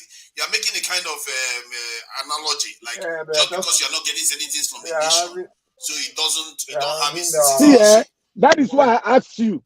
Are you a Nigerian? Commentaries and commentators on national issues. Sorry, mute your mic, Dr. Ken. So if I am from this, I think you have also questioned whether I'm even a Nigerian. See, Black Panther, you really need to stop that. Your behavior is just no. See, really it's a unbecoming question. right now. It's really unbecoming. Your It's a behavior is question. unbecoming. It's a question. You are getting out of control. You're getting out of control. Don't tell me that. Don't insult me. You're out of control. You are going where you are basically saying I'm not going out of control. Did I say this I'm not insulting you. I'm not insulting you. You've insulted me several times. When five people are speaking, one of them is going left and the other four is saying, come to right. So everyone going wrong. So you want to force me because your logic is more sound? I am not. It's not logic. It's reality. Been occupied by this discussion in every corner. So if you go to British Embassy today, just go anywhere and ask, are you a Nigerian citizen? Do you have Nigerian citizenship? And hear what they tell you. Yeah, that other guy is not. They will tell you yes. So how am I wrong? A multi-billionaire and they're using cash violence. No, Black Panther, answer me now. Dr. Ken, please mute your mic. Dr. Ken, please mute your mic. Dr. Ken, please mute your mic. So what are they doing? Like, they're gonna say who the real winner is? How? Thank you. So if you go and ask anybody anywhere in any country you are in, your Nigerian passport that you're carrying, you tell them, I'm carrying a Nigerian passport. Am I a Nigerian citizen? They'll say yes. So, period. That is not even a debate. You are asked. You are talking. You are talking like somebody that is. You are talking like somebody is outside the country. It's not inside the country. He's asking me when he saw my passport. What do you expect him to ask me? That am I a Ghanaian citizen? We are telling you the characteristics of being a citizen in a country. We are telling you the factors that make you to be a citizen.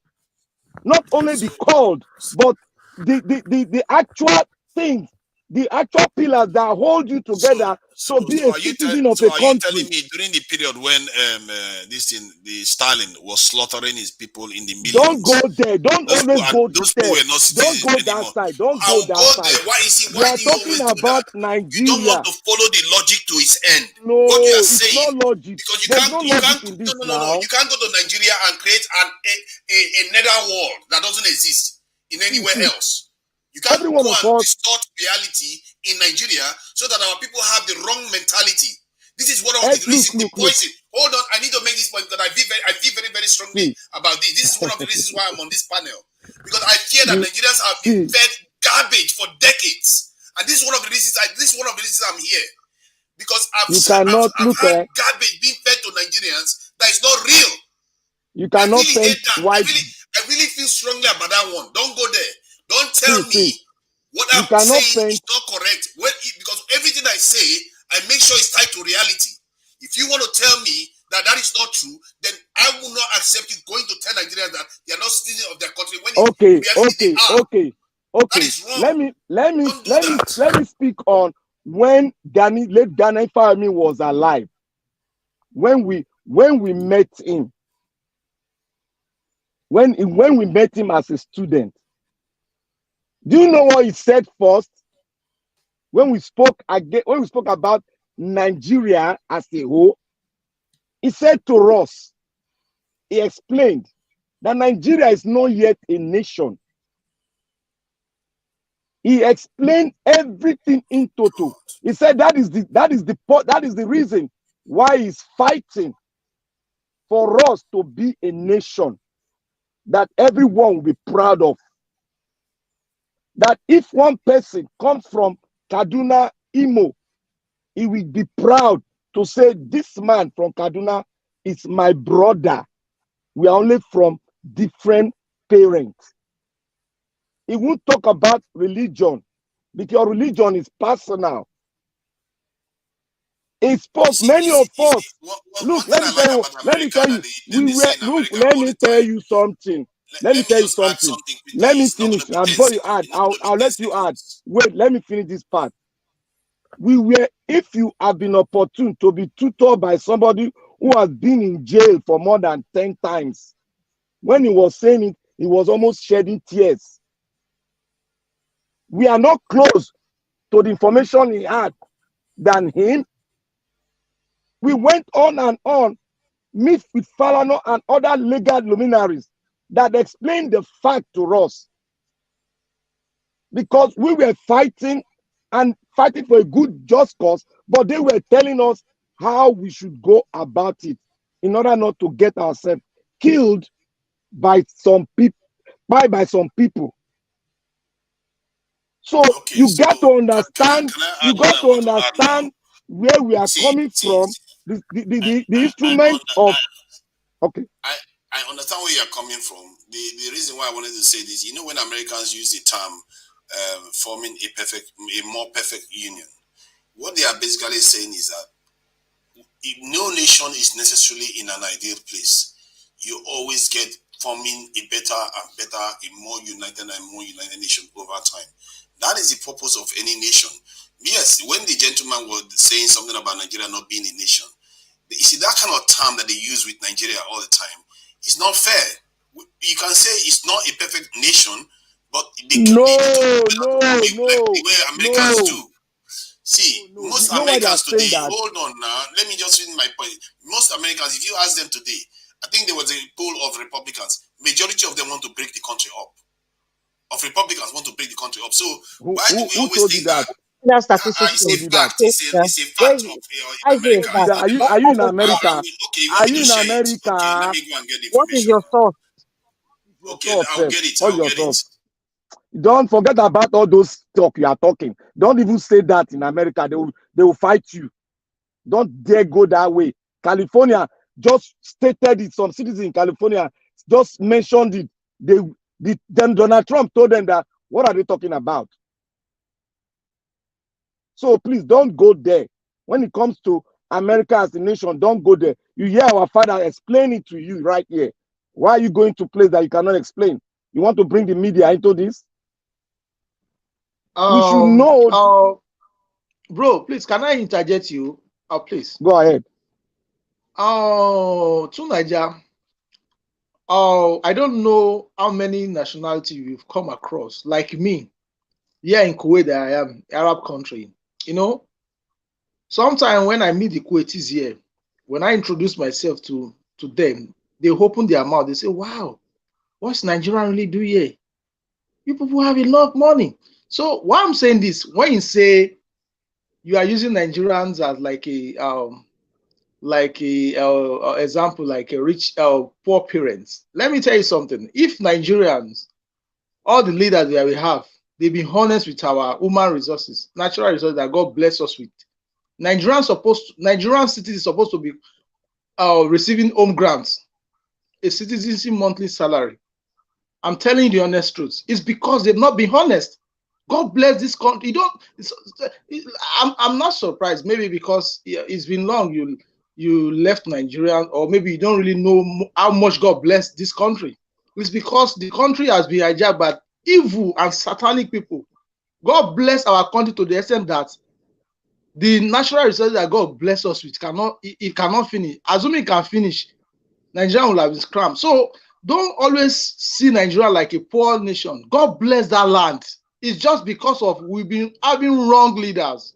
I'm telling you, Nigeria is supposed to be paying their citizens home grants. What the South Africa has that they are developed like that, their citizens collecting home grants. So when we are under a leader whereby they just go and borrow money. I've shared for your the information of Rita and Black Panther. I've shared my source on the Black Panther. See. Your source is irrelevant to me. Wait, brother, sorry to interject you, Mr. Tunaja. your source is irrelevant to me. I live in America. Wait. Let me tell you one thing. Your source is irrelevant to me. I live in America. I am a citizen of America. I am a Republican. No matter what you talk, no matter what you say, I know it very well. And some other people has come here to tell you. You don't go to any press, anybody to tell you who an American is. Okay, so or what it entails in America. America is not like Britain. Okay. So A father here when we told you get about news from America. Arise TV It's now, not like we Britain. should not believe it too. When we get So news from when Channels TV, we should not believe it too because wait, there is no other source of information we should believe anymore other than Black do Panthers. you have press in Nigeria? For information, do you have press? Okay, we don't have press too. Okay, now we don't have anything. See, what news do you want me to believe? This is the American news, not Nigerian one. I You am don't want to telling believe you American that one. You don't believe you want to believe Nigerian one. The only one you want to are believe is not Black giving Panther us. news. Black Panther, Nobody you the wants only to news break channel we have in the world America. now. Nobody wants to break America. Nobody tell you that it's Believe what you want dividing. to believe.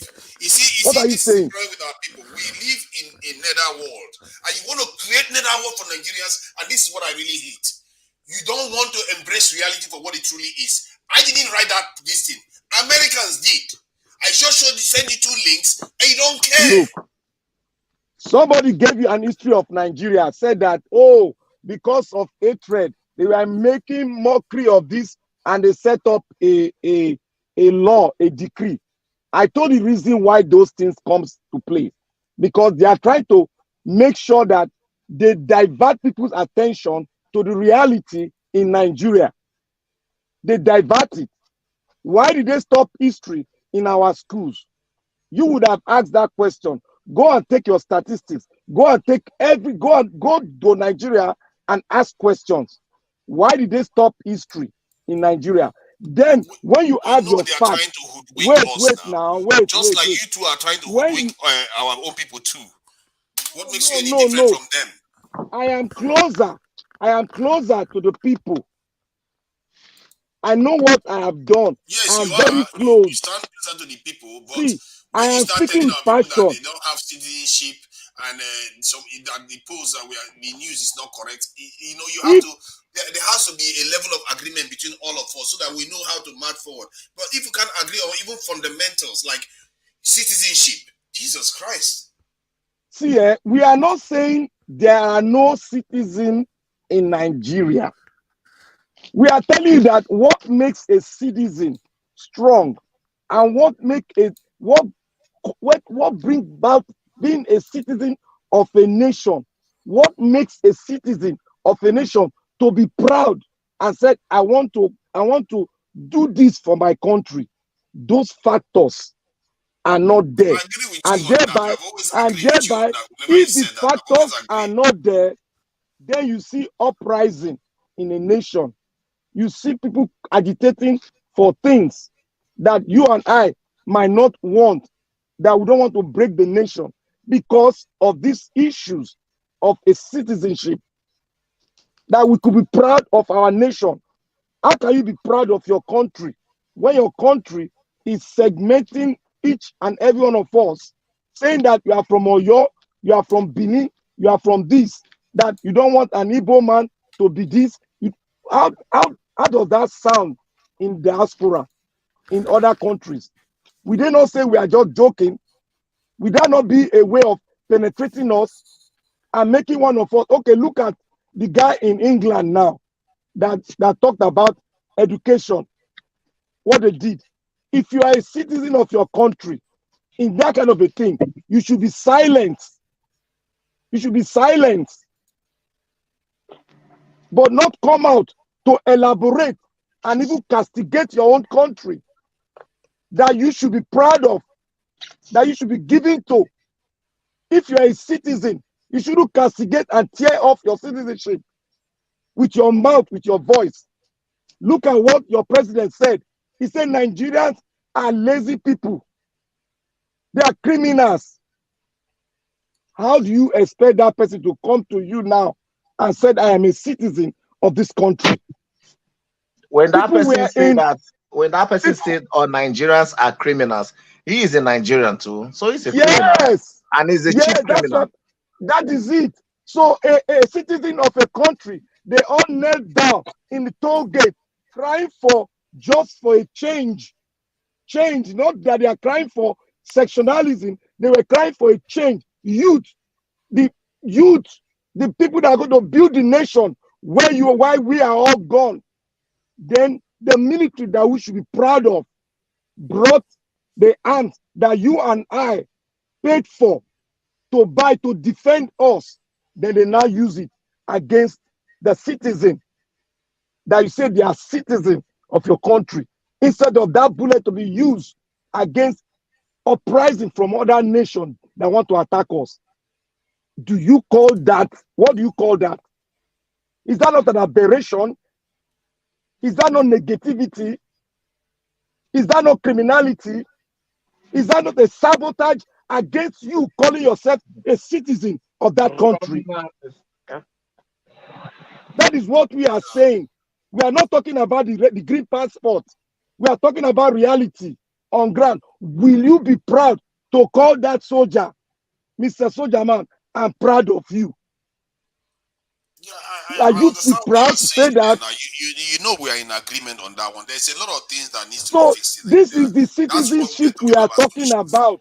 If we can be proud of our passport, than to say that there's nothing like citizenship in Nigerian citizenship, or like some people say the nation doesn't exist. You know, if you want to say that you are expressing it as an analogy. You know, you say it in that way, that because if you just say, oh, Nigeria doesn't exist, Nigeria, you know, people just say so many bad things about Nigeria, and a lot of Nigerians are getting fed up with this type of talk. Where we just Nigeria, you are getting people wrong. You are getting people wrong. When they say Nigeria is not yet a nation, they are not saying Nigeria as a name does not exist. They are saying that what we make a nation be a nation, the factors, the pillars that will make you come together as a nation is not there. Therefore, it's not yet a nation. Can I go see come inside, make I come inside, make I balance this equation. I live when I make una sit down on the talk since. Listen, the fact is this. The truth be say, Nigeria is a nation by definition, by qualities and everything. But Nigeria is malfunctioning. Nigeria is not serving a citizen. They give them what they need as citizens. They are angry. They vex. So they can't say, look, we will not be even, because when they say will not be country or will not be nation, it just means say you need to treat me like your Pekin. I go be your Pekin. You need to send me go school. You know if you give me food to eat. Then what now me they find food to myself. I mean they look for security for myself. There, what you don't my papa now. That is what we are explaining here. But he's speaking that word. He's speaking that word. It doesn't mean that person is not part of the family. It's not your papa. That person is your papa. Just that it's not meeting up to you what you really want. Your expectation, your needs. You need to meet your needs. As a child, you are not treating that Pekin as your child. You are making others to look at him as that Pekin not be your child. That is the picture you are painting. I agree with you on that. That is what we are explaining. Like when Buhari goes overseas and starts saying Nigerian youths are lazy and all that stuff, that's a terrible thing to say. It's just like what many Nigerians do. We keep badmouthing ourselves and giving ourselves bad names. We help ourselves, make ourselves look bad overseas constantly. Anybody with bad name. If you blame Buhari for some things, I go blame you. I go blame you. If they blame Buhari when he talks some things, so they say he not they very not the intellectual. I might use that kind of word. We're not the intellectual. Number one, you gonna say Buhari is not go school. Because that is the one I want to talk about speaking. Buhari not go school. Let me tell you, the way Osibanjo they look issue, not be the same eye. Now Buhari to the same. Like brother, you forgot Osibanjo another case. No, I don't want to talk about the other side. Make I talk about education, the side of say your eye they open. That's you don't civilize, you don't get knowledge, you don't see what you happen for the forward. Professor will not fix educational system of Nigeria. No. Now that way you want to say it goes. No, I don't want to go that side. I don't want to go that side. Make I talk about it. I don't want to go that side. Now I talk about the real way. the way you go see issue, like me when I day here now, the way they see issue, it go different from the way some people go see issue. If I they talk, the way they talk now, somebody come, they shout for me for here and I say, why me go to say Buhari not go school? You are not talking you are talking nonsense. If I see the way they talk to me like that, something go enter my brain, say, this guy not day educated. Now, what I go first think of my mind, because I know say if you day educated, you go allow me have my own freedom of speech, my opinion, make I around, then make I be responsible for what come out of my own opinion. You know, go look at me, come they attack me for my own thing, say they talk rubbish, that's not correct. No, if you do it that way, I go no say I go know where you belong, and I no go vex. Even though I dey angry, I go try to control them. Now be one of the things they be say worry also about Buhari. If not, if like say Bulaba, if Bulaba win election straight, I for tell you say Bulaba and Buhari difference, you go see him. Because Bulaba go school and he civilized and he did street smart. You know, once you did street smart, it's different from when you did educated. Some people that they educated, but they're not they street smart. That is one of the two problems there. All the president who don't get for Liberia, shall still not be the only one who say they street smart. He goes school, he earn his doctorate, but he also did street smart. So he help him in all the ways to know how to talk, the kind of talk he want to talk. When he during election time, he know the kind of word to drop. But I just imagine Buhari go all the way to America, go talk, say, person way give me 5%. I'm go treat him like the one you are not a politician, you are not a what you call it, you are not a partisan right now. After you win an election, you not be APC person again. You be Nigeria person. So everybody within the country, you must see how to make sure that the country they nice. Then you go talk for him. I was that day, if I tell you, say the shame percentage when he enter me here, he passed 100% when he enter me for where I sit down. But Dr. Ken, though, Dr. Ken, let me ask you from the point of view of this. Okay, you are not in Liberia right now, but let's say you are in Liberia. So would you say that from the point of view of Liberians, would they consider Nigeria a better country than their country to live in, and to be in? Let's say they ask them to choose citizenship of both countries. Would they prefer to be citizens of Liberia or that of Nigeria? It get many factors go make you switch come here. Sometimes you go one switch come here. That be the thing. Number one. On average, how many? On average, would most of them choose to? Would both of them prefer to be Nigerian citizens? No, on average, you won't be Liberian citizens, because I know many Nigerians who say they take Liberian citizenship. Plenty. Because number one, the image of Liberia not they damaged like Nigeria own. Anywhere you go, most of the country, as the year say it be Nigeria, they go there. They'll start to misbehave or begin to bring up different method or different kind of way of interpreting what you talk. Now, the same thing me talk just now when I passed my Liberian passport. The same thing you talk now, they want to begin to bring up because they say you be from Nigeria, called the perception. So the perception index, Nigeria not that good. That's one thing, our international image. All right. Then the other side, we say somebody go on prefer Nigeria, we say Nigerians, they are very, very hardworking. And they're smart and they're creative and they're intelligent. So sometimes people will say, oh, Nigerians, let him come because of that aspect. But overall, I would prefer to remain with Liberia for, if they say overall, Liberia, because number one, peace, they there. You see that peace is peaceful, even though they don't fight war, but they're peaceful. Number two, they're not so over ambitious to say they can't steal, they're not the thief. Let me tell you, the money where government they thief for Liberia, you go yes, the government, somebody thief like the $10,000 or $100,000. They come, it miss, maybe some kind of thing happen. Say they have to wait till the money, where the money go, that kind of a thing. Ordinary 100,000 and nobody they thief millions. Nigeria, they don't graduate from millions. What they want to do, yes, now billions. Now that they talk. Jesus. See that? And then if Nigerians won't die, if they want to delete, then they delete in tens. Then they delete it. They delete in the hundreds. Oh, 300 people just, 100%, they just Boko Haram. So that kind of thing, that news, people go they shout. In fact, at a time, they call the users, they make fun for them. They go say if Nigerians die, they go say only 620 people, was deleted. See, because we too plenty. So that is just the funny thing by the side. But if they fix Nigeria, everybody go won't be Nigerian citizen once they fix that country, because the country get its own weight. For even the way Nigeria they struggle like this, make I tell you, if they enter African Union, people there is no say Papa don't come. Yeah, I tell you, that's the truth.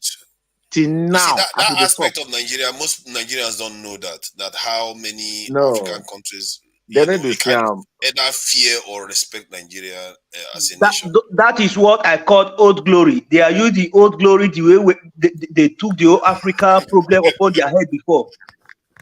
Old now glory. so in the day, even America where they see today, so even the America where you day, they see they use some of their old glory. Even Russia, their old Soviet Union, people say they fear them. And they tell you, the thing they say, you know that if country okay, make I give one parable.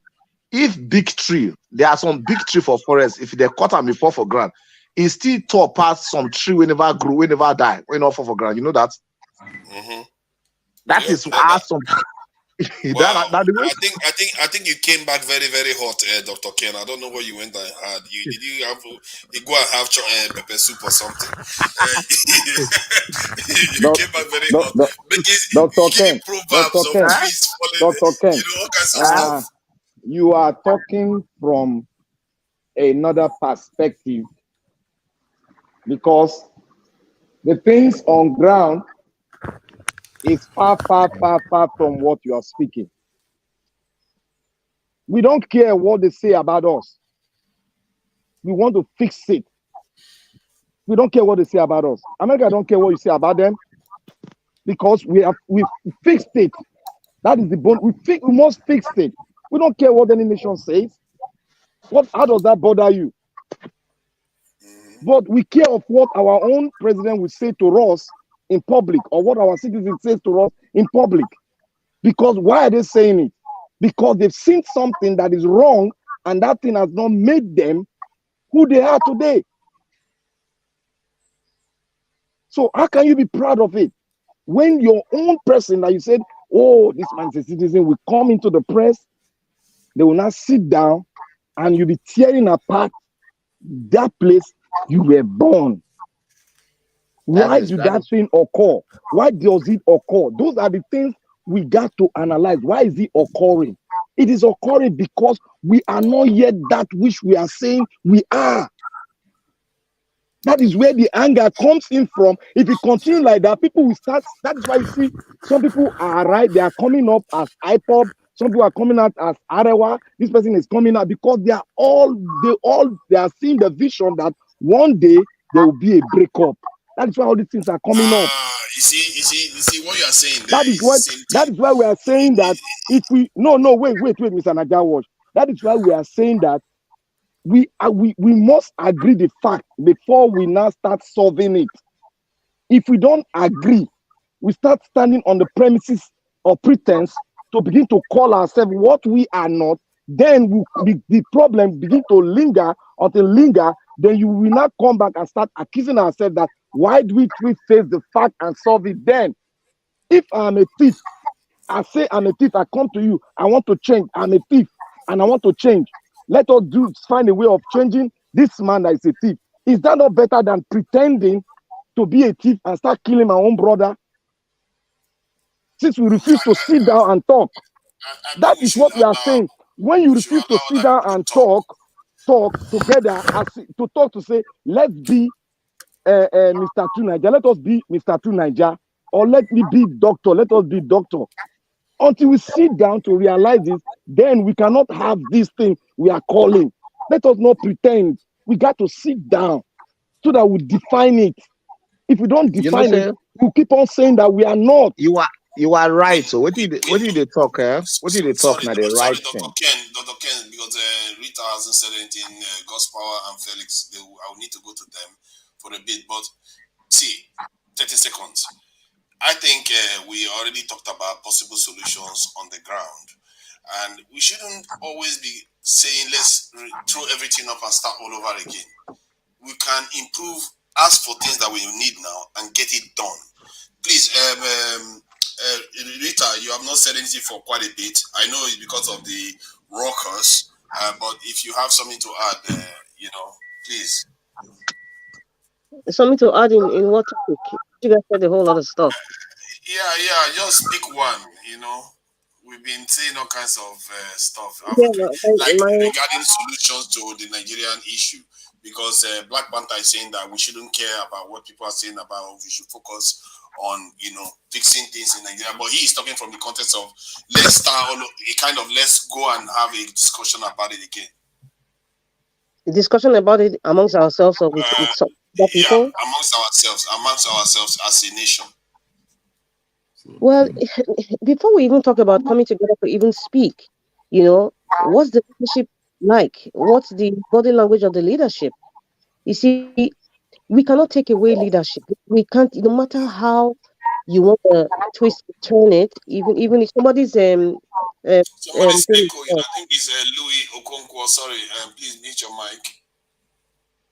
yeah, like I was saying, so it doesn't. The bottom line is we need to have a good leadership, because if you want to sit down and talk on, okay, how are we going to draft another constitution that is fitting to the uniqueness of Nigeria as a nation, if you need somebody's head who is screwed in the right direction, you need a leader that has vision, that has love for country. Even if you have different groups agitating, you need a leader that's willing to sit down and listen and look at things from their own perspective and see how you can consolidate everything where nobody's offended. Leadership. What we are struggling with right now in Nigeria is good leadership. We've had bad leadership for decades. It has eaten into the system in such a way that I think there was a guy who spoke from Nigeria Watch One, I think it's 2 days ago, was calling from the United States. And there's a way he just defined what is going on. In my own perspective, he's just said it all. He said we have become a nation where there's a division between is a kind of different form of apartheid. In South Africa, the apartheid was okay, blacks and white. Now, is the apartheid is of rich and poor, or who has more influence and who doesn't have any influence. That's what's going. Even if you divide Nigeria into like, okay, the Igbos go here, Niger Delta go here, Northwest, Northeast go here, Central. This apartheid thing of social um, caste system. Let me use the Indian one. The social, system of I am bigger than one person will still exist until those things have been dealt with. We are not going to go anywhere. Leadership. We need somebody like Peter the Rock Obi.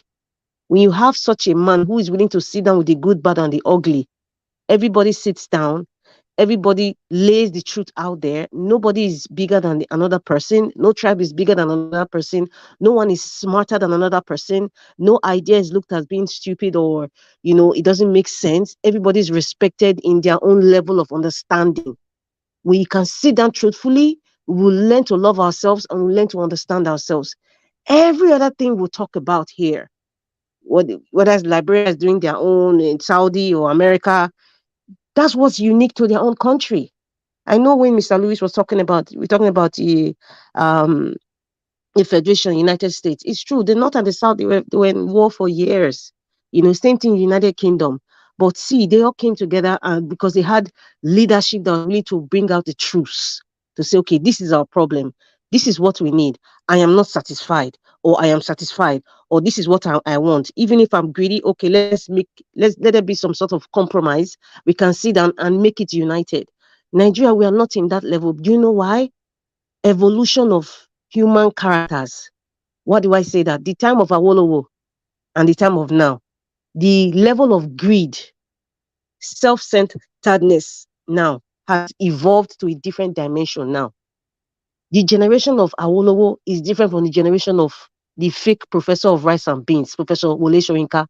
They are completely two different people. And now we have the present people like Festus Akamu and Dino. You can see those generations, and then you now go down to people like in their 40s, 30s, call any typical Nigerian guy now and talk about leadership or history, or talk about, okay, what do you think you've been in country? If you hear what they're saying, just know that there's some level of degradation of understanding of what citizenship is, unity is. They don't know it. I don't even want to even go to the north of how the ideology is. So you see what I'm saying? Over the years, it has gotten bad and rotten. But we just need a lead that can say, you know what? All the patients in the asylum, I'm going to gather all of you now. All of you need to enter where you need to enter, and then bring in the real doctors that can sit down and listen to the people who have mental health issues. Right now, the asylum is all hell has broken loose. The patients have taken over the leadership of the asylum. That is Nigeria for you. So it's leadership. And that's why we should focus on Peter Obi. That is why it is very salient for us to really make sure that this man it's not really about Peter Obi. It's just, this is the only leader that have said something close to what citizenship or leadership is, or something inspiring. It's something close to it. It might not be perfect, but it's amongst the other wolves. Yeah, Amongst the other wolves. that's definitely true compared to Jagaba and what we like. Jagaba would just be like, I'm a very happy man. Yeah, so that's just what we need. It's not a leader doesn't. It's not about personal gain. A leader will see like a It's child all that is about born him. today. What's going to happen in the next 30 years? That child is going to get, that's coming to this world. What's a typical a boy or girl? What will be their quality of life? How am I going to improve them? That can go toe in toe with world class leaders. Technology, But can architecture. I ask you Nothing of something that is though? in this scope of people, except Peter Can the I Rock. can I ask you something? Do you think that Peter Obi should have done something similar to what Obama did in America, where he talked about the race issue in America, but in the context of Nigeria, Peter Obi could have, come out openly during the campaign and talked about the fault lines of Nigeria, the tribal and the religious this in divides, because I think that would have made him, one of the Have you? first figures I think actually you've asked talk your about it question. openly. You're Yeah, extending I'm your asking. question. Yeah, let me Okay. finish.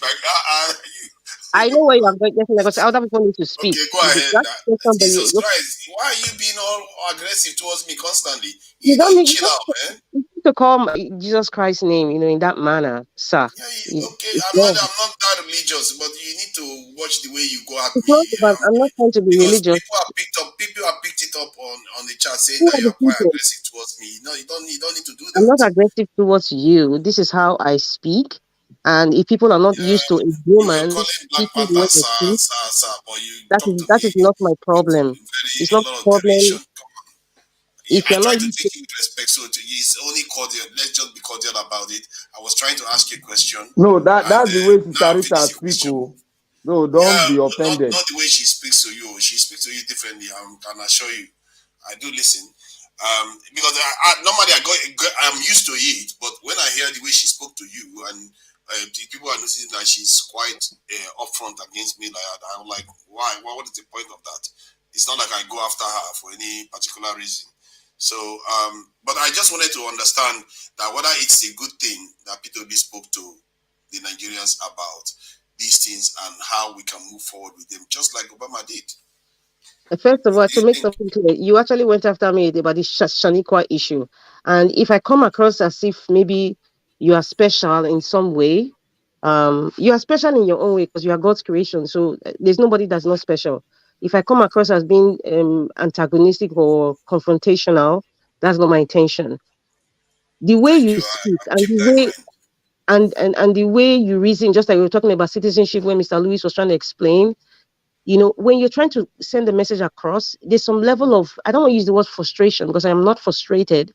There's a level of communication in which, like, I don't like talking on top of people's voices. It seems like a madhouse. It's not respectable, and decent. So that's why sometimes people are talking, I just keep quiet.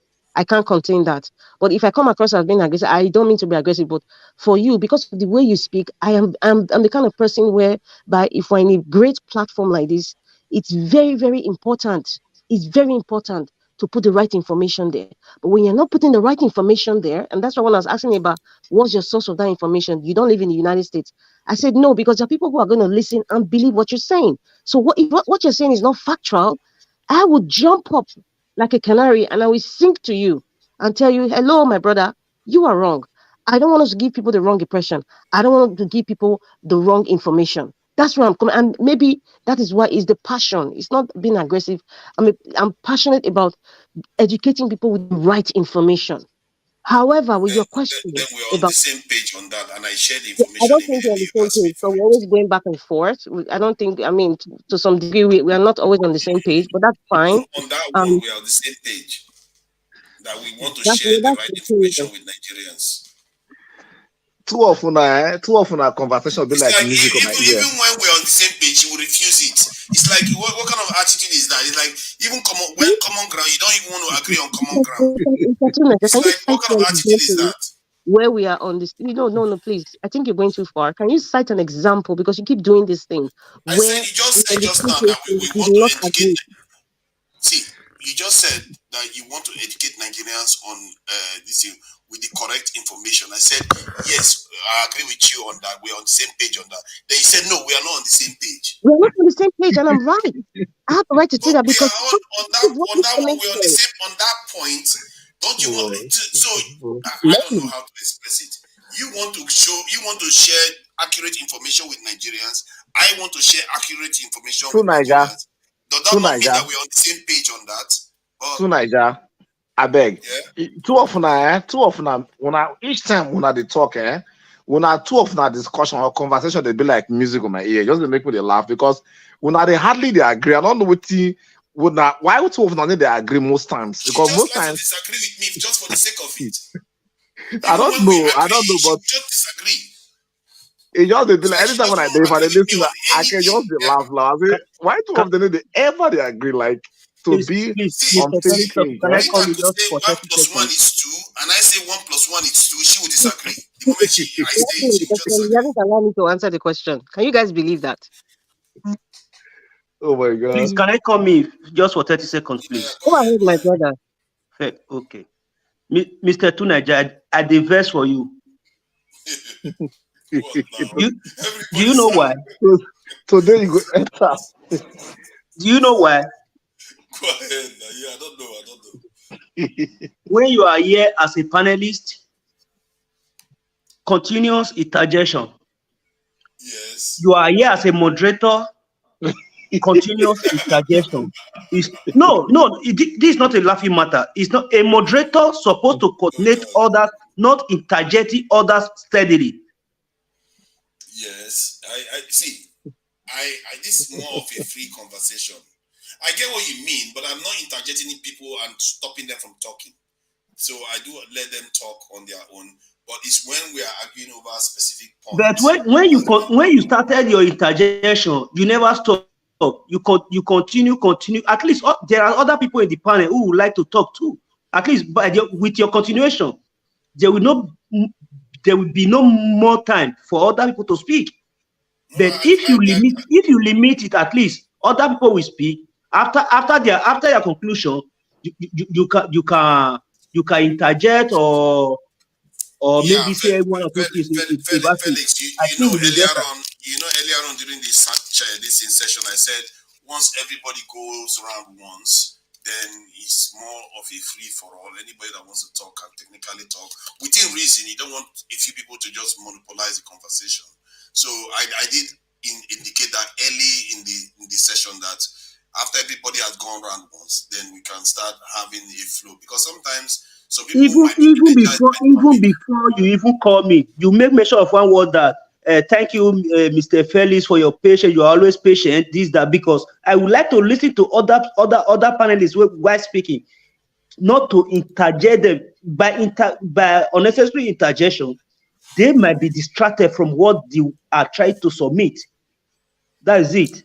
Thank you, my brother, Mr. Felix. Thank you for pointing that out. So I think Felix has got a different style that he likes to engage in. There's some people prefer turn by turn. He goes around, and while others would just like to get the listen. I tend to prefer more of a one. you say something, I say something, you say something, I say something, so that we get to a point. Because I like to get to understanding, but I guess it's just different styles. Let's put it that way.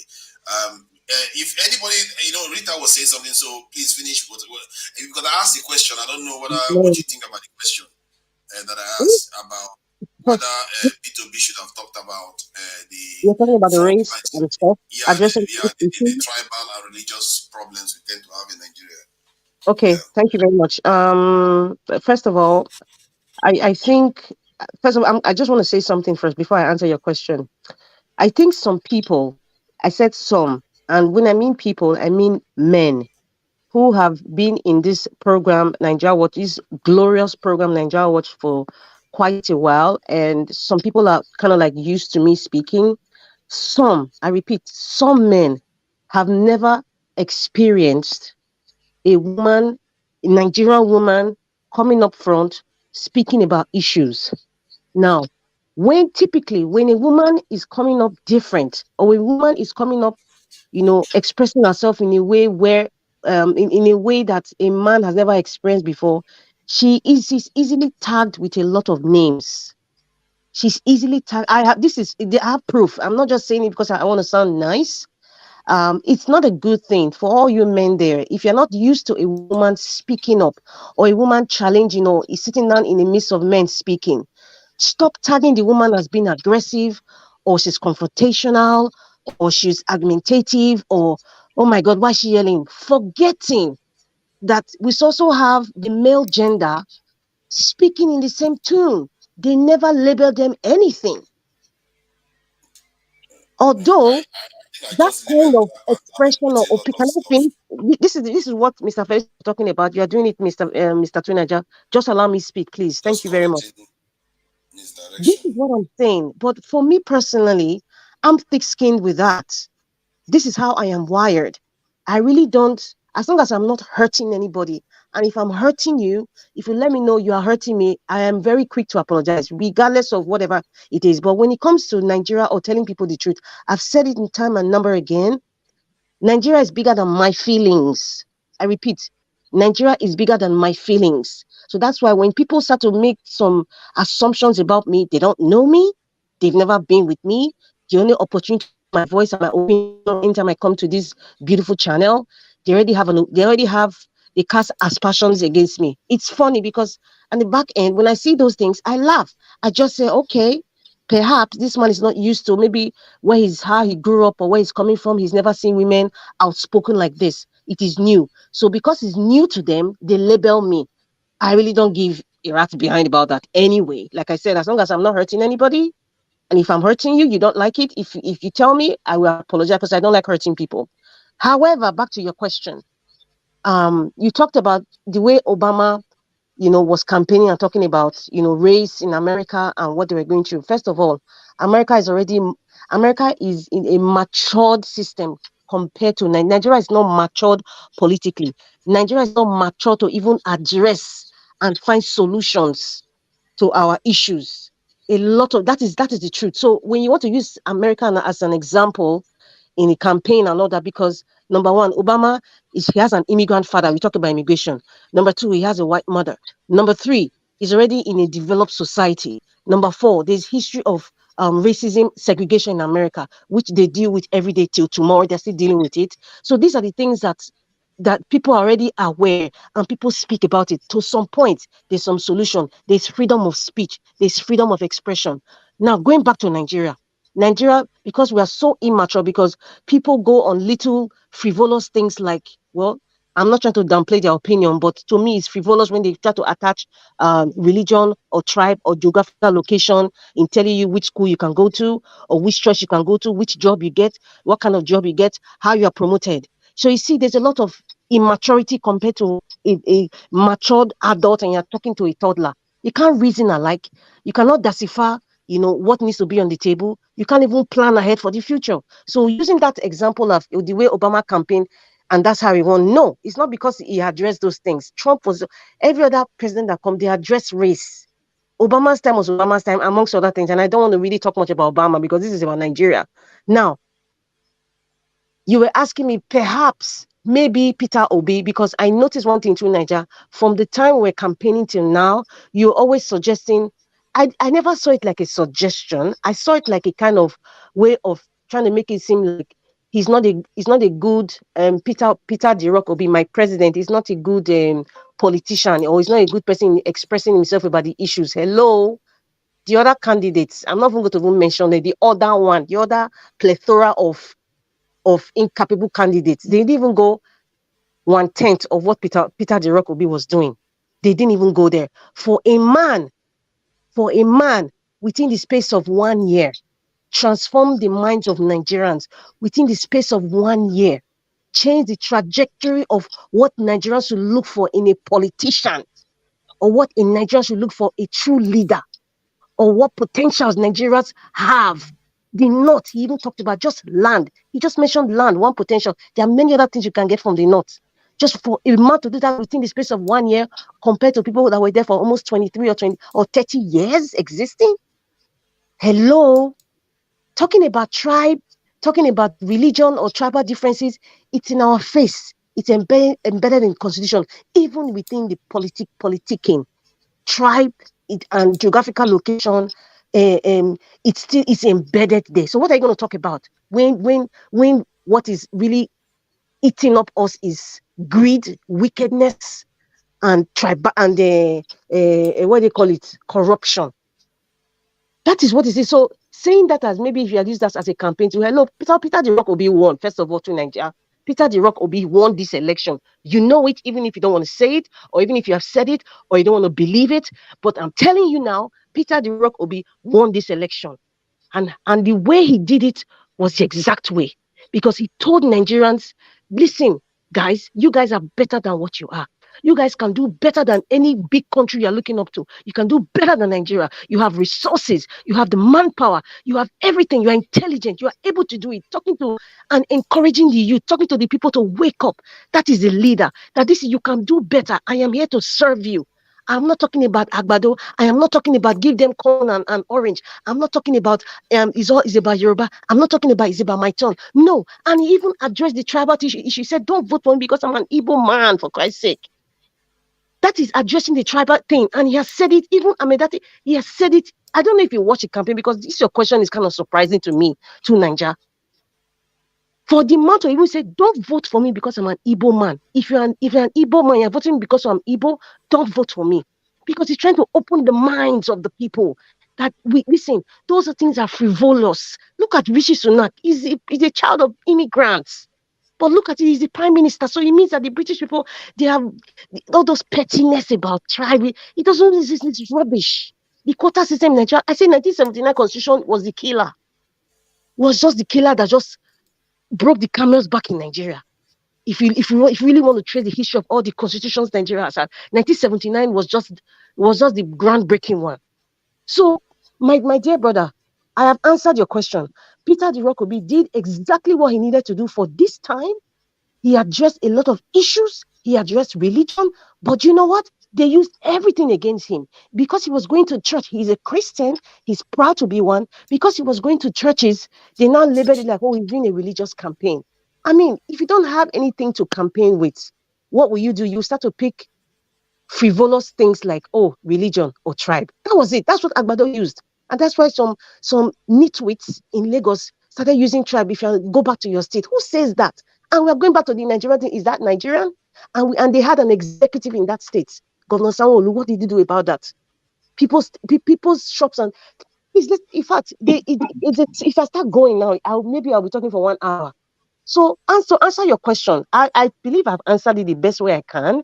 Another person can interject, but comparing America, we are enjoying it. To continue. I beg, madam. Peter De Rock Obi campaigned the way he ought to have campaigned, and he did excellently well in addressing tribe and religion. As for Obama, is in a matured society where these issues are discussed on a daily basis, and things and things are being done about it in the National Assembly. So it's something that is not. There's freedom of speech. People talk about it. People even fight with it. People get arrested with it. I mean, you're talking about Selma. I mean, they've made movies about it, for crying out loud. They've made movies about it. So if you're comparing Nigeria and America, that aspect is completely different. Even when this guy Obama was campaigning that time, I remember somebody now went to the church he was going to, and they now brought out what the pastor was even preaching in church. Like, oh, look at the kind of church he's going to. This is a black church. Can you imagine? They're talking about the white people. The Republicans used that and said, oh, you can see the ideology of the church. So that means Barack Obama has that same ideology. And then what did they go next? His name. Some people said he's a Muslim. And thank God, God bless his soul. McCain. That's one of the greatest, in my own generation, politicians that I was opportune to see him speak. John McCain, the late John McCain. There was a woman that was saying, oh, he's a Muslim. He's this. He's with Al-Qaeda. The man stopped her right there. This is a public forum.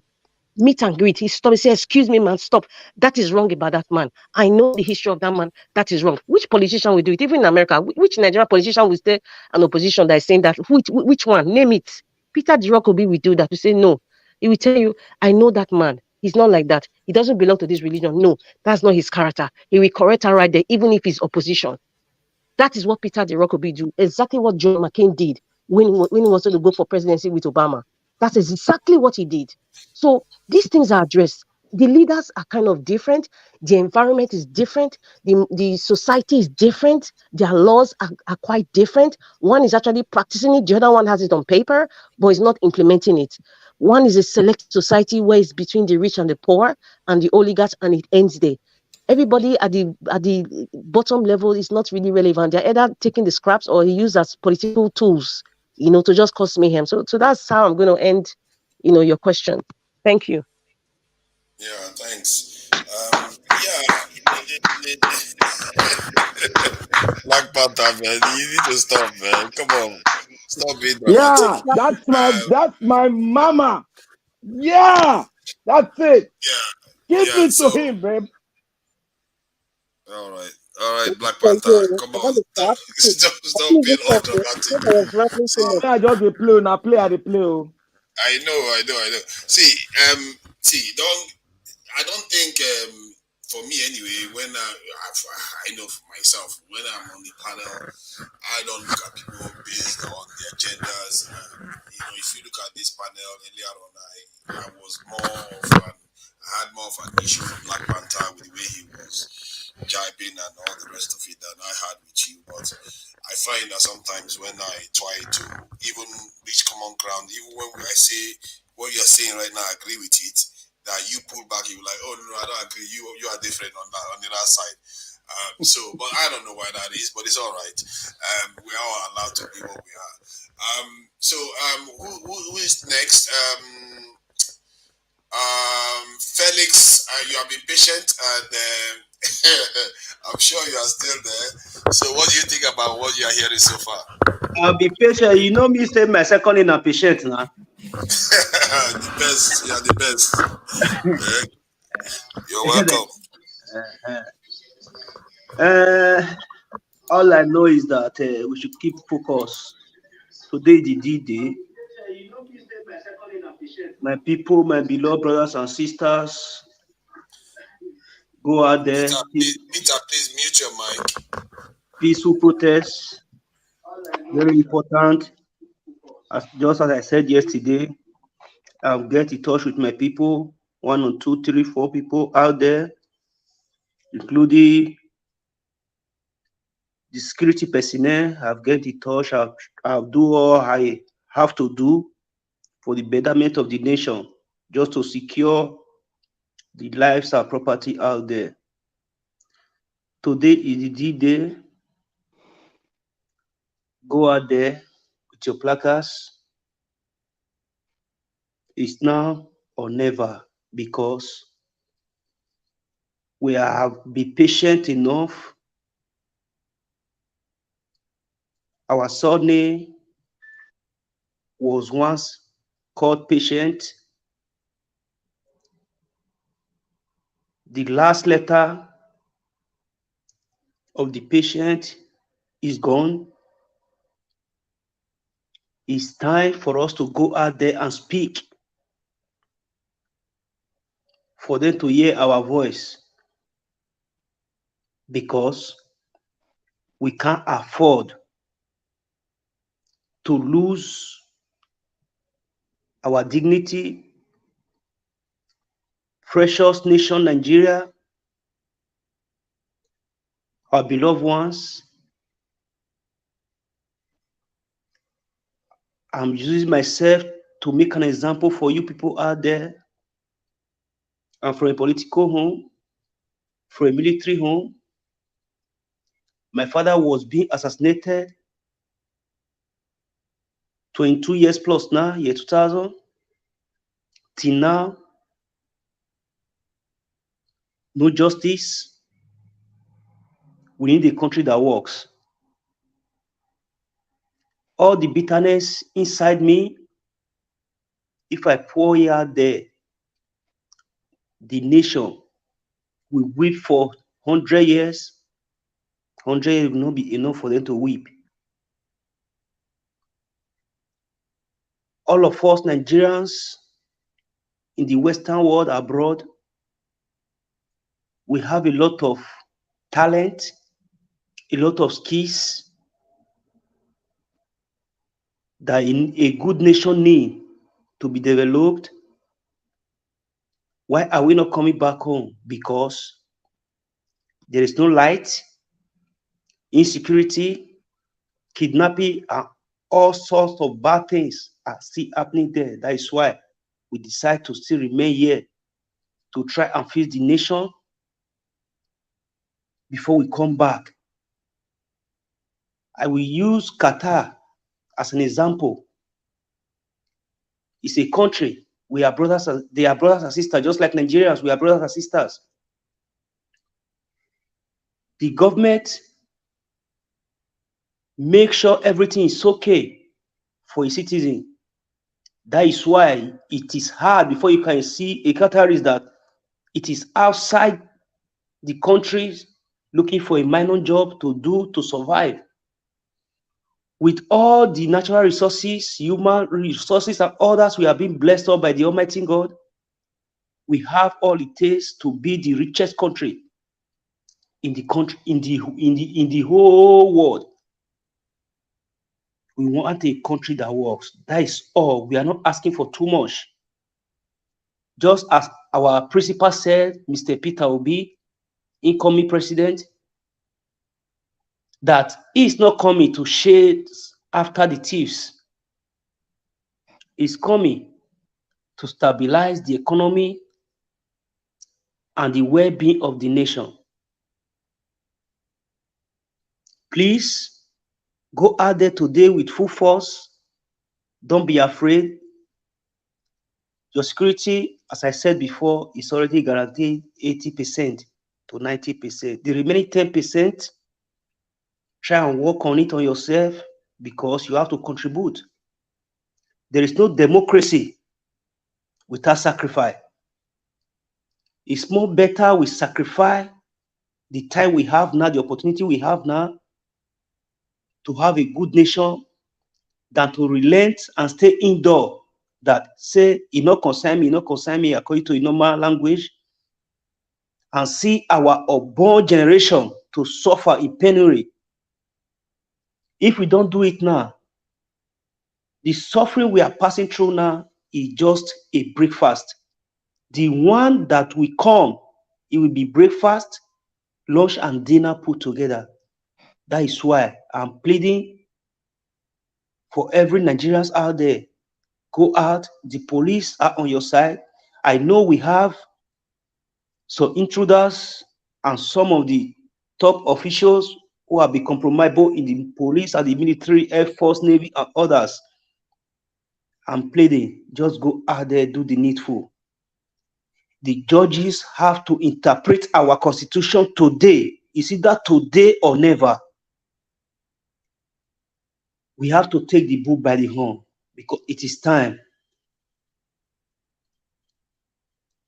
Heaven suffer violence, only violence take it by force. It's a pity for me, with the background I have, to be in the Western world seeking for a white-collar job outside the country, instead of me making use of my skills and all my experience to develop the country. That is why I'm pleading. Go out there today is very important for our future, for our dignity, for our rights, for the judge to interpret the Constitution and follow the rule of law of Nigeria. By so doing, I will be grateful to see millions of peaceful Protestants out there to make sure the judges hear our voice, for them to know and understand that we are serious this time. It's not business as usual. Judges, officers who have been receiving threats from different corner of the angles, political dealers, don't worry, we got your back, because we are the Nigerians who they will also send against you. We the Nigerians, we have come to conclusion that even they are trying to send us against you, we will come to you and protect you instead of harming you, for a betterment of the country. I guess that is all I have to say for now, and I yield. Yeah, thanks, Felix.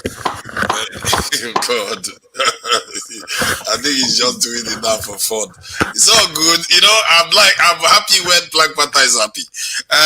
Peter, are you there? What have you got to add to this? Sorry, you have been at the back end for quite a while, and thank you for coming in. Hello. Thank you for having me in here. I've been listening to all your conversations all day, and um, I want to appreciate the lady, Rita. You spoke very, very, very well. I appreciate everything you said. I heard you live in Canada, so the way you spoke, it makes me feel like you live here in the state. So I appreciate what you said. I believe everybody everybody needs to put this in their mind, and I'm very saying it very with all seriousness. We all need to understand that there's a lot of people who are listening to these programs day in, day out. Some are going to be motivated by what you say. Some are probably going to be depressed by what you say. But one thing I believe is very, very vital, and that is that we need to know what we're talking about. We need to use the right word in the right place. If we don't know the words, then we shouldn't use it. I'm kind of like a little bit kind of like dismayed when you guys were debating what is a nation state, what is a citizen, and what is a citizenship. I understand Nigeria, or most Nigerians, we're not uh,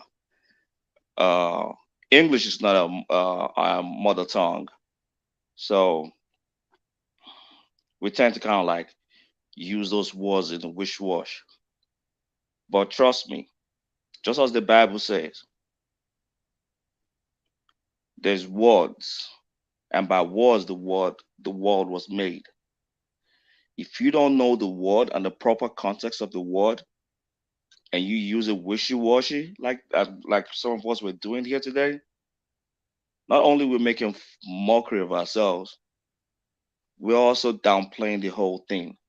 And some of people will be like, they are not serious. They don't know what they're talking about, and they just walk away. I was listening to Mr. Lewis. I don't know if he's still awake, about the he said some time ago that Nigeria was walking and everything. And I was like, do we know what we call the ripple effect of things we do? I have this kind of like, I read this something some time ago about the history of Western Nigeria, how they develop and everything. The development of Western Nigeria was what held Nigeria together. Everybody from east, west comes to the southwest of Nigeria. I'm not saying this as a ding on any tribe, no. I just want you to understand something about friction. When you take a pebble and throw it into a pond or a lake or something, at the very drop of it, it makes that sound, and the ripple goes all the way. At some point, that ripple, the current is not going to be as forceful as it is from the beginning. That is what you've seen in Nigeria.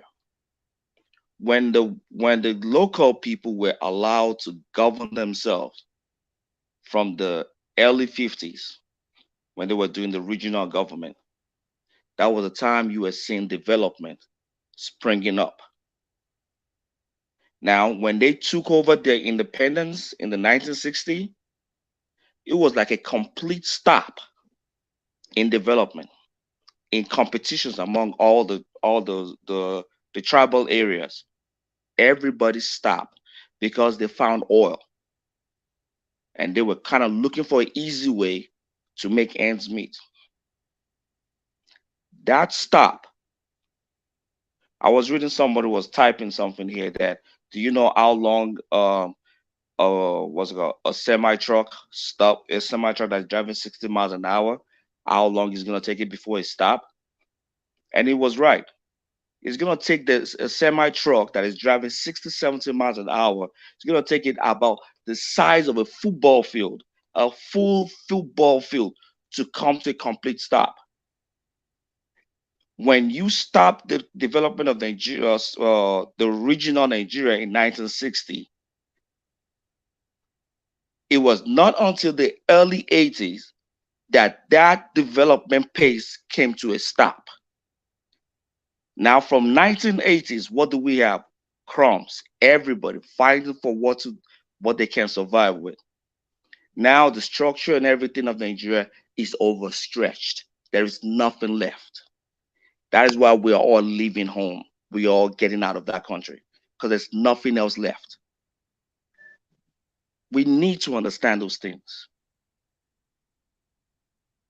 We could keep on saying, oh, changing the leadership. Yeah, the leadership has a lot to do. But are the people in alliance with the leadership? I was on a program with lawyer Femi Falana, November 15 last year. And he was saying that, do you know what the governors of Nigeria do with the security votes that money that they get? He said most of them use the money to buy houses abroad. Then I asked him, so what did you do to that? What did you talk to them about? He said, I advised them to use the money to buy security features for the police and everything, but they don't do it. And I asked him, why is that, sir? Personally, he doesn't have a good excuse for me, but he said, you can only take a man to take a horse to the river to drink. You can't force it to drink water. He's right. But what that tells me is this: nobody cares about that place. And logically, I want you all to listen with me and go with me. The reason why each of those governors would never give their own security votes for the security of their people is because they are asking themselves, what is the other governor doing with the money? If I'm a governor of Borno State and I see the governor of Sokoto taking the money to buy houses in Dubai, do you think I'm going to buy stuff for police in Nigeria, in Borno? No, I will do the same thing as the governor of Sokoto. Whatever is good for the goose is good for the gander, they say. And if he's not going to be probed, why should I be probed? Nobody is really, really interested in that entity because the people do not own the entity. The entity is owned by the state. That is where the nation state comes to play. A nation state is different from a nation. So everybody is a state on their own, a government, and they will do whatever they want. So that brings me to who are the nation? The people. And that brings me back to the issue of citizen and citizenship. What right do you have as a citizen of Nigeria? If you're dying and you run to an hospital, would they admit you? Ask yourself that question.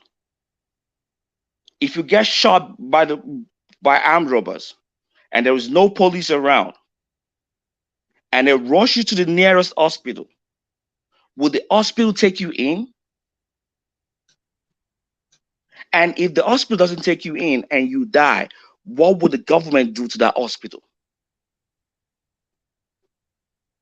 Even what would the people do to the hospital? Especially if the hospital is owned by someone like Tinubu or some other big man in Nigeria. What would the community do to that hospital? Nothing. Are we citizens? Do we have what is called, do we have the right of a citizenship? We were debating, I mean, some of us were debating the issue of what's it called? They're taking them out of Sudan or not. Was that how the Americans took out their own citizens? There were drones flown to guide the buses from different parts of Sudan to the port of Sudan. We could keep on making excuses. Oh, the government is not good. Oh, I mean, the government is it is incompetence. No, the problem is not incompetence, because if you remember, they said there were money released. They said it themselves. Money was released for this to happen. So where did the money disappear to? Oh my God, they have EFCC. Is EFCC looking into this issue? No. And you want to tell me that's incompetency? No. It's the fact that they don't care. How come there are so many Nigerians studying in Sudan? What happened to the schools at home? Why is there so much strike to the point that people don't want to study at home? They have to study in the desert. Why do you have all those governors and their sons and daughters abroad studying abroad, and the schools back at home are being shut down? And somebody wants to tell me that it is incompetence of the government and not the case of the government doesn't understand what citizenship means? They're about to share, is it 32 million or 32 billion dollars all the senators are going to receive as severance pay when they leave office? Did they give anything to the people when they during COVID? No. We need to put the right words in the proper context. We need to define words the way words are and use them the way it was originally meant to be used. If you say you're a Federal Republic of Nigeria, then it has to be a Federal Republic of Nigeria or nothing. Now, I appreciate Mr. Felix with all his what he was saying earlier and everything, but please, we need to put this in context as well. We are all cowards. We are all cowards. If we are not, we will all be in Nigeria. The slaves that were taken to America didn't return to America. Many of them chose to stay there, even till now. They even, despite the segregation, despite Jim Crow and everything, they stood their ground. They said, we are not leaving. This is our land as well. They fought for their own, for their freedom as slaves. They fought against Jim Crow. They fought against what's it called? I forgot the name. Jim Crow segregation. They fought. They died. Do you know what we do in Nigeria? We run. We run. And we are running. It's so sad. It took me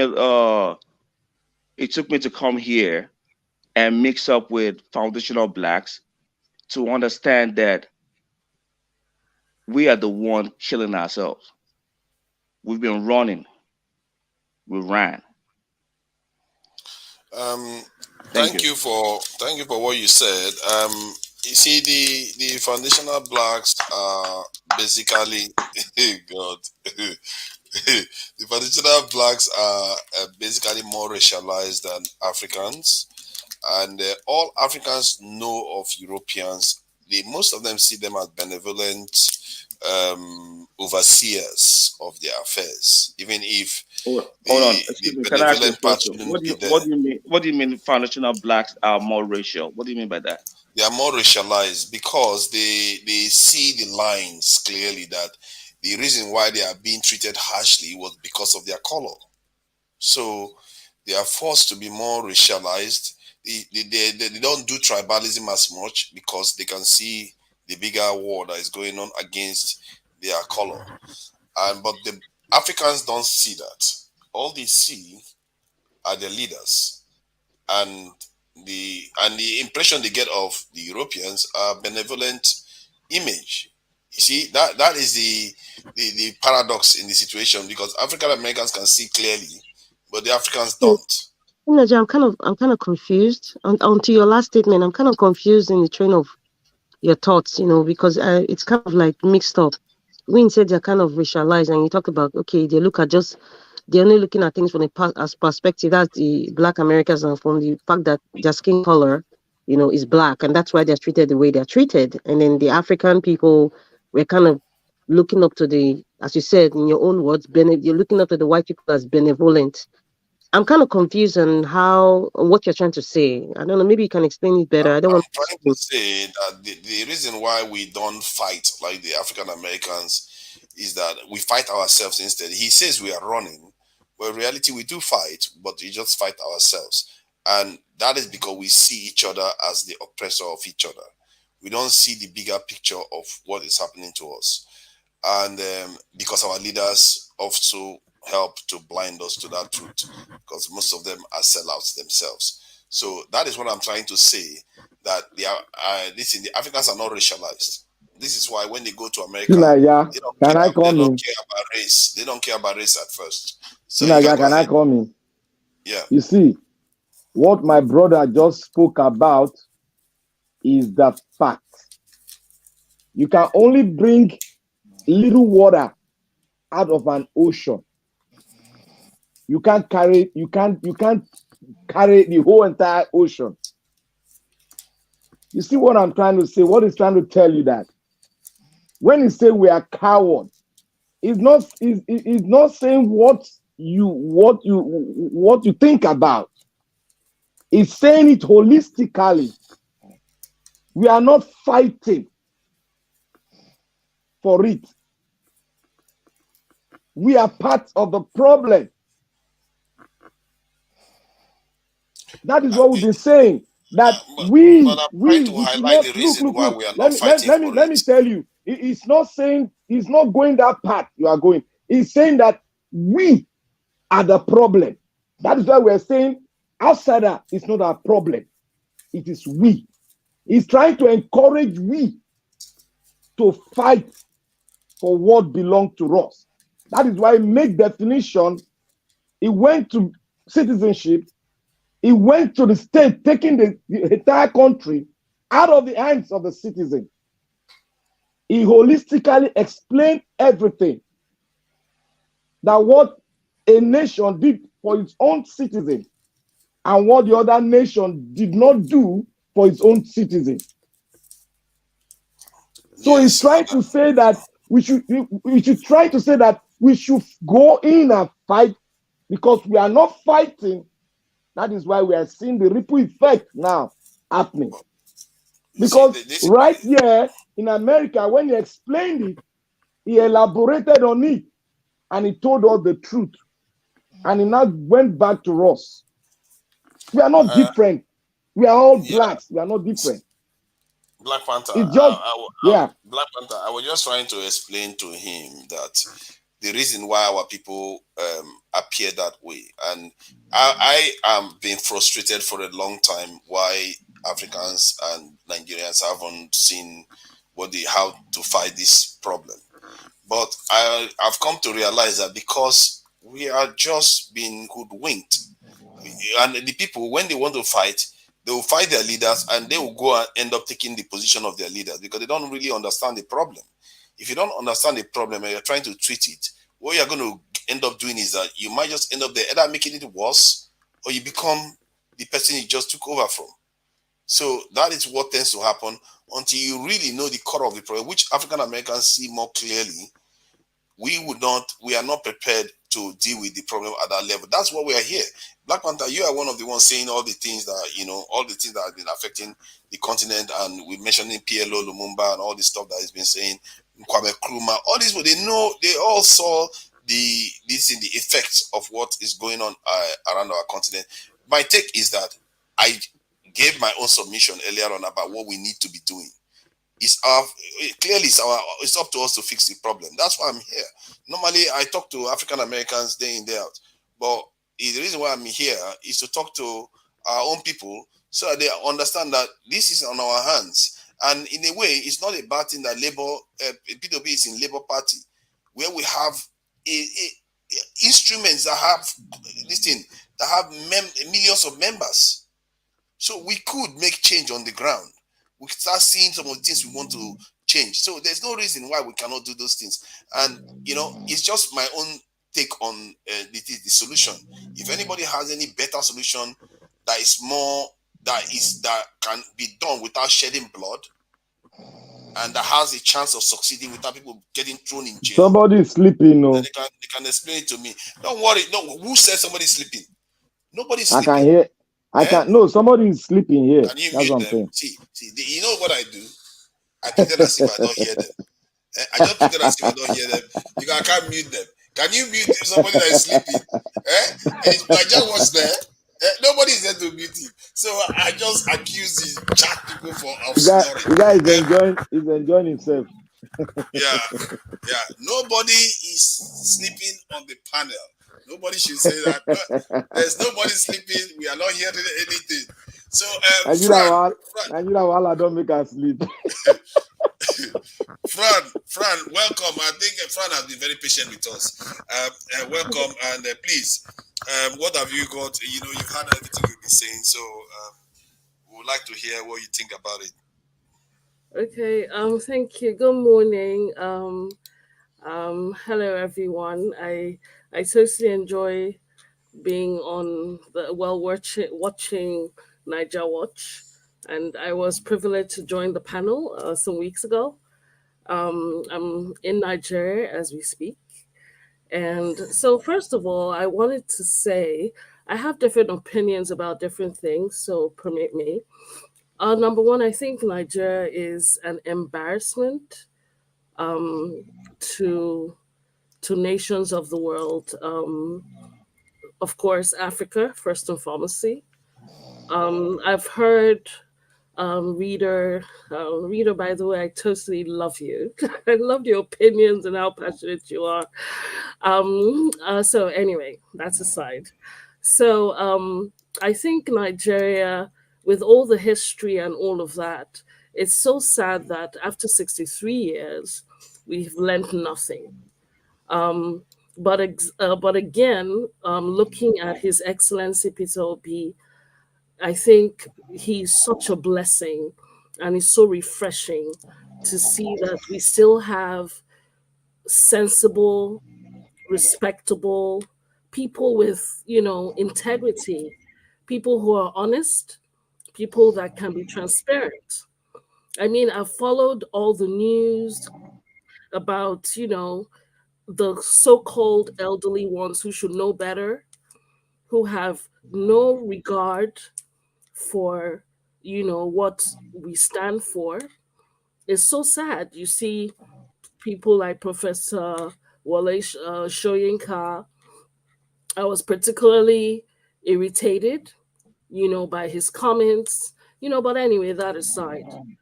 So talking about, the judiciary, I think fingers crossed, we are all excited about today, and we're hoping that they will do the needful, because sadly, a lot of people don't have that integrity to know that money is not everything.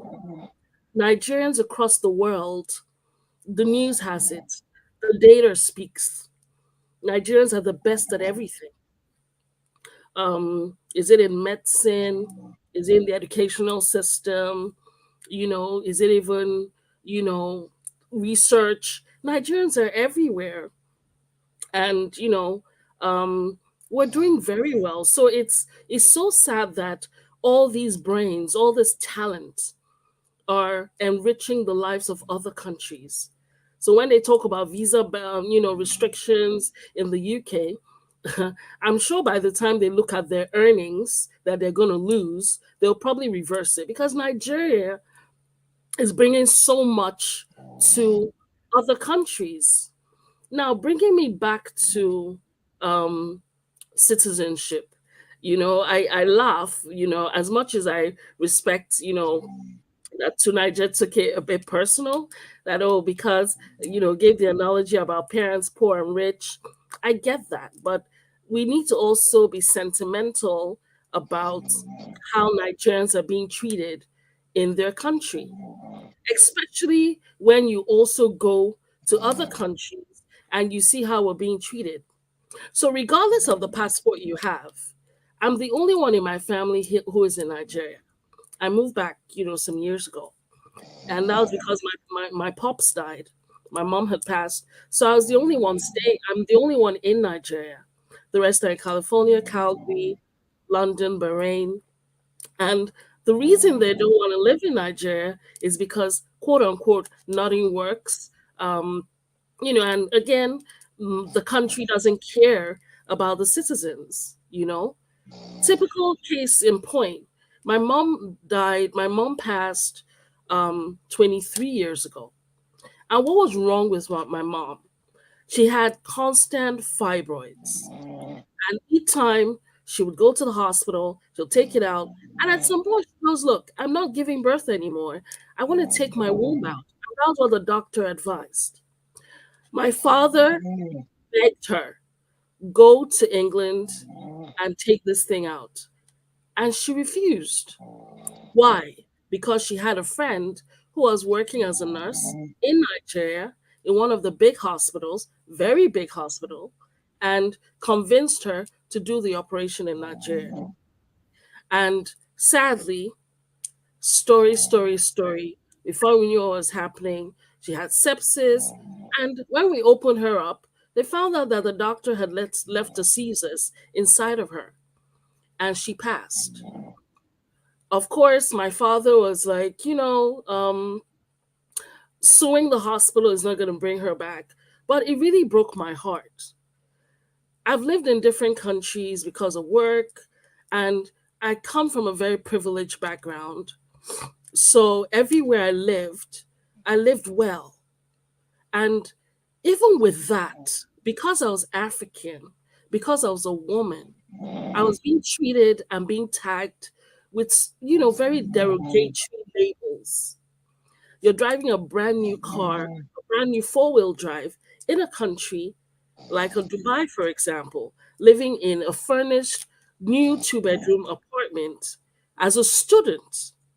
Because at some point I had to go to Dubai because my course, that was where my my um my campus was. Instead of being in Australia, I had to go to Dubai. So of course I had to live there. And then while I was there, of course I was working.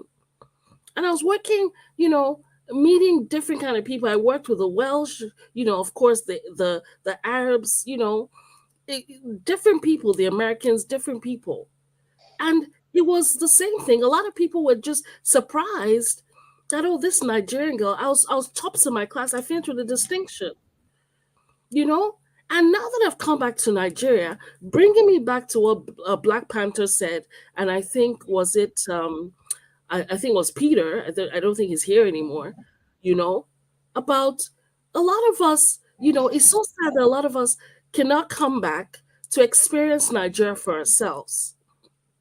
Like I said, I think to Nigeria was like, or someone in the comment section was saying, what's the solution? How do we repair this? Yes, we have bad leaders. The corruption is crazy. It's very, very upsetting. It's depressing. But in our individual fields, we can make differences and throw this Ancient of Days and Rock of Ages people out of government and out of positions where they have decided to stay there and refuse to relinquish power. So it saddens me. There's so much talent and so many intelligent people. Imagine doctors. Once they finish, they're off. Canada, UK. So what's happening to our health sector? I'm here in Nigeria. I can work from Seattle. That's where my company is. But I choose to be in Nigeria because I pay my own, I'm trying to pay my own quota into the development of my country. Because to be honest, I don't see anything about living abroad. The only thing is you get value for money, there's power and all of that. But I'm getting, it may not be it's top of the range for me because I live in a gated community. You can't just coming here without a security code. I live in a beautiful house. I'm paying my bills. I'm being paid in foreign currency, even being in Nigeria. And I'm able to help different communities in my own little way, mentor young women, a lot of young people, making them believe in their country. And I'm doing it from here, right? I'm trying to make my own impact in my own way. Is it easy? No, because you actually have people and forces that try to work against you.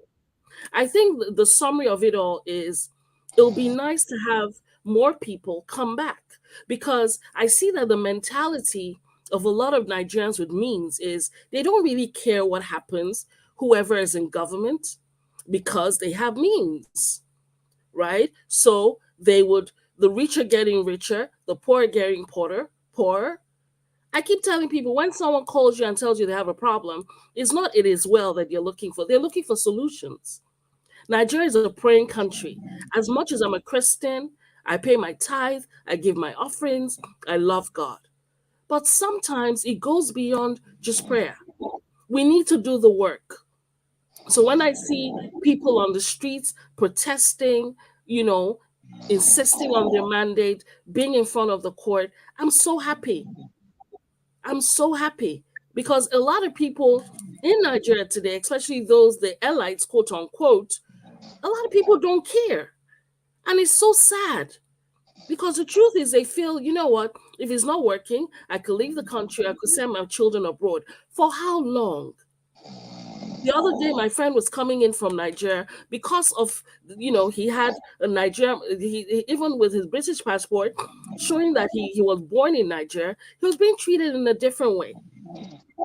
A lot of people are experiencing it. You're going to Turkey, you get to a certain country, they tell you can't go into the hotel, you can't get a visa because you're a Nigerian. You sit down for 18 hours at the airport. Meanwhile, other African countries are being lodged in hotels. It's terrible. You get a job because you're a Nigerian, regardless of the fact that you have an American passport or Canadian or whatever. You were born in Nigeria. Because of that, somehow they just tag you, label you. So how about fixing our own country? Because Peter Obi is he's not, as much as I love him and he has grandeur ideas, but he can't do it alone. So I think the long and short of it all is we're trusting God for this mandate, trusting that the judiciary will do their bit. But we Nigerians, especially those of us abroad, I love the fact that you're here encouraging people. But please also consider coming back home. Consider coming back home. Join us. Trust me, it's not half bad. I know that there's a lot of suffering, insecurity. You guys are scared, but if I can do it, I'm sure you can too. God bless you guys for all you do, for your encouragement, your investment. And I really pray that that Nigeria, we're going to reap the fruits of our labor, because Nigeria is a really beautiful, resourceful place to be. So I think I'll just pack it there. Thank you so much. Yeah, thank you for. Okay. Oh God, this Black Panther. Are we gonna? Is this a new one?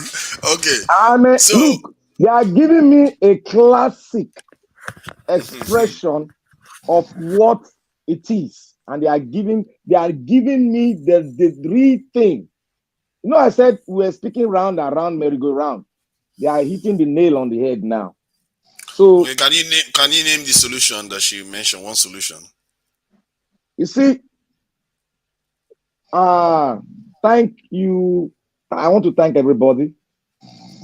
This is Madam Rita. Man, like the Mexican will say, they normally say, Arriba. I put my hand together for you.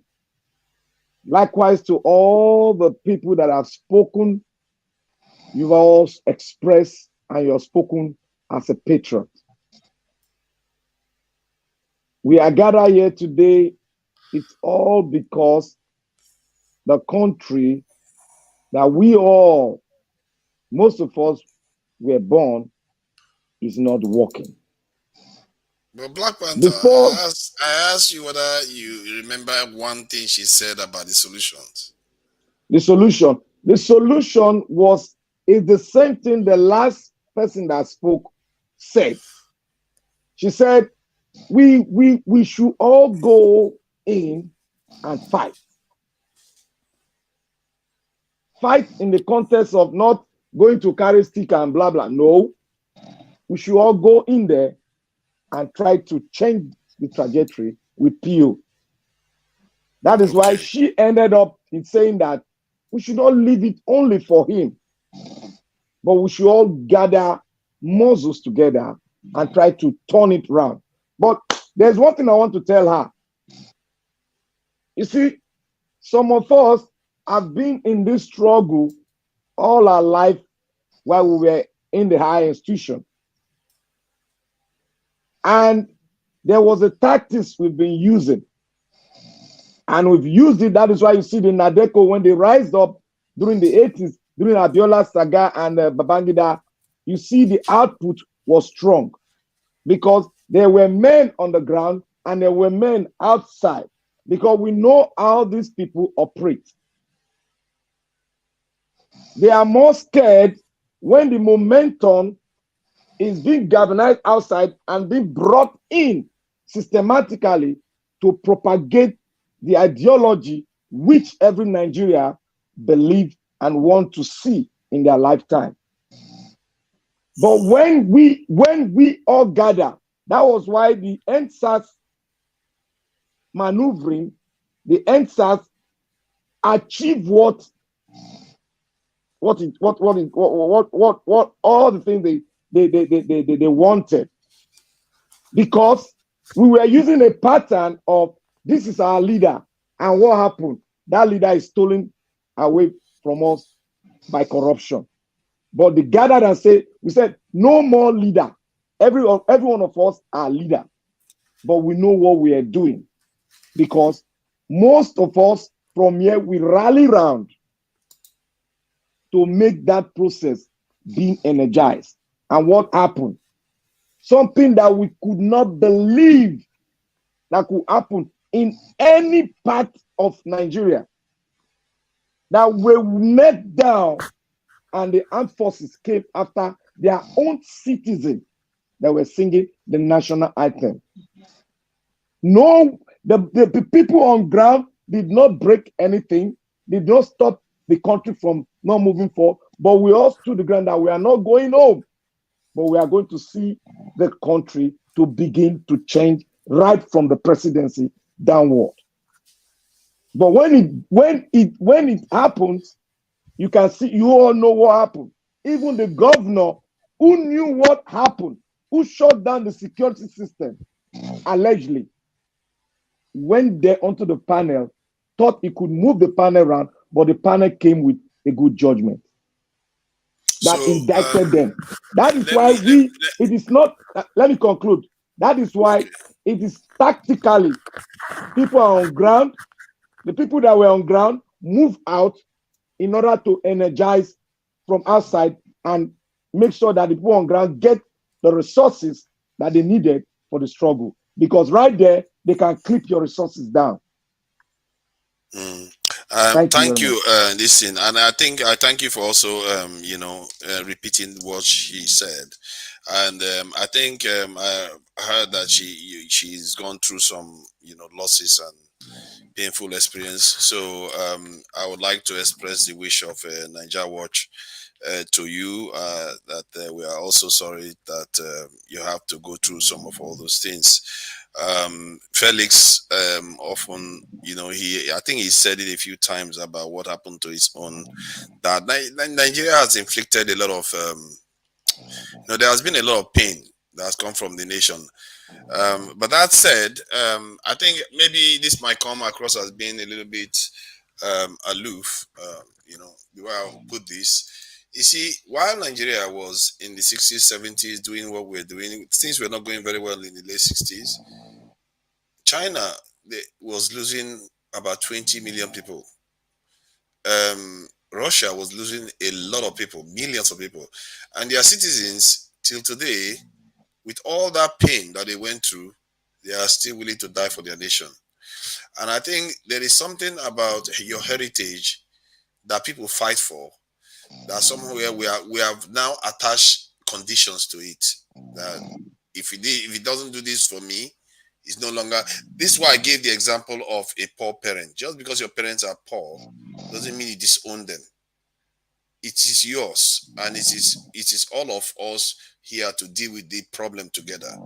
And I can tell you that compared to what other nations subject their citizens to, I know what the UK people subject their own citizens to. We are not as cruel to each other as they are to their own people. If you go and read all the histories around the world, they are very, very cruel to their people compared to our own people. So, and you can argue that maybe if we had a very terrible leader that forced everybody to do the things the right way, that all this problem would have gone away by now. But we don't know that. You see what I mean? So we have to try to be a little bit more forgiving of our nation. And I think Nigeria is getting a very, very unfair bad rap, because from the so-called scam that they talk about Nigerians as scammers, if you look at the numbers of the money that is lost from scamming every year, Nigeria barely gets about 10% of it. But yet we are known worldwide for scamming. How is that fair? When it comes to what else that is bad about us anyway, that maybe they will say we are very, very aggressive. Yeah, we are aggressive, but others are far more aggressive than we are. They just cover it up, and they say Nigerians kill each other and all the rest of it. No, we don't kill each other as much as Americans kill each other in the US every year. So there are so many things, there are so many even downright falsehood about Nigerians that are told out there, and we internalize it and carry it further for them. And I'm getting a little bit tired of Nigerians feeling like everything their people do is bad. Yes, our nation is bad. That's the area we want to focus on and deal with it. That area that is bad, we need to start dealing with it. And I've given several suggestions.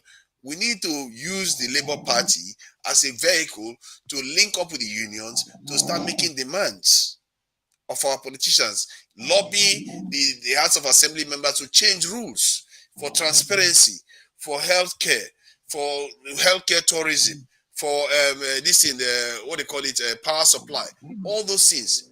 We can be forcing all these things through. subsidies. Sorry to interject you. You see, what you are saying now, let me just say the truth. That is why there was someone that spoke really elaborate on that, on that issue. You see, he spoke and it brings into what we call citizenship. Then he now went out. He went back in. He went out. Like what we are saying here, you see, there are some people, like what we are discussing here now, we are discussing among ourselves the truth and nothing but the truth. We might not be exact, but according to the knowledge we have, according to what we have seen on ground, we are speaking it out. Because like what I said the other time, I said, it is better for you to spill out what you have among yourself as brothers, so that we can now rally around together, sit down together, and try to change the trajectory and make it better. Like what you were saying, that people are talking down on Nigeria, what we heard about that guy in Britain that was doing that. That is why I told you that something has happened and somebody is copying it from his father and taking it out. Who are you going to blame? Who are you going to blame? That's the question. So we that know the effect of going outside, speaking to the press and destroying the nation in quotes, rather than destroying what is trying to destroy us, but bringing the entire nation down to the other world, that is what we can do it. But what we are doing here, we are talking internally, striking to the belly of the problem itself. But when I go outside to speak otherwise, people will definitely say that guy has been bought over. That is why he's speaking like that.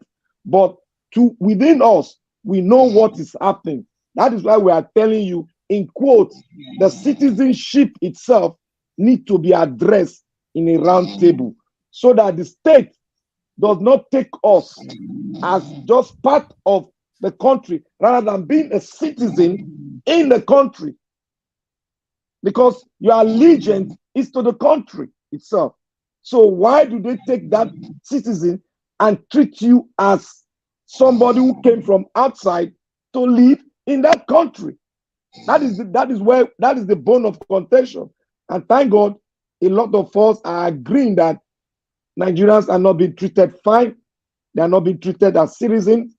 They are being treated as if we are not part of the country.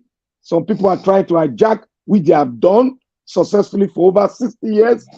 And thank God, we have a reason to keep on doing it until when the time will come for the right thing that most of us are running away from to do.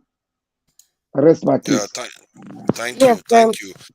Let me try my luck with Dr. Ken for a second. Dr. Ken, please, can you mute your mic? Dr. Ken, from Niger Watch to Dr. Ken. Please, can you mute your mic? Oh, yeah, somebody, Niger Watch is there now to mute people. Please help us mute Dr. Ken.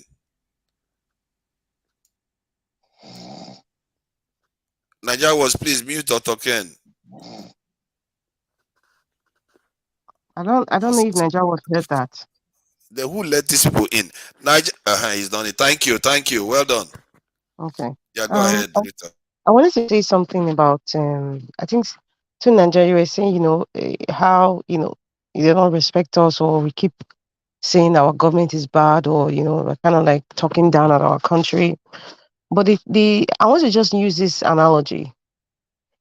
If you see that somebody's father, okay, a father doesn't respect his child, a father doesn't protect his child, a father doesn't encourage his child, a father is not there for the child, and all these characteristics, all this behavior is shown in the open, where the entire world It seems that the father doesn't give a rat's behind about their own child.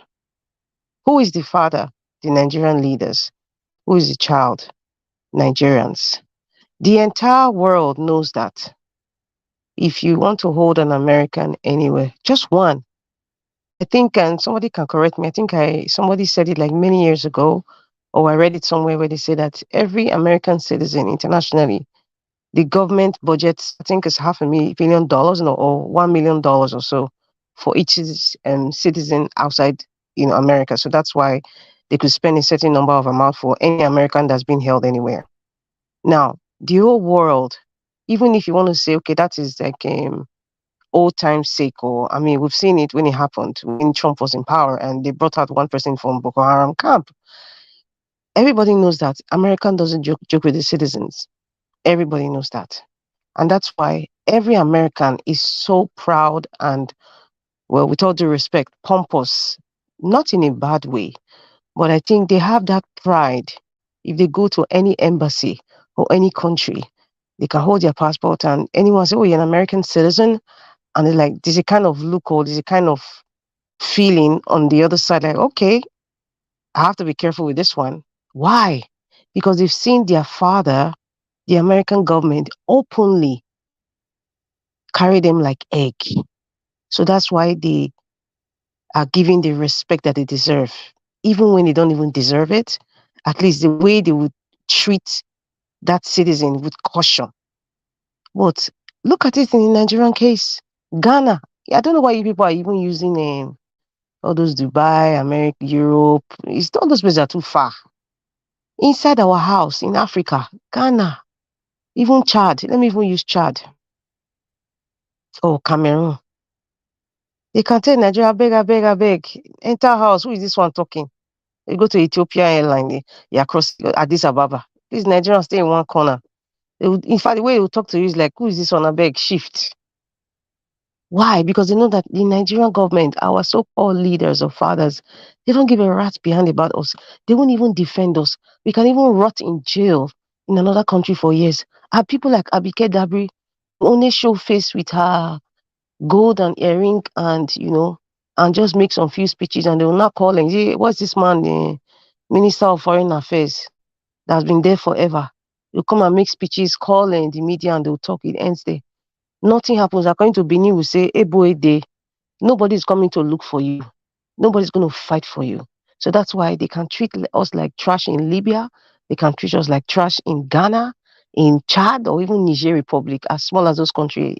Because our father has shown to the world, I don't care about you. I'm not going to encourage you. I'm not going to be there for you. So how do you expect all those leaders to treat us nice? How? When in our own house, our father doesn't care about us and is making it public. When you talk about Sudan now, Alain Onyema, a person, a private citizen with his own money, not funded, not aided, decided to make that decision to even bring Nigerians, even when they were having this xenophobic attack in South Africa. Same person. What did the federal government was dragging? And you know why they were dragging? Because maybe the child of somebody of the caliphate was not in the mix of being, being in trouble. It's just, okay, those regular Nigerians, I beg, they're wahala too much. Oh, we don't have budget for all those ones, I beg, there's no budget. And they don't listen to the rules of the country now. Even when an American is messing up in a foreign land, America will never put them down. You will not see an American where you go to a court in Nigeria and you'll be in jail in Nigeria. How? Wait, that will happen. But Hush Puppy, they whisk him off from Saudi. Nigerian government didn't even fight for him. Now, carry him, he's going to be there for till God knows when in America. But there are many foreigners. I'm just using America as a case study now. With all due respect to them, they can come to Nigeria and do nonsense. Chinese person come to Nigeria and do nonsense. But if anything happens, the Chinese government will say, okay, please, we'll carry our son back to our country. We pet him, dress him up. But if that thing happens, it's a lot of Nigerians in jail in China. Nobody's going to ask of them. So they will say, like, nobody's come to ask of you. This is a country where the government they don't even know what they want. They need to put a drug baron as their president. So who's going to fight for us? So that's how we are all going to experience that treatment. Even if you carry a foreign passport. I'm very happy that Madam Fran mentioned something about, even if you're carrying a foreign passport, I always preach this thing.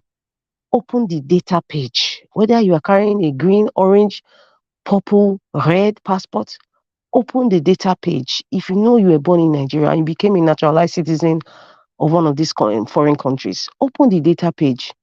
There's a part that says country of birth. If it's Ijebu Ode, Ogun State, it will be there. If it's Adavi in Kogi, it will be there.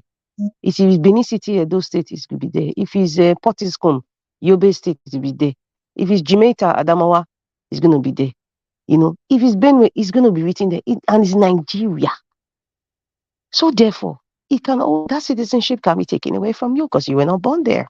Or maybe your grandparents or your parents were not born in that country. They most likely can take it away from you if they want to. You know, so you cannot blame. So that is why we Nigerians keep using that word. Our leaders don't care about us. We keep hammering them because we've seen what leaders of other countries do to their citizens. We've seen it. And it's true. Call any American citizen anywhere. Up to a child, they know their rights from kindergarten. They're already teaching them things about their country, about their rights, how to, about their self-esteem, everything.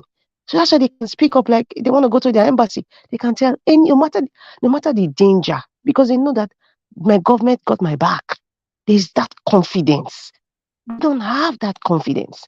And that's why it kind of seems as if maybe we are kind of pontificating or praising these foreign countries that we are. It's not as if we pontificate them. We just don't have our Father to love us. So we kind of feel like, okay, somebody that has shown us a little bit of love, let me pledge allegiance to them. It's not as if I'm a fool, but at least they love me. If you call a foreign passport and you're in one country as a Nigerian, let's say you're a British citizen, you hold a British passport, and then let's say you're in Sudan now. You have a Nigerian passport, you have a British passport. Be honest with yourself. When you see how other countries are protecting their countries, you know very well that there's no Nigerian government that would fight for you and help you the way you see in other countries. So you will not pledge allegiance to say, please, I'm British, you show the passport.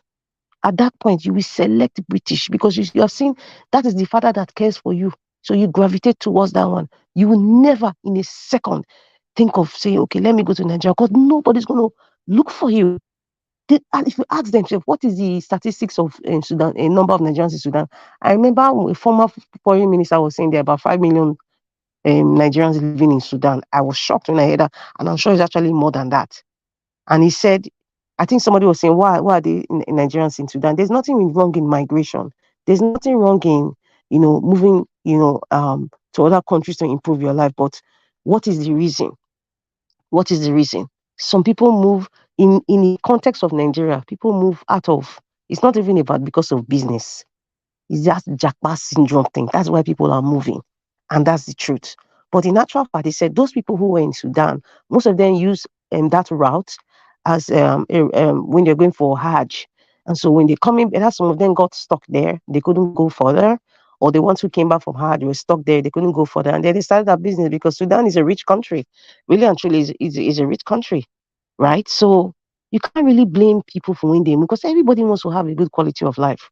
That's the truth of it. But in terms of the disrespect that we get, is because our Father has disrespected us in public. So don't expect the outsider to respect us. Because in actual fact, it's been playing time and time over again that our Father will never come for us if we're in trouble. Never. Even if they come for us, it's just a press conference. But they will put a budget for it that nobody is accounted for. So that's just what I have to say about that. So it should be something we should be striving towards now to get our nation to be doing some of all these things. But it still comes down to us describing our nation. We only belong to a nation when the nation is treating us well.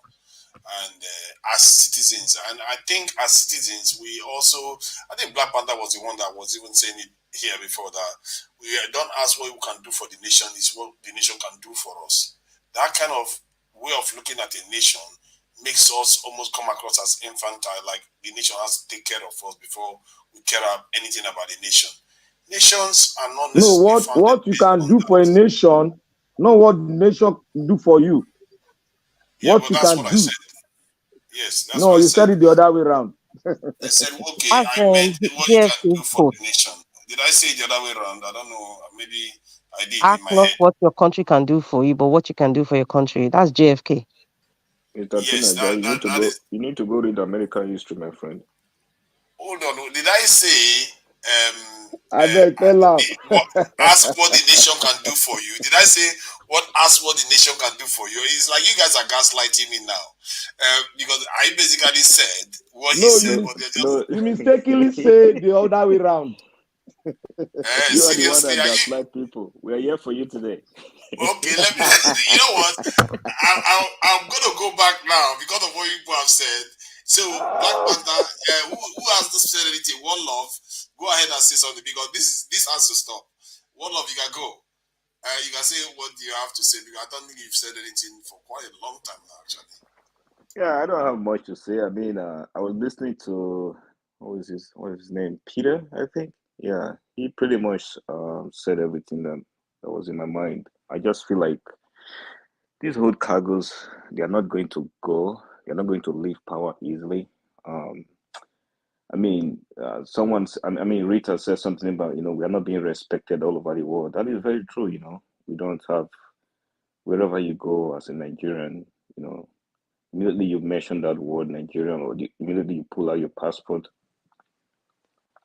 people are going to look at you in a different way, And even when you're trying to apply for some stuff, you're trying to do your business. I remember like when I just started my business here, even with my passport here, people say, they just want to make sure they scrutinize everything to make sure whatever you do, it's being genuine. I mean, just when you just look at the way they try to make sure everything that you're presenting or your dealings with them, they look down on things, in a different way, especially when they know you're from Nigeria. You can feel that sentiment, coming from them. So for me, I feel like we are not going to get our respect until we start holding our leaders accountable for what they do. Peter talked about our laws are not being respected. They don't obey the law and things like that. And I just feel like the only people that are going to hold them accountable it's us. It's going to be the citizens. If we have a constitution that is broken every day, we have laws that are created, but those laws are not being followed, and nothing is done. Here in the state, if you break the traffic light, you either get a ticket or you get a call to go to the court and defend yourself. Nothing else is going to be done. You're not going to put the police. You're not going to call the policeman and say, "Oh, let me just give you 20 naira, so everything can be done with." It's not going to happen. Everything goes by the law because people are being held accountable when they break it. In Nigeria, it's not so. You have politicians coming up. They can take the money to Dubai, take the money to wherever they are, and they buy houses. Nobody's holding them accountable for it because the citizens are not holding them accountable for it. I said something earlier on that if what happened in Nigeria were to have happened in the Arab country, by now INEC office would have been burnt down because the citizens there are not playing. You won't go there and mess with their constitution and just go away with it. So for me, I think until we start holding these leaders accountable, nothing is going to change. Until we start demanding our respect, they are not going to just give up power like that and start respecting us, because this respect actually comes from the citizens, and it's not going to come from anywhere, besides coming from us, within us. We have to look inward and actually look at, look But at do you know that ourselves or the look at how we Egyptian do things. president gets over 90% of the vote in an election? I don't know where they are. What Arab world is practicing real democracy? They are really what they do is their democracy is not very mature compared even to ours. I don't know. I guess maybe ours is a bit. I think Morocco. You can say Morocco one is. Oh no, Morocco is they okay. have their own kind of democracy. They mix it up. Some of them mix it up. Democracy is not mature. Their democracy is more mature than the democracy we are practicing. They are I doing think what our is working problem for is our them. nation is not strong. When we keep thinking that it's the system of democracy that is causing our problem. Our problem is that our nation is not strong. We are not able to defend our interests. That is why. It's not because we know that Al-Sisi in Egypt gets over 90% of the vote when they cast election, and this is not the first time it's happened in Egypt, and many North African countries tend to be like that. Apart from Tunisia and maybe this in Morocco, Middle East is even just don't even go there. Lebanon, all of them, Yemen, just they just don't even bother. Maybe Israel is something to write them about. But I get the Naja watch. Naja see, watch. You remember this man, Mubarak? Yeah, Mubarak. Oh, that one always gets over 95% of the vote. Do you know how it was pushed out? Do you know how it was pushed out? Arab Spring got him out. Aha. And what happened after the Arab Spring? They got the Islamic this in Brotherhood guy in. Then within a year, they removed him and put a military guy in. And the military guy came in and turned into the civilian regime. And there you go. That's what they still have to now. So these things. This is why I said that we have to be careful, because we don't always control the outcome of these things. And when the people were doing this stuff in Egypt, they thought, okay, they will control the outcome. Guess what happened? They just removed this Mubarak and put Al-Sisi in, and he's the one that is still there till now. So regarding the nationhood stuff, I feel like we shouldn't be setting too much this in standard in terms of whether we belong to a nation or not. We are already part of the nation. It's like being a family. Yeah, the family might be rubbish. It's up to us as citizens to make it better. Like the way but let me tell you something to Niger. Exactly. To Niger. When you abuse your children, they take your children. We are not children. No, listen. We are citizens. No, listen. Okay. When you abuse your children, they take it away from you. In Nigeria, when a citizen is abused, does he have a recourse? The answer is no. And that's the problem. You only have a recourse if you're a member of the ruling party. And I've seen that because I've lived in Nigeria after I studied in the United States. I've lived in Nigeria. And I go to Nigeria back and forth. And I've seen that.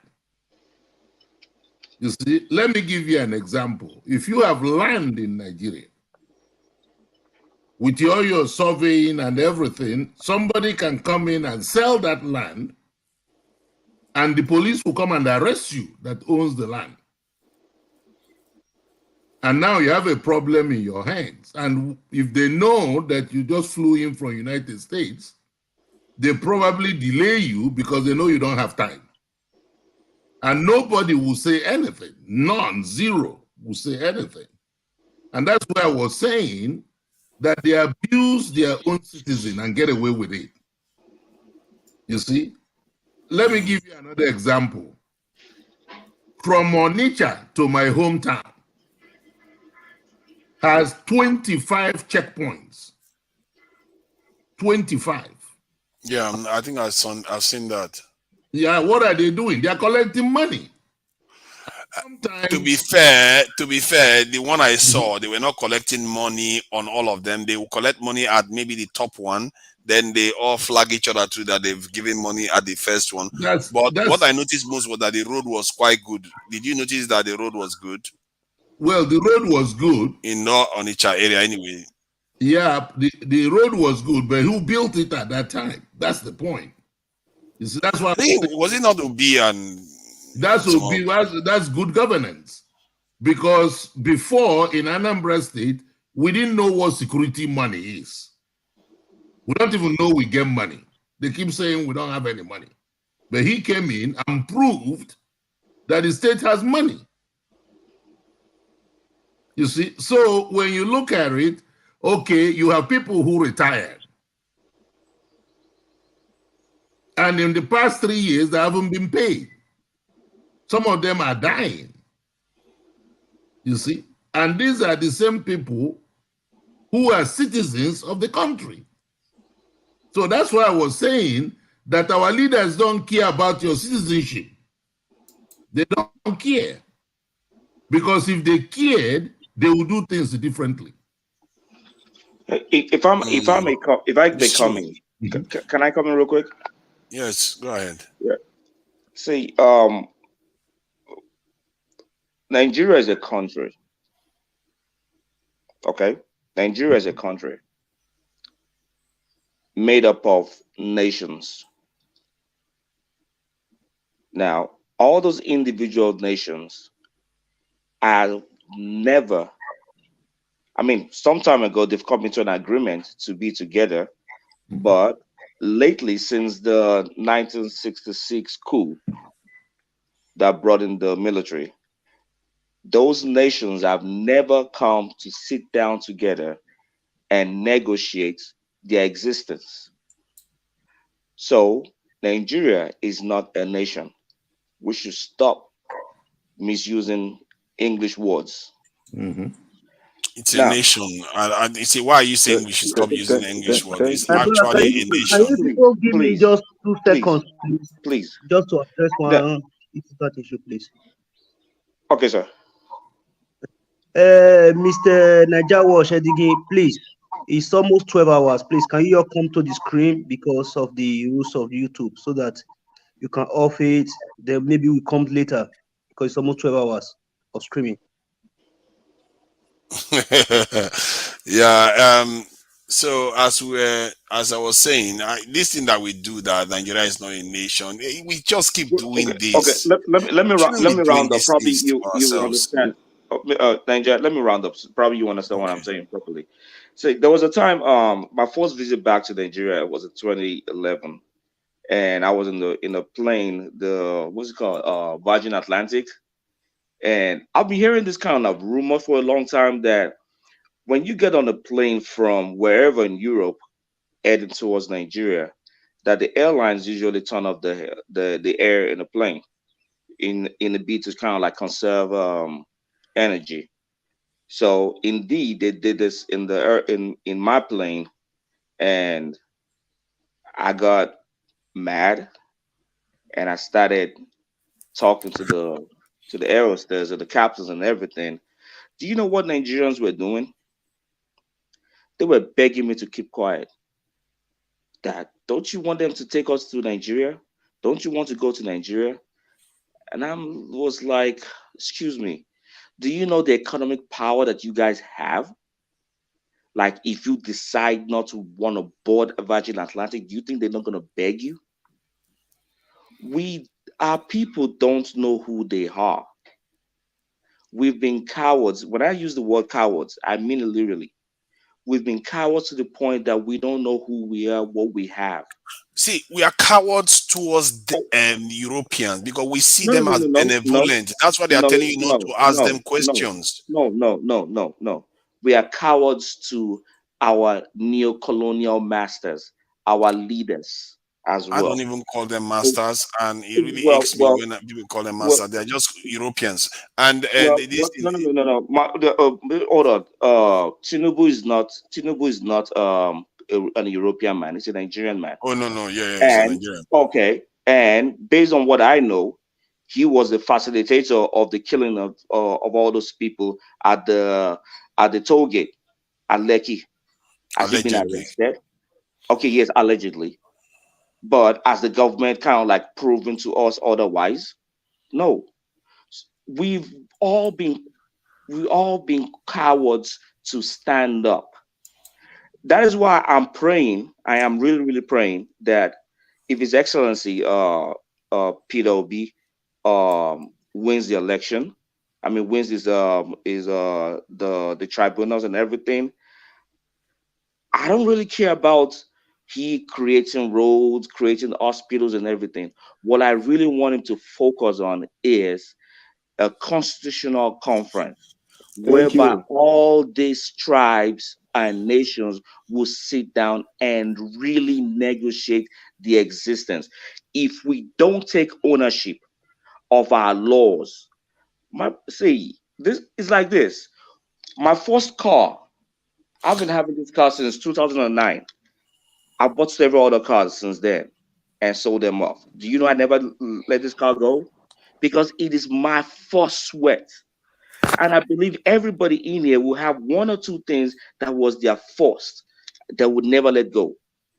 That is what the Constitution is. That's what the American Constitution is all about as well. People will fight to defend it. When you're talking about the Arabians that they don't have a democracy, they have their own kind of democracy. When America went to distort the democracy of Iraq as it was, what happened? Let us take ownership of our own. Let us build ours. And I promise you, we will respect it and we will advance. But when we keep on doing all this, Mr. Lewis said earlier, copying constitutions here and there, we keep on importing what is not ours. I remember some time ago I was watching a Nigerian party whereby people were serving foods on leave. And I remember very when I was very young, before we moved over here, I remember very well that we used to serve foods in leaf back then as well. Like they would serve rice with meat and everything in leaves, you know. And could you imagine if we had those style of food? I mean, serving foods in leaf. Do you imagine what would have been, what creative thought would have come after being from that? Do you think there will be a lot of farms who have been turned into housing, whatever models or whatever they're doing over there in Nigeria? There's no more land in most of southwest of Nigeria because they're building structures. Now they're hungry.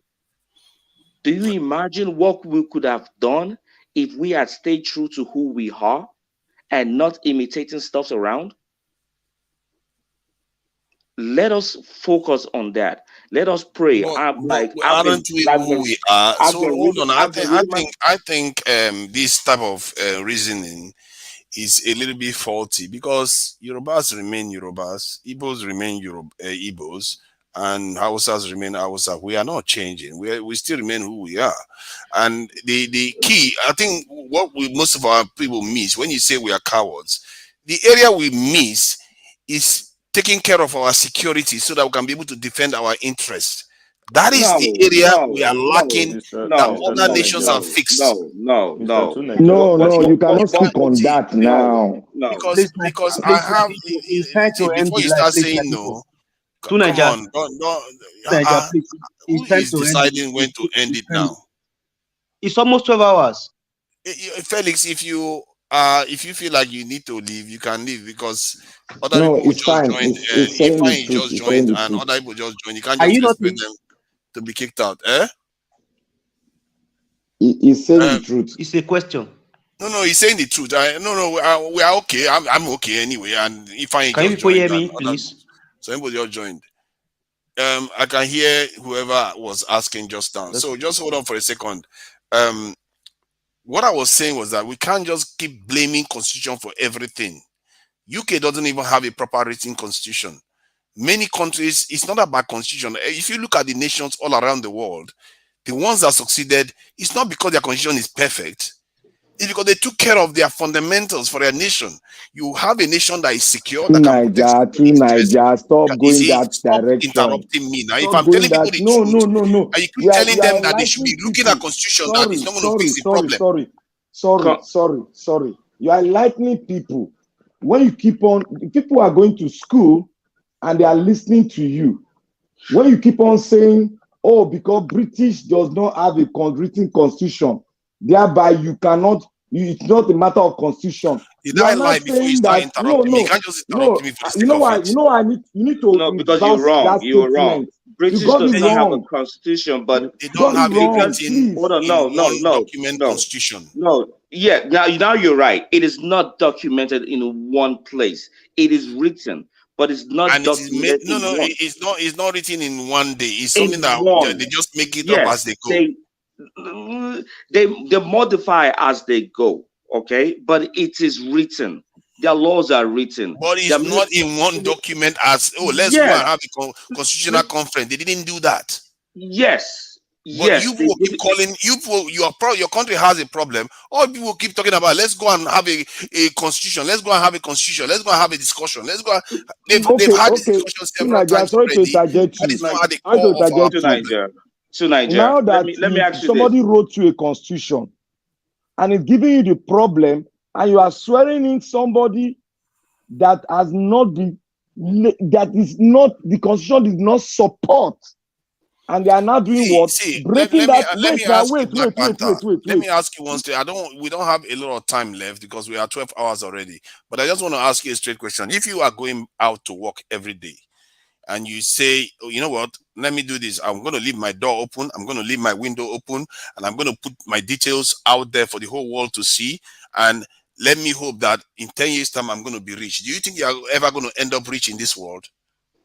You are going to open.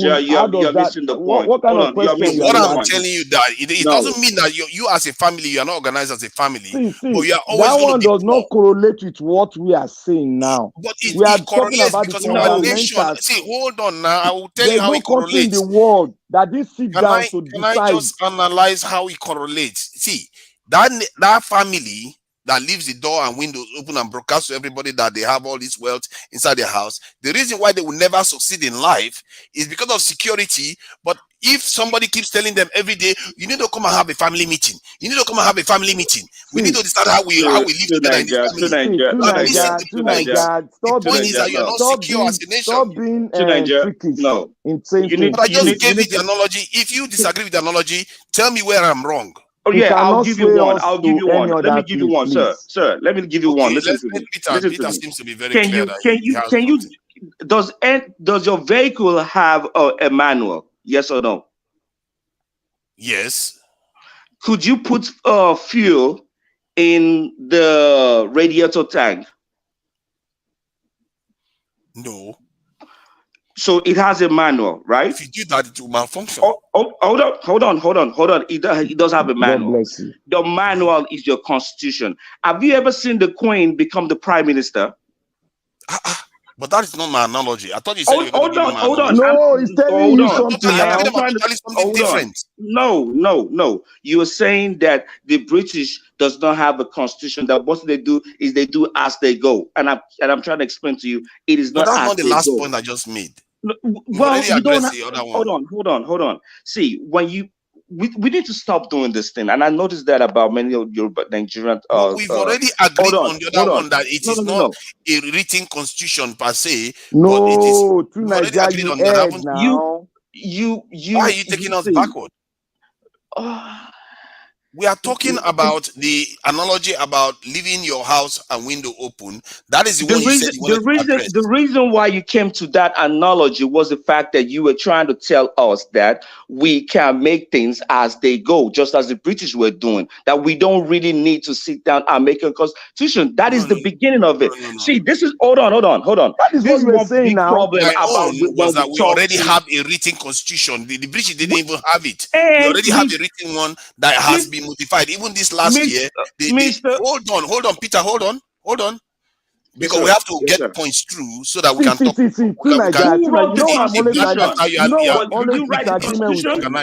you the one that wrote the constitution? Black Panther. You are always saying that things let's get the points. Hold on to you, but your trajectory is not going the right place. Black How can we hold on to you now? You may be right. Let me finish with Peter. We all taught in school now, so that we get somewhere.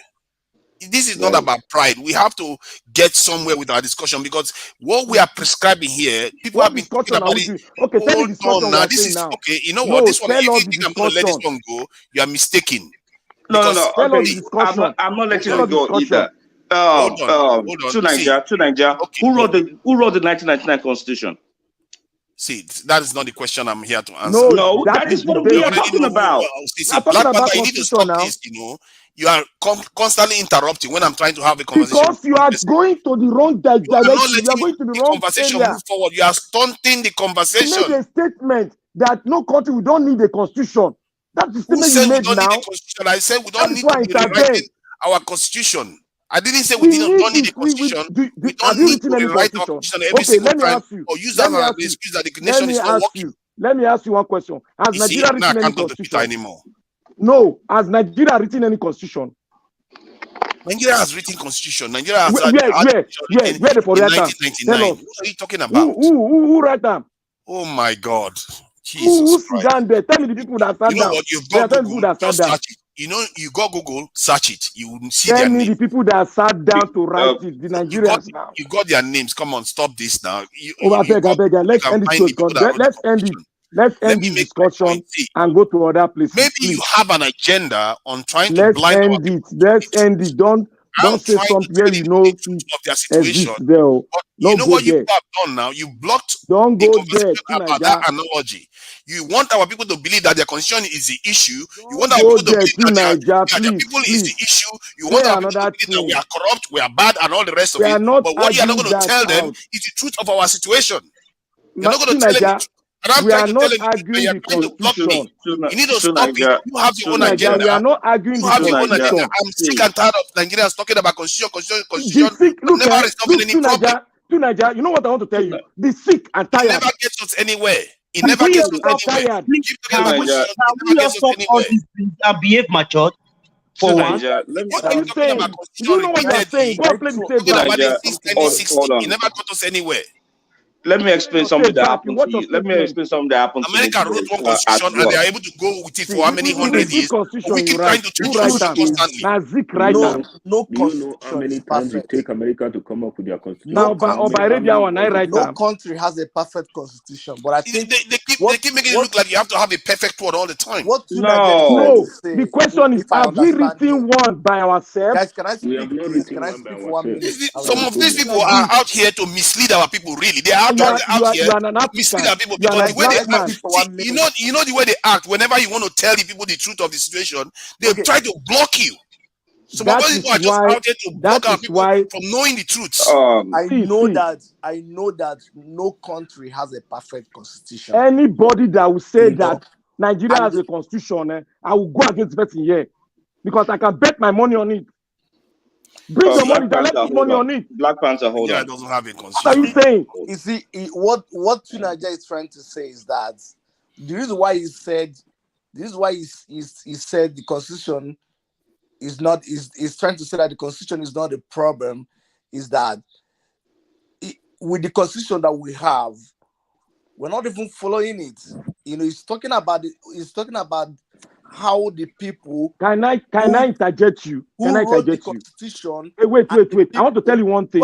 If you and your brother are fighting, then the third one is in support of the second brother. You are arguing. Is it not better for you, because of the quarrel, to come together and sort out your argument so that you can have a pathway towards where all of you be successful? Of course. So what pathway has Nigeria taken since the creation of the country? What pathway have we taken to create our own indigenous constitution that will benefit all the tribes? Yeah. That Wazobia.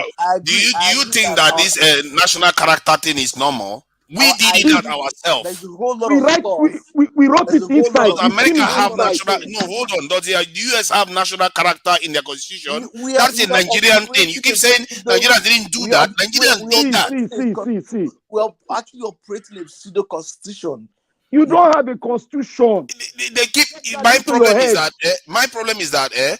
Somebody will say, "Oh, Nnam, I want to go and do this." No, until the constitution is rewritten. The truth is, our nation is vulnerable. That is everybody's pretending to have. That's to Nigeria. problem. What I am saying, listen to what I said earlier. Since you missed my point, I said that I pray that PO, he goes around doing all the infrastructural, whatever needs to be done, because the Nigerian constitution as it is right now guarantees that as the president for him to do. That's his responsibility. Then I said further that, but I want him to focus more on getting all the tribes to come and sit down together and define who they are, how they want to govern themselves and everything. Both can be done at the same time. You can chew bubble gums and at the same time talk. We can do both at the same time. I was trying to say something earlier. You were talking about people saying that we're all corrupt and everything. Something happened to me today at work. I sent an email out to somebody that I don't even really know, to his company. He got the email. He read the email. Then the next thing he did, he didn't call me. My signature block has my phone number and everything and my email in there. He didn't call me. He didn't reply my email. Do you know what this guy did? He called our other agency and was like, "Hey, do you? I got an email from this department. I don't really trust it because it has this Nigerian name in it. Because they are frauds." And the person was like, "Okay, hold on. Have you called? Why don't you call the number?" And I was like, "Well, I'm not gonna call the number." I read this in the chat. Okay, so the person said, "Okay, what's the department?" And he gave them the department. I was like, "Okay, call this is the number to the department. Call them." So he called my department. So when he spoke to the person again, he was making the same narrative that how the person has a Nigerian name and everything. And the lady was like, "Okay, this is the department. This section of this department is this. So call this number." So he called a colleague of mine.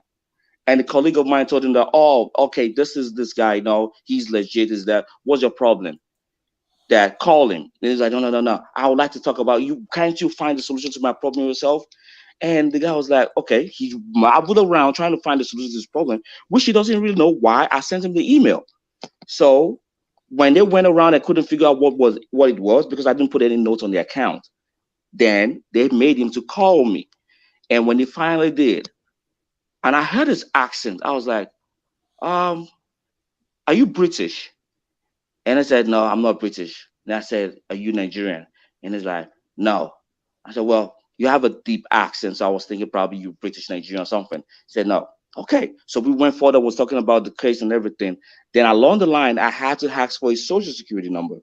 I had to. So when he finally gave it to me, guess who this guy is? He's a freaking Nigerian. Yeah, this means that there's another Nigerian. And he went around saying this about not even know who I am and stuff like that. You see what I mean? You see what I mean? So this definition, you still have to define who you are. The whole world has a definition of who we are right now. We need to define ourselves.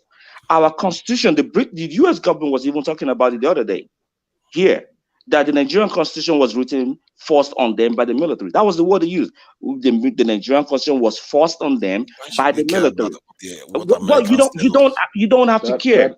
You don't have to care. But the fact is the fact. Okay. So we as the people, and I told you something, and I made it an analogy. Your first car, I don't know if you have if you still have your own first car. I still have mine. Okay. I said if something is yours, you work for it, you will cherish it, you will die for it. Americans die for their constitution, not for the president. They die for the constitution. You know that the current constitution is a kind of continuation of the 1979 constitution that was written by Nigerian civilians. It has a national. Brother. Let me correct that. I don't know why this is not even controversial. Is it to Nigeria? You always say something around to what is called Black Panther. You always use this word, and I think that I don't really like it, but based on what I've been noticing, and that is that he's misinforming people. Right here today, to this night, within the space of like 30 minutes or to about an hour, you have given two wrong statement. One, okay, you want me to show you proof? See, if you think I said something wrong, hold on. I will show you proof. Hold on. Okay, let's start asking for proof from now. Henceforth, let's ask for proof. Let's see who is correct. Sir, please hold on, sir. For example, you said the British Constitution wasn't written. Now you say you said earlier that Nigeria wrote the Constitution. One document. And listen to the Nigerian Constitution, the what's it called, section Article 2 or something. The preface that we the people. When did the people wrote that Constitution? Was there a referendum on the Constitution? Foreigners that wrote the Constitution. What? Jesus Christ! Who do you think writes the Constitution? Was it foreigners that wrote the Constitution? They were Nigerians that wrote it. Can I interject? Was there a referendum on the Constitution, sir? Can I interject here? It's when there is a referendum that the people wait. Can I interject? No. Referendum is to adopt the Constitution. So, okay, I see what you mean, that there has to be a referendum for the Constitution to be adopted. Is that how all nations do it? That is how nations do it. How You do mean all I nations said does all how nations? Is do they that how do it? all That is nations how that pass the nations do constitution it. do it? That is That how is they how do it. all nation does it. That is how All it is done. All If you don't nations know pass now, you know. referendum before they all this nation, all. If you agree with. don't know, Oh, you say sir, all? Okay, now don't I'm going say to check it now. good. You could check it. Okay, ChatGPT. That's the video of ChatGPT. You Can I all just just come said in? all Can I You just come nations just in? go all. go Anybody through that just all. a referendum to pass their constitution. Okay, good. Can I'll I read just the come in? results. If you are correct, I'll say, well done. You got that one right.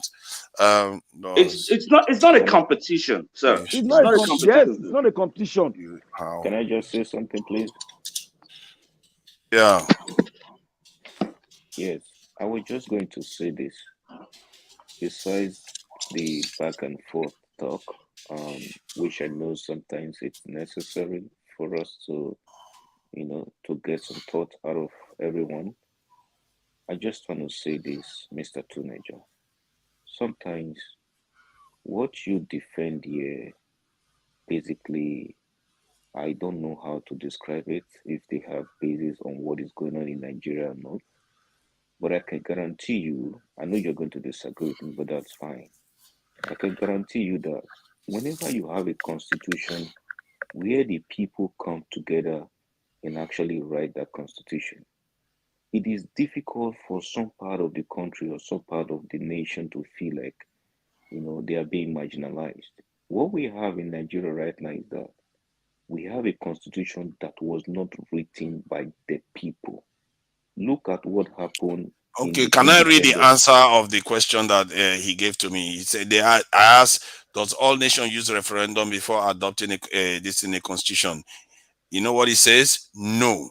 Not all nations use referendum before adopting a constitution. The process of adopting a constitution varies from country to country and can be influenced by historical and political and cultural factors.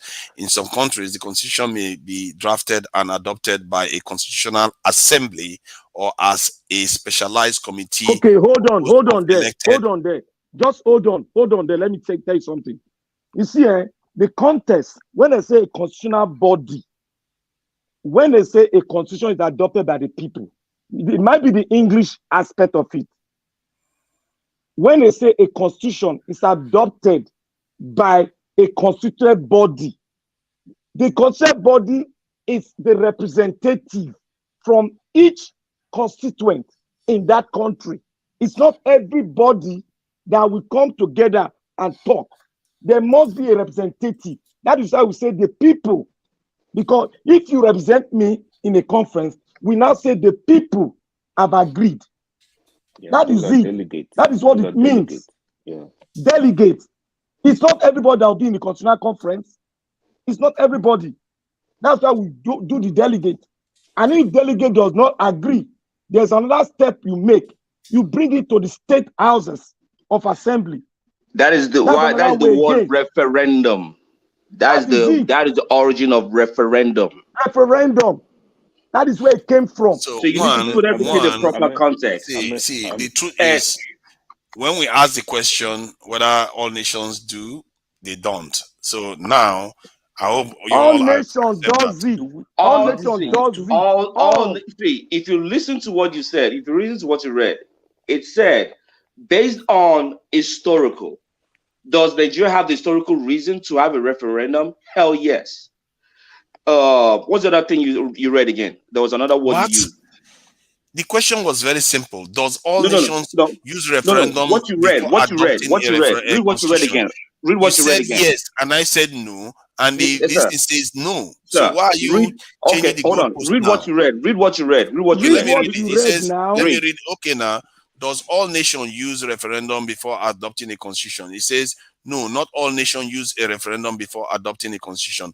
The process of adopting a constitution varies from country to country varies from country to country and can be influenced by historical, political and cultural factors. And cultural. Excuse me. Can. Remember that word can. Not necessarily. Finish now. Hold on. In some countries, the constitution may be drafted and adopted by a constitutional assembly. Stop there. No. Let him go on. Let him go on.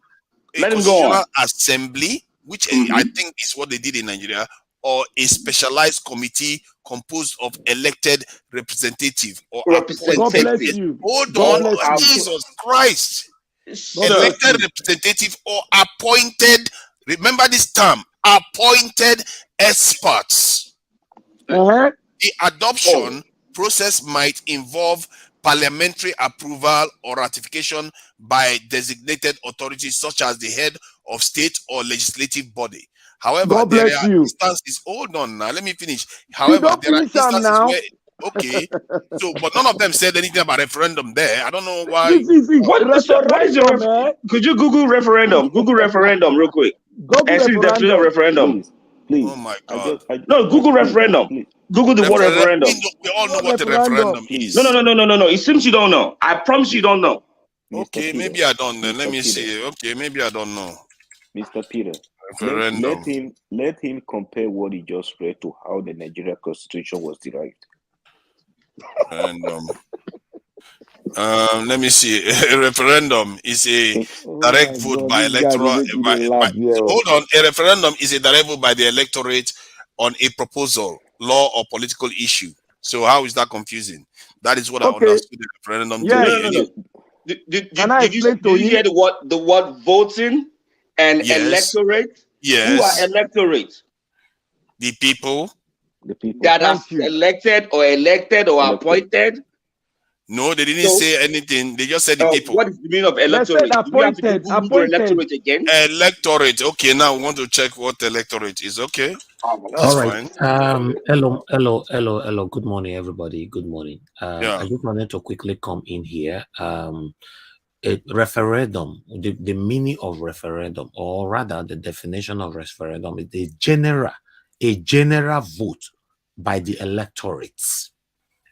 Okay, a general vote by the electorate on a single political question that has been referred to them for a direct decision. Exactly. Oh, right? no, they are not arguing. If I had said that, they would just jump at me. These guys are gaslighting me. What are you saying, Mr. Naja? No. Naja? No. To Naija. Are we wrong?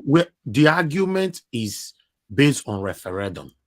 But what I'm trying to let you know here, that there's other words that you can use. You don't necessarily have to use the word referendum. Referendum, yes. Yes. So that's where to Nigeria, that's where you are getting it wrong. Because you are actually looking for the word referendum from what you are reading. Because you could not find it there, but you are now mistaking other words from what you are currently reading. So I want you to get that straight. That's why I came in. Okay, so but in this document here, the answer that I'm reading, it is stating it clearly that either the head of state or House of Assembly or something can decide to approve it. It's not necessarily, it doesn't necessarily have to go through a referendum. And that's what I'm trying to get people to understand, that when they talk about referendum, why do we not do our research? See. Before that referendum, let me finish my point now, Black Panther. Thank God you are here now. We impose things on our nation that is not necessarily true. We don't check the details. Like when I looked at it now, you see so many different. Now you see some. They said in some countries the constitution may be drafted and adopted by a constitutional assembly, a specialized committee composed of elected representatives or appointed experts. But when we talk about these things, we remove all these parts and just focus on only one referendum. If otherwise, to Nigeria. When we say we should have a constitutional conference, do you think Mr. Dr. Ken, Mr. Black Panther, One Love, Rita, Frank, we all gonna be there? You are looking for the referendum. That's all I know. No. I'm asking you. Why Do you would you think be we there? are You all don't have gonna to be there? No. That is it. The peculiar nature of that nation of our country, which is the so many tribal differences, makes it, and the historical peculiarity, the political, historical, and the cultural reasons makes it necessity for them in the 1957 to sit down and write a constitution for themselves. Now that constitution was thrown away. Before the 1960 constitution, but that 1960 constitution was thrown away by the military. So ever since then, we have never had sat down to negotiate that for us to be together again. That infighting has been existing since then till now. If I pray to God, I just got out of a little prayer just now. I pray to God, he wins. If he does, 1979, I think there was a constitution in 1979. I don't know whether you are. It was a military made as well. Why do we keep saying military don't write constitution? It's Nigerians that write the constitution, normally civilians. You can't be talking, you're not allowed people to talk. What is 30 seconds, please. 30 seconds, please, my people. Because you all are arguing against me, Nigeria, so you want me to you all to be repeating the same point over and over again. Oh my God, it's as if we didn't go to school. That's what we are saying here. Can I come before 30 seconds, please? You are insulting again. Go ahead, Felix. Okay. In terms of military regime, when they made a decree is more or less like a constitution. When they are trying to make a decree, is it the head of state that conclude the decree alone, or he have bodies that they sit together to make the decree? Can I answer that question? Go ahead. Okay. A decree is autocratic in nature, quote. A decree is not made by a constituted body. A decree is attached to the military, and the military is obey that order. When it is made like that, you cannot argue it out. But a constitution, you can argue it out because it's made by the constituted body to argue and find a solution and have a way and agree on it and sign to law. Simple. Let me add to it. The military decrees are made by the Supreme. Hold on, sir. The Supreme Military Council. The Supreme Military Council of 1963 to 1979 during Obasanjo. They had the Supreme Military Council. Then when the IBB got there, he had the Armed Forces Ruling Council, makes all those decrees. Okay, and I think Abacha has his own as well. Okay, those are all. It's not a single body. Oh yeah, they have their own council. It is a military council. There is no civilian involvement. Each body from that council, each person from that council are from different regions, not from a single region or one man that we said that decided everything that happened in that council before they passed the decree. They still see the concept of this person from this region and others. Which excuse is me, sir. Mr. Felix, if a major is saying that, okay, this is what I want written in there, and a general says this is what I want written in that same line, who outranks who? Thank you. I read the process of the 1979 Constitution. Good so evening, that you guys see. Say the Nigerian said, hey, Passat. How are you, sir? All right. I know you will have a long submission. Can I just read this chapter, please, of how the Nigerian 1979 Constitution was done? Yes. It turns out that it appears we did a referendum. It says the 1979 Constitution was written through a process that involved various stages of consultation, drafting, and approval. Here are general overviews of the process. So it says number one, Constitutional Drafting Committee. In 1977, the military government of Olusegun Obasanjo appointed a 49-member Constitution Drafting Committee to draft the new constitution. The committee consisted of legal experts, scholars, representatives from various sectors and different regions of the country. Niger, please hold it right there, because it's a point. Olusegun Obasanjo. By the way, good evening, everybody. It's evening time here, Mr. Niger Watch and fellow panelists. Good morning, Mr. Passant. Yes, good sir. morning to every one of you right there. Yeah, to Niger, a constitution, as far as it's not about the word constitution. You know, there are many meanings to the English word constitution. your body, you could talk about the constitution of your body.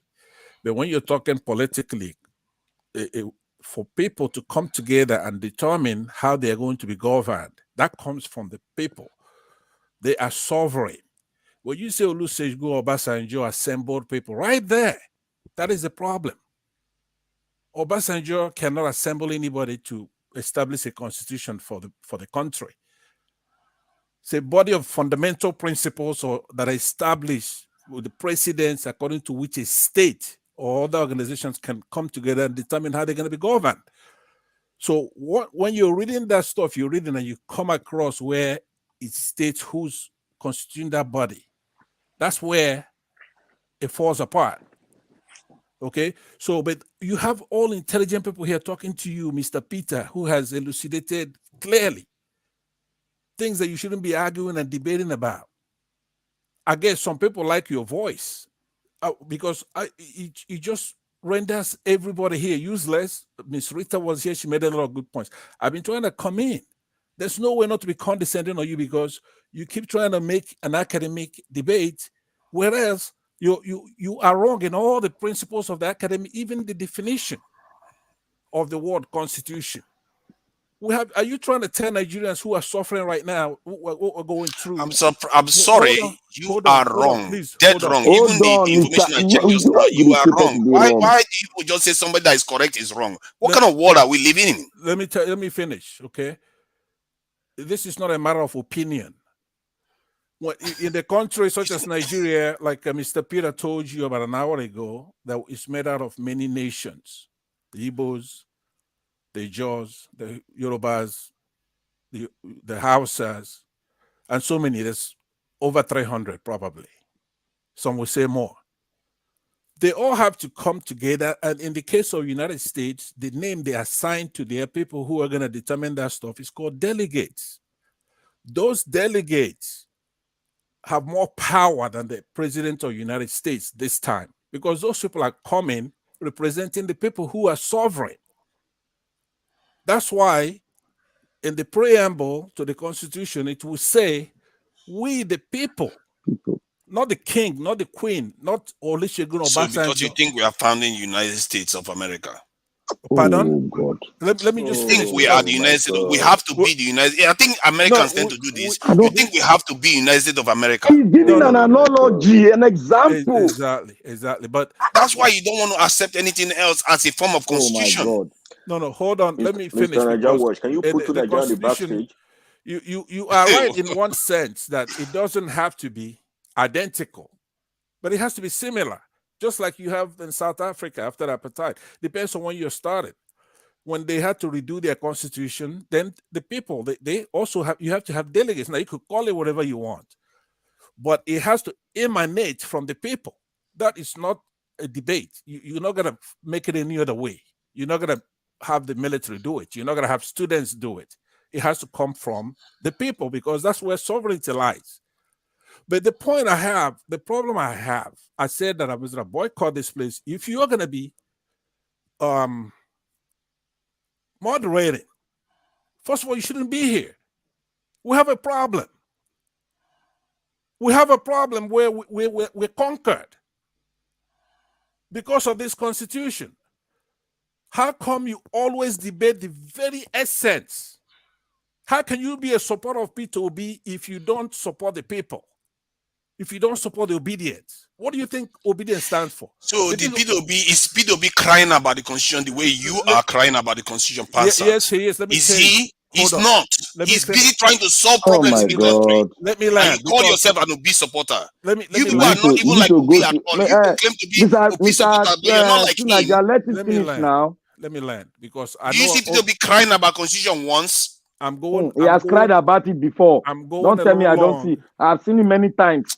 I am more like Obi than any of you here. I will finish in a minute. To Niger, you did acknowledge that I was going to be a little longer. That's why you want to read your stuff. And I say, yeah, go ahead and read it. So all I'm saying to you is not about this particular issue. It's the pattern. It's at some point we have to hold Mr. Niger Watch accountable for this. We cannot come here where we're enjoying all these intelligent Nigerians who are impassioned You have Felix earlier. I wrote on the comment section. He was making his point. I said, let him land. You have One Love. You have Dr. Ken. You have Peter. You have Black Panther. You are there. Are you trying to be you're just arguing to playing the devil's advocate? Because that's not what you're doing. You are playing the devil himself. You're not playing the devil's advocate when you tell us that we have a constitution. All of us want to say, you know what? We want to start. Even if we get Peter Obi, at some point we have to have a constitution. We have to redo the country where it's going to work for everybody.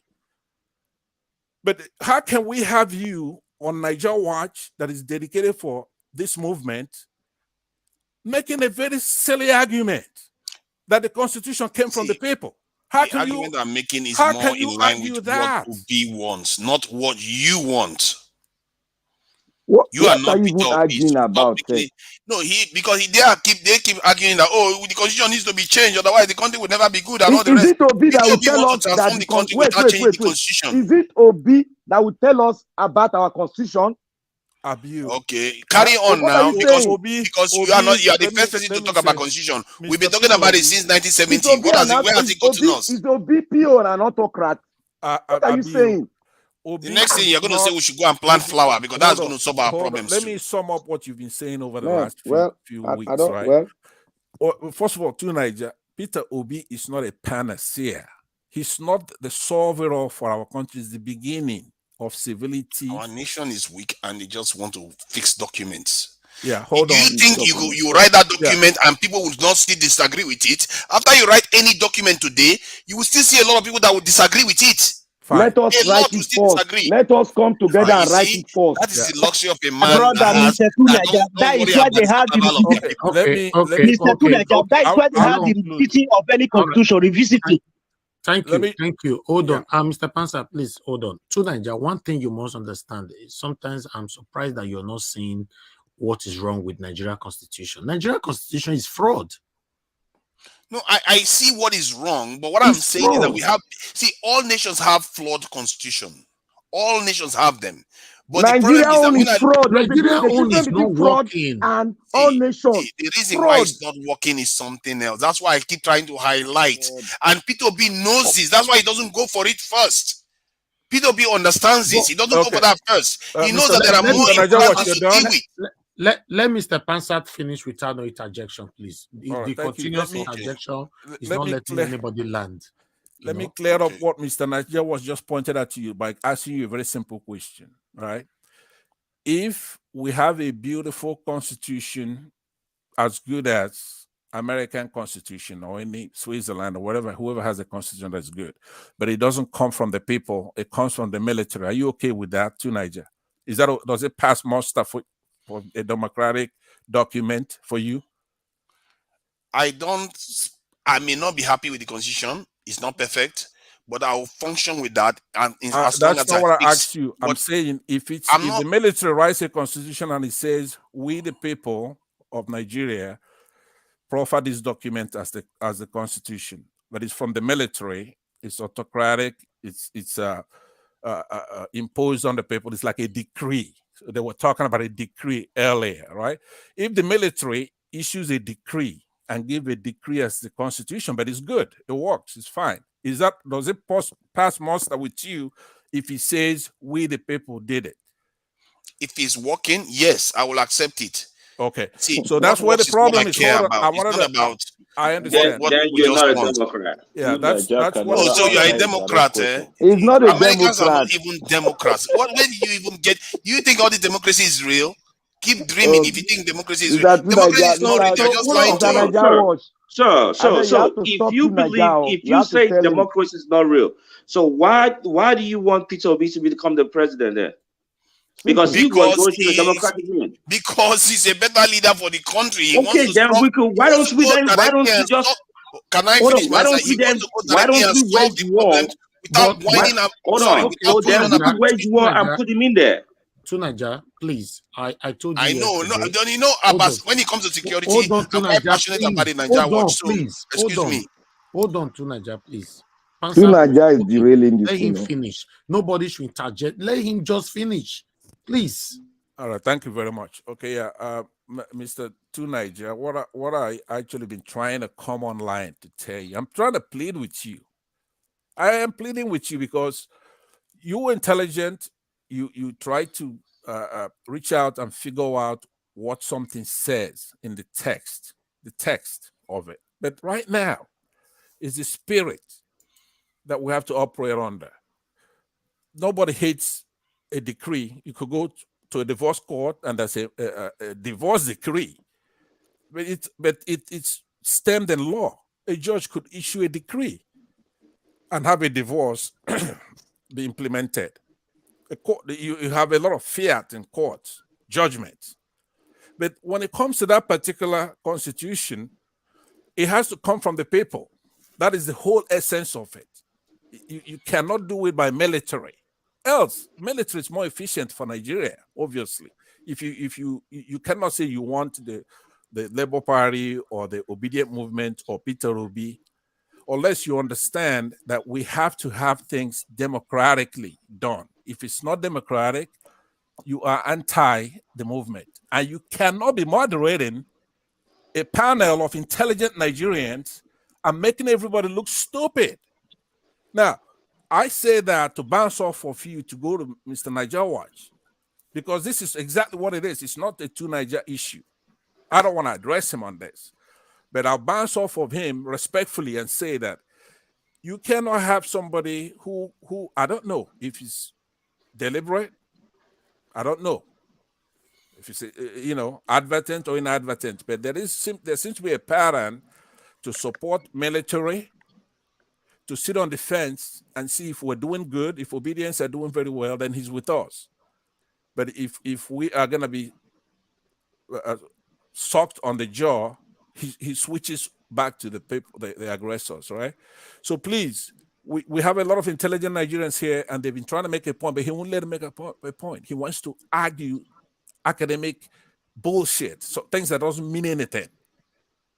So I'll end my case there, but I want to commend every single person here. It's been an assembly of intelligent Nigerians who care about our country. They haven't knocked any tribe or race. They have said it the way it is. I was particularly impressed with Dr. Ken, Peter Felix, Black Panther, and One Love, and of course, those who left already, Miss Rita.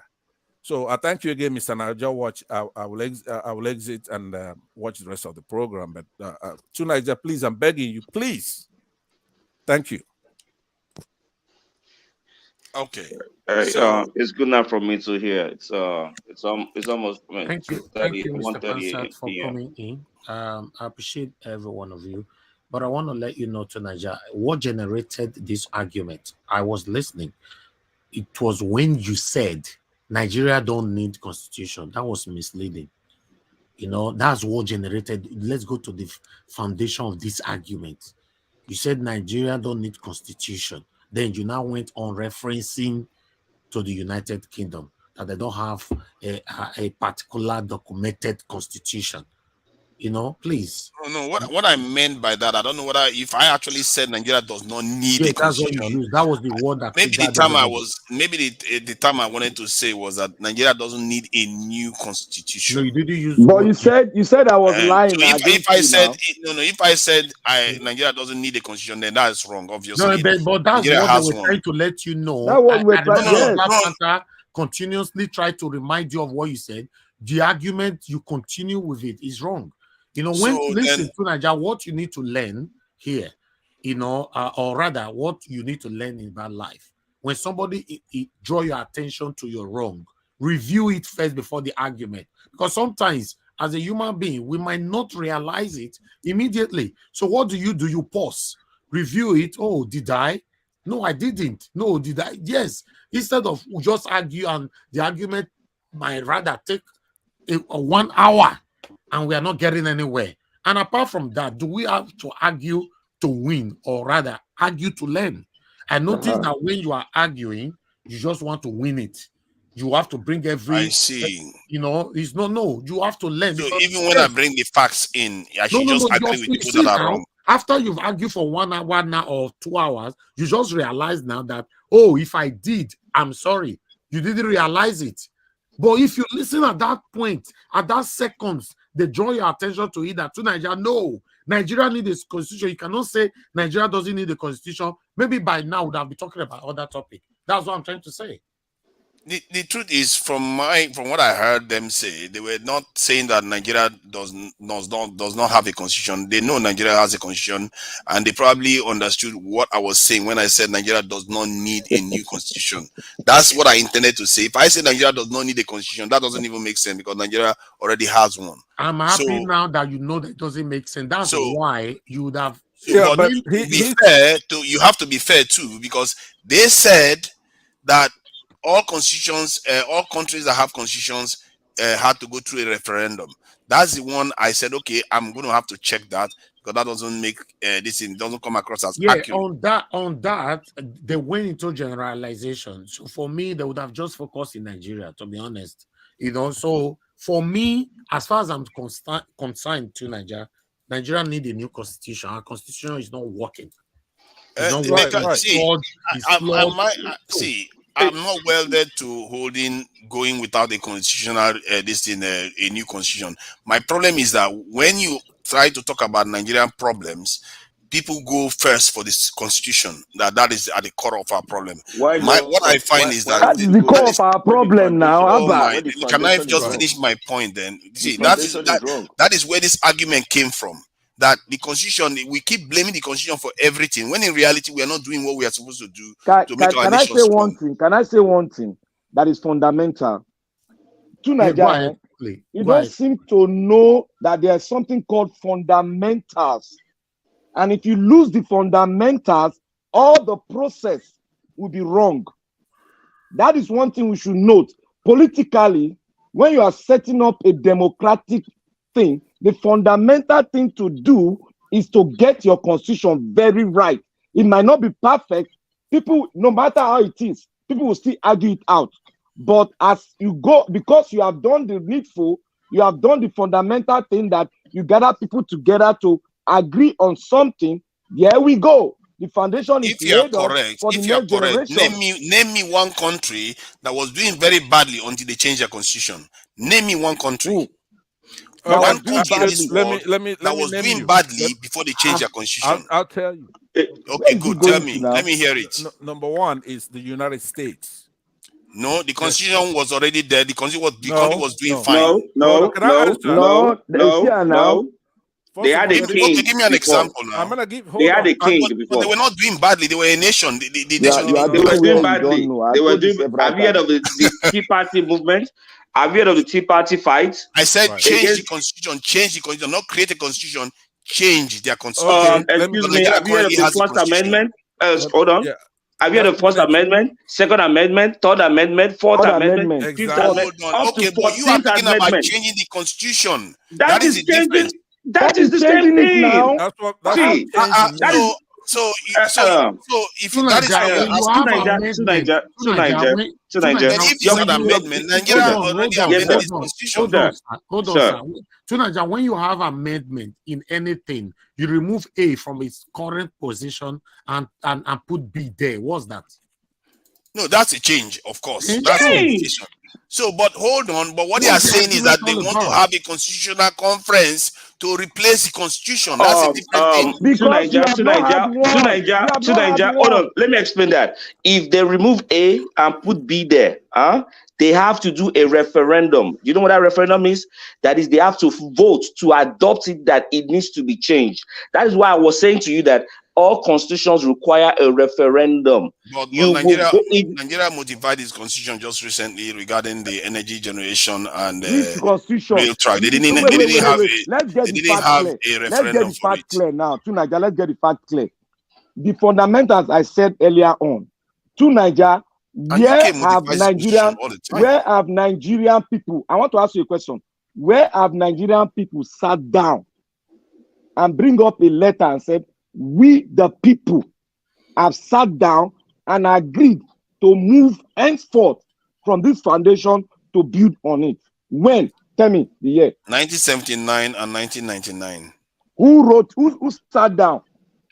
If you want me to read them for you, I even have names some now. I can even Stop put some going of the into names. those itinerary. You should know it in your head. Don't say go in there. You should know it. If I know it in my head, you're not going to believe Not me. on So the surface. maybe Every best time. I read it. Black Panther. Let me say this. Let me correct to Nigeria. When you were saying earlier that that I was saying that all constitution requires a referendum. Remember one thing I keep saying. You need to understand the words properly before you say anything against them. All constitutions require a referendum, and I still stand by that. If you know what the word referendum means, you would know that a constitution is a political document that has to be voted upon by selected people. That is why we said constitutional and all referendum. That is what it means. I just searched the word of a referendum. You said, because it didn't meet your definition, you say search electorate. And electorate doesn't even meet your definition too. So please help me here. What is electorate, sir? Let me read the definition of electorate too. It says all the people in a country or area who are entitled to vote in an election. Okay, so what is that? Did he mention the people? Did he say the people? All the people in a country or area who are you not entitled are you not an electorate, sir? Yes, are you I not? am. Yes. So am I. So yes. what is that? What is different from that? From a referendum? A referendum. Okay. Yes. Really? So a referendum is a direct vote by the electorate on a proposal. Okay. So what are they voting on? A political document, isn't it? Yes. Okay. Who are doing it? The electorate. The process is called all the people. So electorate now, not all the people. They said The electorate. general public is when they say electorate, they mean is open to the general public. If it is lawmakers that are voting, what you are voting. is that what you are confused is electorate and the people. That's the confusion here. Electorate and the people.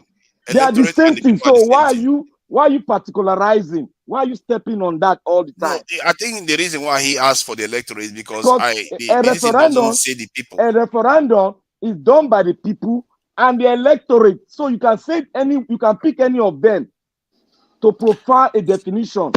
So that is the confusion there. That we need a lot of amendment in this constitution, and the reason why you see that these satanic people are not allowing a proper person, a competent person to rule in Nigeria, because they have something to hide when it comes to this constitution. That's it.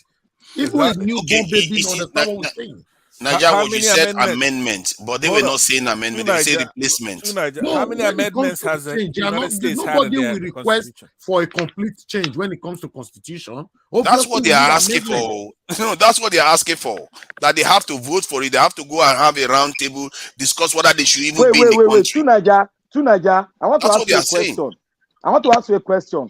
A constituent body was set up by a government, a legitimate government that the people voted in, and money was budgeted. They agreed on a paper. But Mr. Passat wanted to say something, please. Okay. I was gonna right off of the back. By the way, the question Mr. Black Panther is asking is very important, so maybe he can go on after that. But what the point Mr. Niger was just made to you, to Niger, is very, very important. In the United States case, right?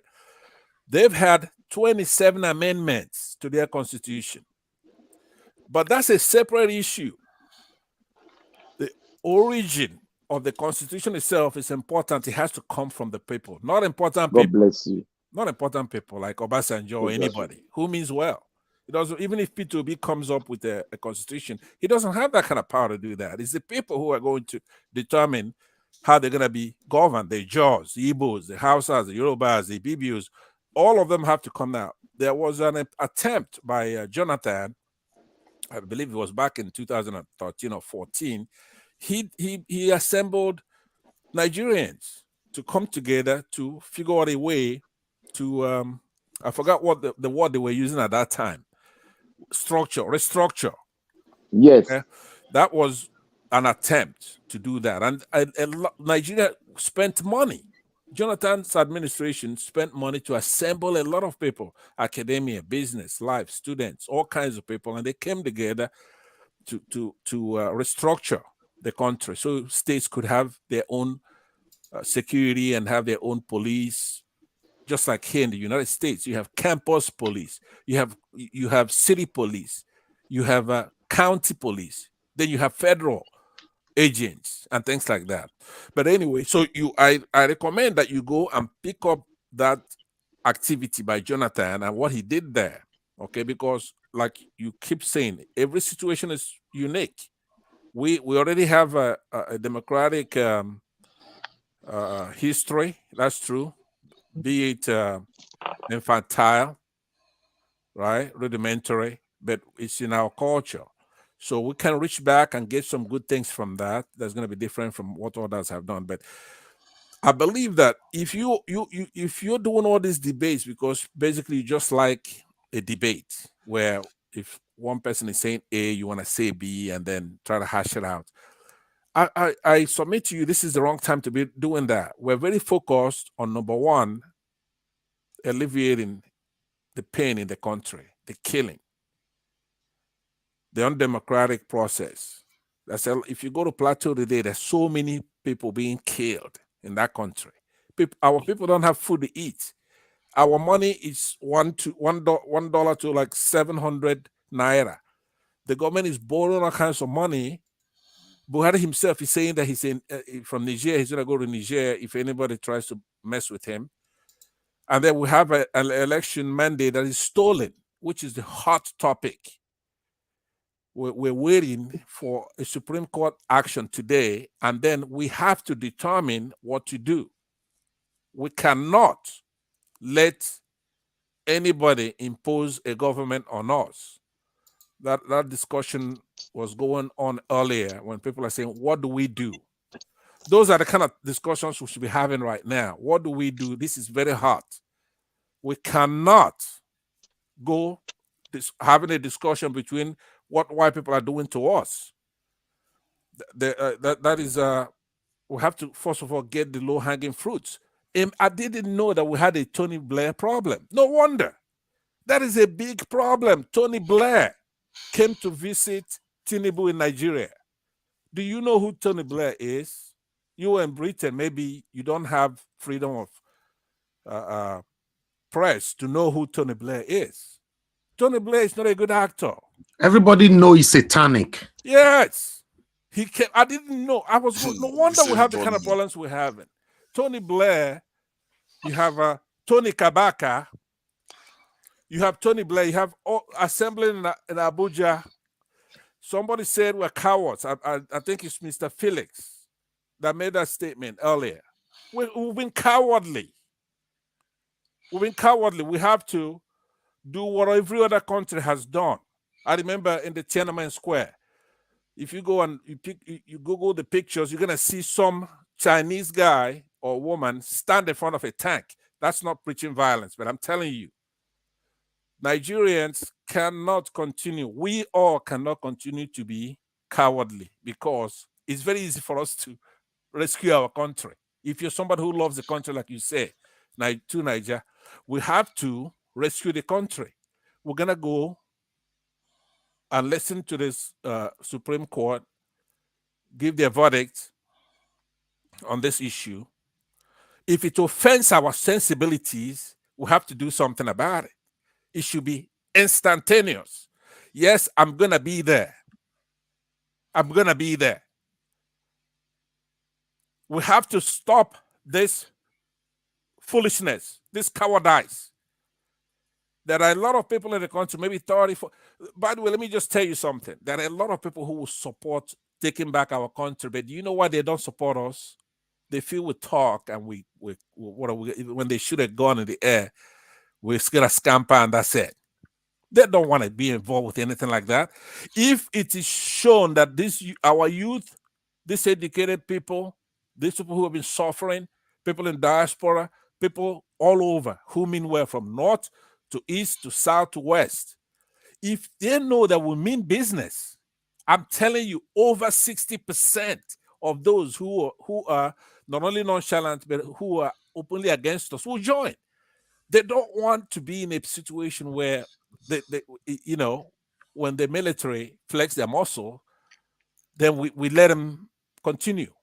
Let's show them that we mean business. I will be very disappointed if this Supreme Court disappoints Nigerians, which 99%, that's what's going to happen. Obviously, that's a 1% chance. No, Mr. Pansa, they won't. Today is the day. They won't disappoint us today. Okay. They won't. Thank you. Thank you. I rest my case then with that optimism. Thank you. Thank you, sir. And Nigeria had 40-something amendments to the Constitution last year alone. To Nigeria, you have a visitor. Please give them room now. No, I'm just correcting this because he said Nigerians don't amend the Constitution. We amend 44 alone that I can see on just one page of news last year alone. Okay, that's fine. You have somebody there. Please look for her. Yeah. You know, Zubis is new. Zubis hasn't been. Welcome, Zubis.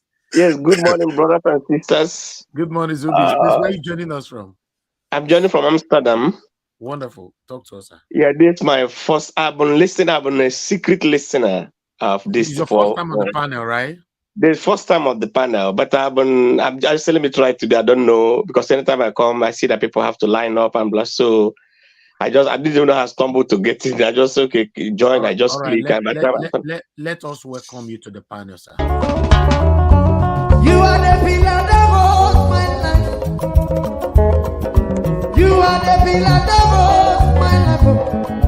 Master Jesus, you are the pillar that holds my life.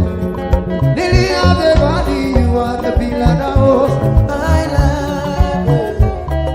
You are the pillar that holds my life, dear. You are the pillar that holds my life. Lion of the night, you are the pillar. Chicken, you are the pillar. Daddy, you are the pillar that holds my life. Lion of Judea. You are the pillar that holds my life. You are the pillar that holds my life. Hey, yeah. Master Jesus, you are the pillar that holds my life. You are the pillar. You are the pillar that holds my life. Yes, Ogazubi, we really appreciate you coming here today. As you know, this platform is a Nigeria Watch Media, is 100% dedicated for Mr. Peter Obi. We stand for a good governance. We stand for better, how we can have a better personality, competence that can rule us. As you know, you are Nigerian. I'm a Nigerian. You know, since you were born, or since I was born, we don't really have anything good to talk about our government. Nothing. So talk to us, sir. Let me hear from you. Okay, Mr. Nigeria Watch. Thank you very, very, very, when I say very, very much. And all the people, I think since January, I have been secretly listening. I don't know, I just stumbled upon this. I just listened once, twice. From there, you know, I didn't pick interest. To be honest, I don't know if you give me time, let me just express myself. Of course. To be honest, I swear, I didn't want to hear anything about Nigeria. I hate Nigeria. And to be honest too, I dislike other tribes for one reason. Since I was born, I heard about Biafra War. I'm from Imo State. My father fought Biafra War. We told stories about Biafra War.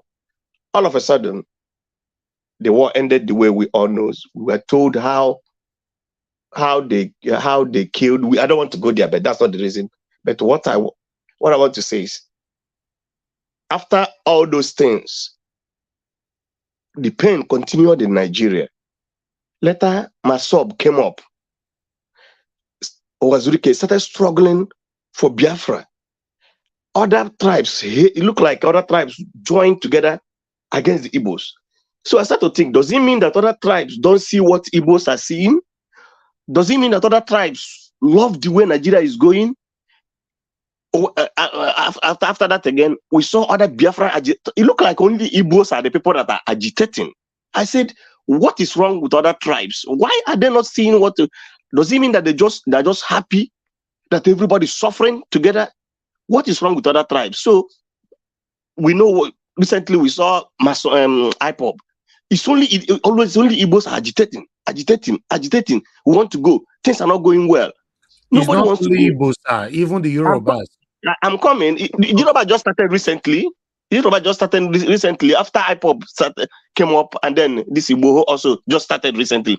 But from where I started, it had been mainly from Southeast that are crying over the situation, and Nigeria was just dying and dying. It looked like everybody's so comfortable. When you come to comment, if any woman talk about Biafra want to go, things are not working well. Other tribe we are attacking. I see if everybody's happy that things are good. I don't think anybody want to leave Nigeria. If Nigeria is just working, everybody's happy, economy growing, flourishing, everybody's I like that. I like that statement. If Nigeria is working, nobody will leave. I don't believe me. I started listening. Since I started listening, it looked like you changed my view, because I begin to see people from different places commenting, getting angry over things. I said, if we had been like doing this thing before, if we can, there is power in unity.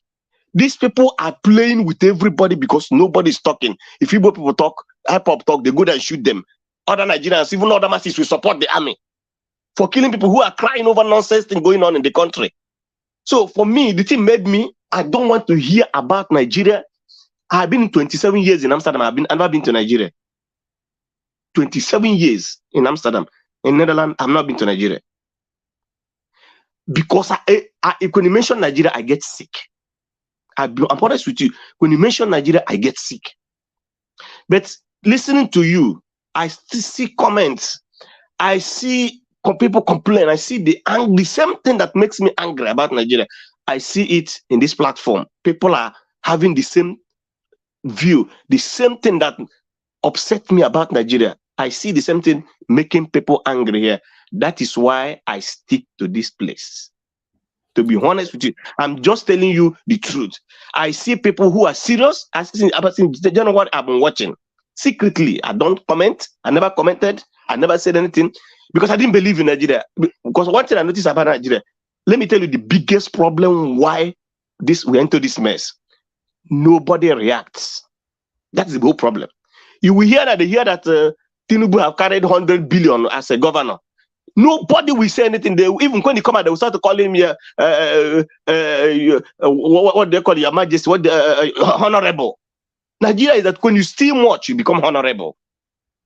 So people will hear that this person have carried money, this state governor, he looted $20 billion. The same person you hear Nigerians say now, wow, all these politicians now, wow, they're criminals. It ends there. This can never happen here in Europe. You steal 100 euro, you go to jail. But Nigeria, we accept everything.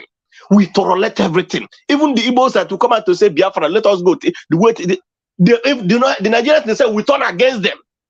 The masses also, we turn against them as if they're happy with what is going on. So this made me, I have thought about it. I said, the only way for Nigeria is everybody go their way. So I lost hope about Nigeria. I don't want to hear anything about Nigeria. I don't want to have anything to do with Nigeria. It looked like Nigeria is so, I don't know where to start. But it looked like there is hope. From what I'm seeing on this platform, I think there is hope if we can continue and not to give up. Because one thing I learned from Nnamdi Kanu, don't give up. If they kill you, continue coming. That's what he said. And people were the IPOP were doing it. I'm not a member of IPOP. I don't support some things they do, but I agree with the issue of going our own way since Nigeria is not working. But if we can get Nigeria working, we will be more better to be here in Nigeria.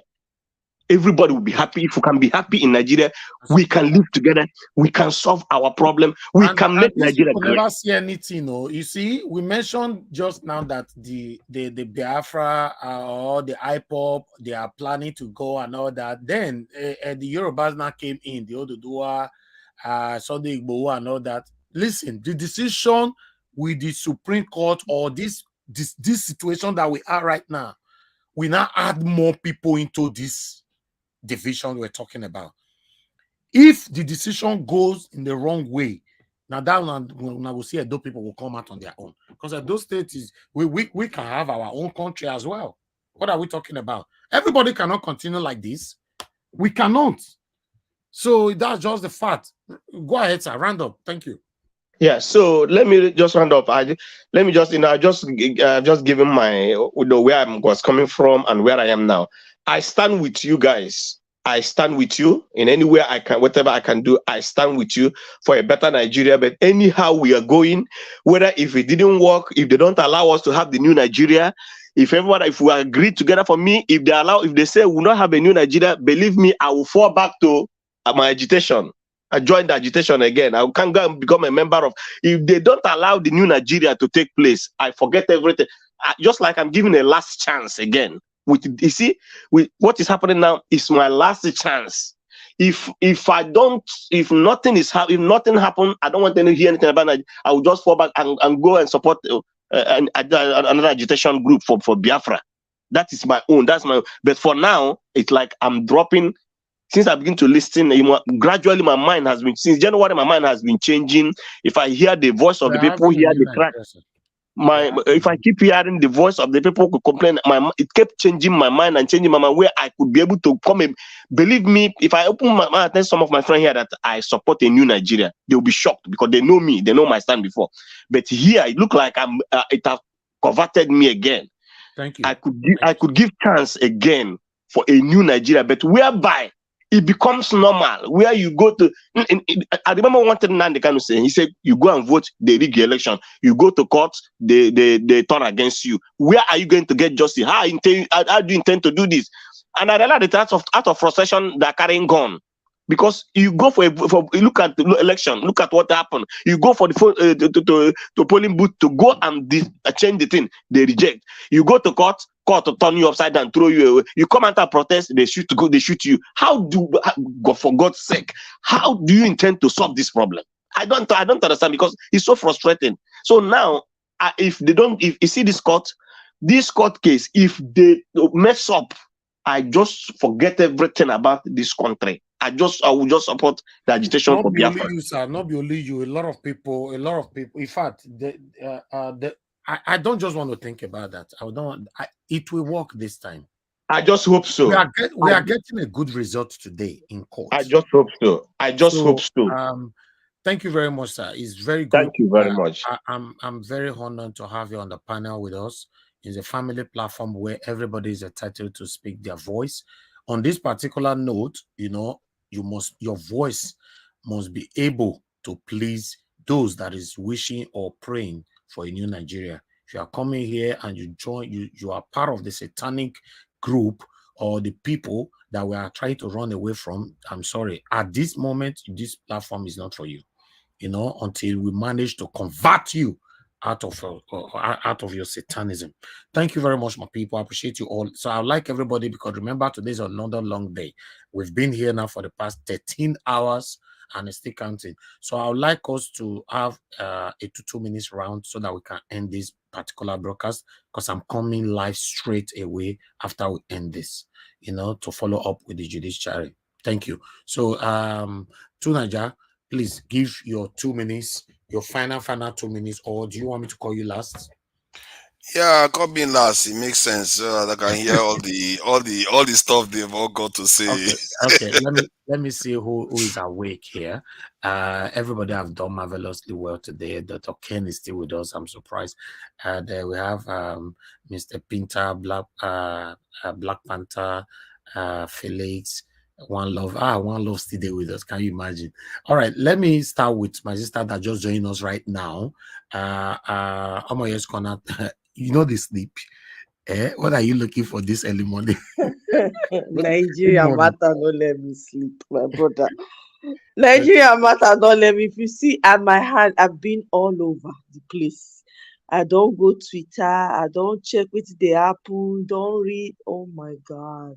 I can't wait. I don't feel sleep. I can't sleep. So anyway, I'd been listening, off and on, checking off and on. But anyway, I just want to say, first of all, brilliant panelists. Tonight had brilliant panelists. My goodness. I thoroughly enjoyed all the conversations, everything that everybody said. I mean, this is amazing. We will get it right, my people. I'm encouraged because of the conversations that you guys had tonight. I'm really, really encouraged. We will get it this time. We really need to keep this unity going. We might disagree on so many levels, but we have to keep it. We have to keep because it's only through unity. It's only by unity that we're going to accomplish this. What I wanted to say, I have a suggestion about if if these people decide to go crazy, drink palm wine and lose their minds. I have some suggestions because I know somebody had asked, what do we do? What do we do? Some of the things is a softball thing. It's not like anything radical. For instance, I think any suggestion should be, hidden for okay, now, even though it's soft. Let's stick with the track. Well, we are getting it. We might not even use that suggestion at all. okay, so I shouldn't say anything then. No, don't say it. Don't Okay. disclose it out yet. Okay. All Yes. right then. Then that's fine. Okay. Then I'm glad I didn't call in earlier. But I've been listening in. I'm not gonna keep you guys any longer because you guys have been here for a long time. Thank you so Thank much. you very much. I'll see you guys in the morning. All right. God Yeah. bless you. Thank you. Thank All you. right. Anybody that have any plan B now, please, let's just hold on for now. Please hold on. I believe Nigeria will work today. Today, we start working from today by the special grace of God. I appreciate every one of you right there. Thank you. Thank you. I would like to appreciate to Nigeria once again for your continuous help here. And I also have to thank Black Panther. Like say that bomber to bomber Black Panther they do with to Nigeria for you. I think say like less that be might be to Nigeria headache. Now to Nigeria, you don't have new headache now. Proper one. I be CSO today now. What Black Panther is doing to you? Don't mind him. No, what Don't Black mind Panther him. is doing to you, unless I've never ever done it to you. He just come here to troll me, constantly trolling, No, and not letting me get one word out. No, Black Panther, get your key, get your spare key, proper key. Thank you very much. He's welcome to. Let me see if Dr. Ken is still with us. Dr. Ken, are you there? Okay, yes, at this moment now, some of us are already sleeping. It's not easy to do straight now 14 hours, now 1 o'clock, so we don't day here since. So let me see. Oga One Love, are you still with us? Yes, Mr. Niger. Niger was sorry. I thought you were sleeping, but you are awake now. Yes, bro. I'm here. I was listening to you guys. I just, this that on a conversation on constitution. They say uno go, not if you understand them. Thank you very much. I beg, give us your final 2 minutes, sir. Okay, thank you so much. I mean, I've been trying to stay awake. To be frank, I feel like this battle is not yet over, but by the grace of God, we shall conquer. I never stayed pretty much. Besides when I used to work night those days, but when it comes to Nigeria matter, and then when it comes to your channel, I'm always trying to be here to get the right source of information and the right news. And for me, I feel like I don't know how to thank you for what you've been doing. It's really great to have, like-minded people come together like this, especially when you look at, what you've been through in another man's land. I've been in the United States since 2008. I've been home 3 times. Every time I go back home, things get worse. I just don't know where to start from. So it's really, it gladdens my heart to see you guys, all of us come together like this to talk, to see how we can move our country forward, to see how we can have a fresh start.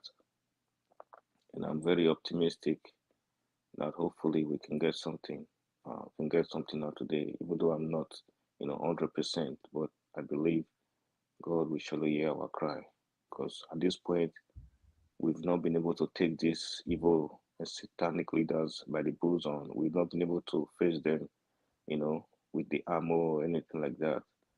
We just believe God is the only thing that can help us at this point. So I think hopefully if we can get this new Nigeria, we'll be able to get our things back in shape. We'll be able to get our new constitution. We'll be able to get things right. We'll be able to have people that come from every corners of Nigeria, sending a delegate that will represent them, represent their interests.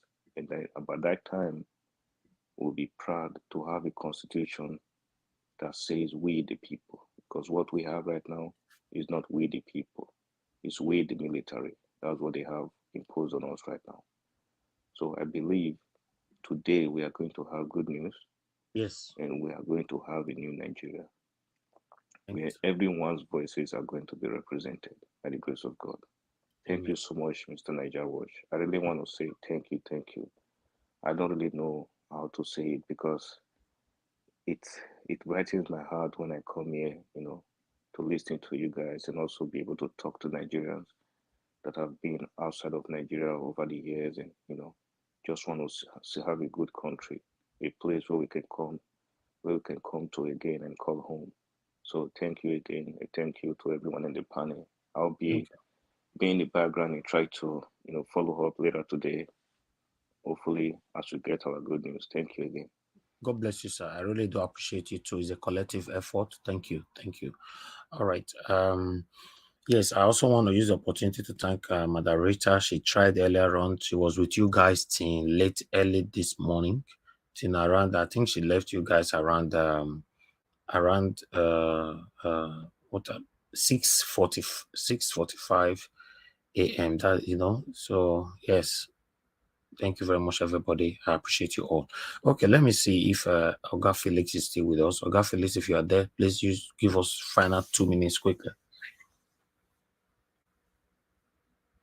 Okay, it looks like you're not there. I'll go to Black Panther. No, I'll leave Black Panther to Nigeria last. Mr. Peter, thank you very much, sir. It's really good to have you on the panel. Please talk to us in 2 minutes. Well, I want to thank everybody. I've been listening to this show for like 6 months ago, and it's very, very educative. I've just been a little bit free lately. That's why I've been able to join and to talk today. I want to thank. Though we disagree a lot all day today, though, but to me, it's more of we kind of like brushing up what we know and trying to figure out the right way to get things going. And I appreciate everybody. I appreciate to Nigeria. I appreciate what's his name, Black Panther. And there was a gentleman that came in later, Mr. P something Panther. Yeah, Panther. Yeah, I really appreciate the way he came in. And Mr. Lewis, I know Mr. Lewis probably already sleeping right now. So he put some elderly touch into the whole thing, just to kind of like make us understand this is where, things has worked before. Things has really, really worked before. We just lost it somewhere. And this is the time for us to do everything we can to get it right. We can't keep on running. We can't keep on running. At some point, we have to face the devil in us in order for us to bring out the angel that is inside that devil. I remember Michael Jackson's song. He always sing the song, the man in the mirror. Speak to the man in the mirror. And if you listen to the lyrics of that song, what he's actually saying is the good and the bad is in us. The good and the bad is in us. So which of the two do we want?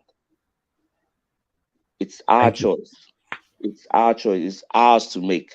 So today, I hope I'm praying. I don't want to be on this for too long. Like I've been counting my rosary all day, praying heavily, But even when we pray and everything, the battle is still us. The battle is still for us to fight. Mobilizing people to go on votes, mobilizing people to protest. Supporting here and there, encouraging people here and there. That is what we need to do. That's more of what we need to do right now. So let's encourage our people. I'm here, down for everything. I remember Black Panther was saying something earlier that we all cannot be in the field because some of us has to provide resources for the fight.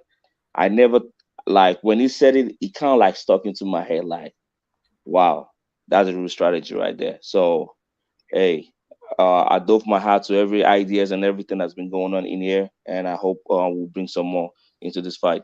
Thank you, sir. Thank you very much, Mr. Peter. We're looking forward to having you here because this is a platform where we all are learning from each other's. So, especially the conversation that you guys had today is a very, very educative conversation. So, yeah, thank you. God bless you, sir. We are certainly, surely going to have a new Nigeria. I would like to call on the next person now, which is Mr. Pansat. Mr. Pansat, please use 2 minutes to talk to us, sir.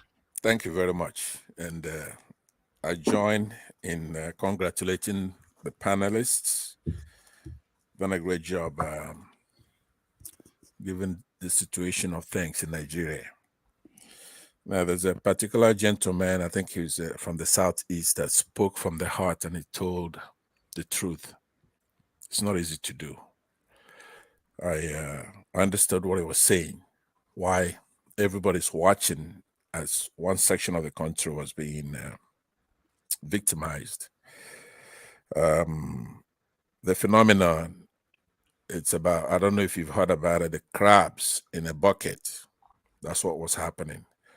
When you put a bunch of crabs in a bucket, and any one of them that tries to climb out of that bucket is yanked down by the crabs at the bottom of the barrel, trying to pull them down and make them lose their hands and their feet.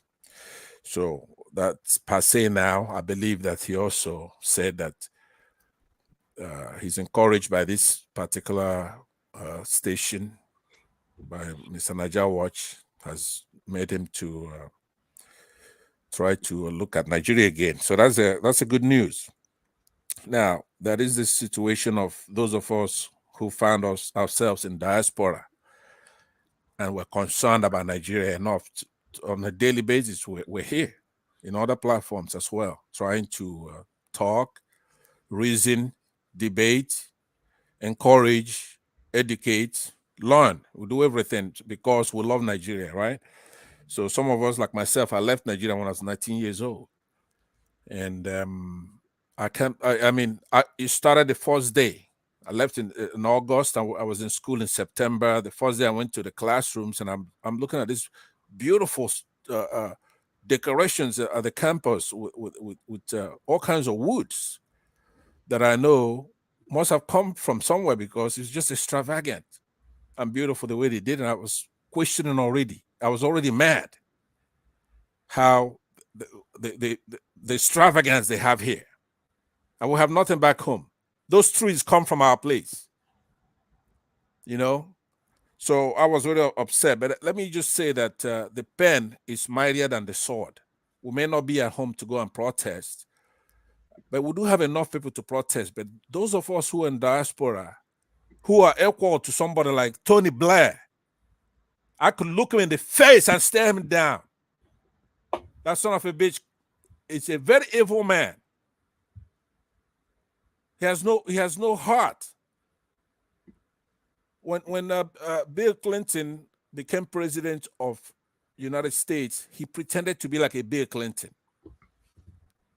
And I was fooled myself. I said, okay, Britain's got somebody just like Bill Clinton over there too. So this is going to work. Not knowing that neither one of them is any good. Bill Clinton is no good, and definitely Tony Blair is worse, 1,000 times worse. Because when George Bush succeeded Bill Clinton, he became like he became a poodle to George Bush. I went and did a number on the Iraqis, which I supported, but for a different reason. Why he supported that activity over there is different from why I support it. So he comes over there to shake Tinubu's hands and to discourage Nigerians and to make us not fight for our mandate, because it's what the game they're playing is like. It's inevitable. No matter what you do, Tinubu is going to be your president. Well, he's going to be wrong about that. Just like they made him over and over apologize for lying to the world about weapons of mass destruction that he perpetrated with Iraqis. But then again, I did support that action in Iraq because that's what we need. It fits, the Iraqi situation fits Nigeria like a glove, right? So you have the Sunni Islamic fundamentalists in Iraq that killing the Shia majorities, lobbing missiles at Israel, disobeying UN, what do you call the UN, what do you call that? To Niger, help me out with that since you know everything. UN resolutions. So the Iraqis in diaspora, of which we have more people, more Nigerians in diaspora than the Iraqis had. Shias from Iraq, led by Mr. Shalabi, lobbied successfully by exposing Saddam Hussein, who's using chemical weapons on the Kurds, and then doing the other things that I said earlier, a minute ago. So the United States escorted him home, but that was under George Bush. We don't have a George Bush in power. We have a Biden. We have a Biden, unfortunately. So if to conclude it, those who are in Nigeria saying you're urging us to protest, it doesn't mean that when you're protesting, there are things we're going to be doing over here. Part of it is that, no, we're not going to let our country, we love our country a lot more than probably some of you in Nigeria. We love that country. That's our country. So we're here and we see them come and take resources from there, the oil, and come and waste it over here. Okay, so it's been paining me for a very long time. I'm telling you that we're going to stop all of it. All those enemies, both foreign and domestic. We have to give Nigeria a break this time. Thank you very much. I would finish this statement at some point. I'm putting it together. Thank you very much, Mr. Niger Watch. Thank you. Thank you, sir. Thank you. Thank you very much. All right. I would like to hear from Black Panther now. Your 2 minutes, sir. Thank you, sir. Thank you. Thank you very much. All right. Thank you, Mr. Niger Watch. Can you hear me? Yes, sir. Thank you, Mr. Niger Watch. I thank Mr. Niger. Thank every one of you. Thank Mr. Felix, One Love, Ken, Peter the Rock. I thank you very much. Mr. Niger, I thank you most especially for keeping us, on our feet all the time. Yes. Thank you for taking our hard knot, because it takes a man to take it, and you took it inside, and you did not see it as if we are, trying to pull you down, but you saw it as a way of, we are in a constitutional conference and we are arguing things out amicably to find a good position whereby every one of us will come up, smile, like, yes, we did it again. And I want to thank most especially Madam Rita. Madam Rita, you are, in short, you are an angel. You spoke, as you were speaking, I was flabbergasted. I was so happy and I was comfortable. Despite sometimes it makes some people uncomfortable, but I was more comfortable and everybody became what? Comfortable. So I want to say this to Niger Watch. Thank you very much. As I earlier said, that sometimes when we do the overnight conference, we pour out everything we got inside. Despite in our pouring out, we learn from each other. And I believe most of the audience have really learned, because we really intensively went into it and have been intense into the matter, constitutional matter. It made you to come up alive, and everybody really, spoke eloquently well. To Nigeria, I thank you once again. Though you have been the bad boy, but you now realize that you are not a bad boy, but you are just trying to make the thing, everybody argue it and learn intensely, because I learned something from you. You don't know, I learned some kind of, rhetoric from you and maneuvering. But at the end of the whole game, we came to a round table and really appreciated every bit of things we've spoken about. And once again, I'll say to the Nigerian out there, rise up, rise up. We are getting there. Don't look at the path which we are taking, because PO has already said it. It's going to be rough. It's going to be tough. But as long as it gets tougher, tough things are meant for tough men. We are the tough men, and we are going to take it back. Either way, whatever they do, we are going to take it back, because they know this is the last point of call for them. If they go the other way and they think that we'll sleep over it, they just made the rock. And I thank God Nigerians are beginning to wake up and know the constitutionality behind everything that they've been doing in Nigeria. And I say all the patriots in Nigeria will be fighting. And I know our heroes that have gone before us, they are not sleeping. They are smiling and happy that we are keeping the flame, the fire burning, and we are looking up to the crown. That crown, our eyes will not leave that crown. That crown will get in Jesus' mighty name. Thank you, Mr. Najawash. Thank you to Naija, and thank you to everyone and all the people that have been commenting. God bless you all. Thank you. Thank you very much, my brother Black Panther. I really do appreciate you.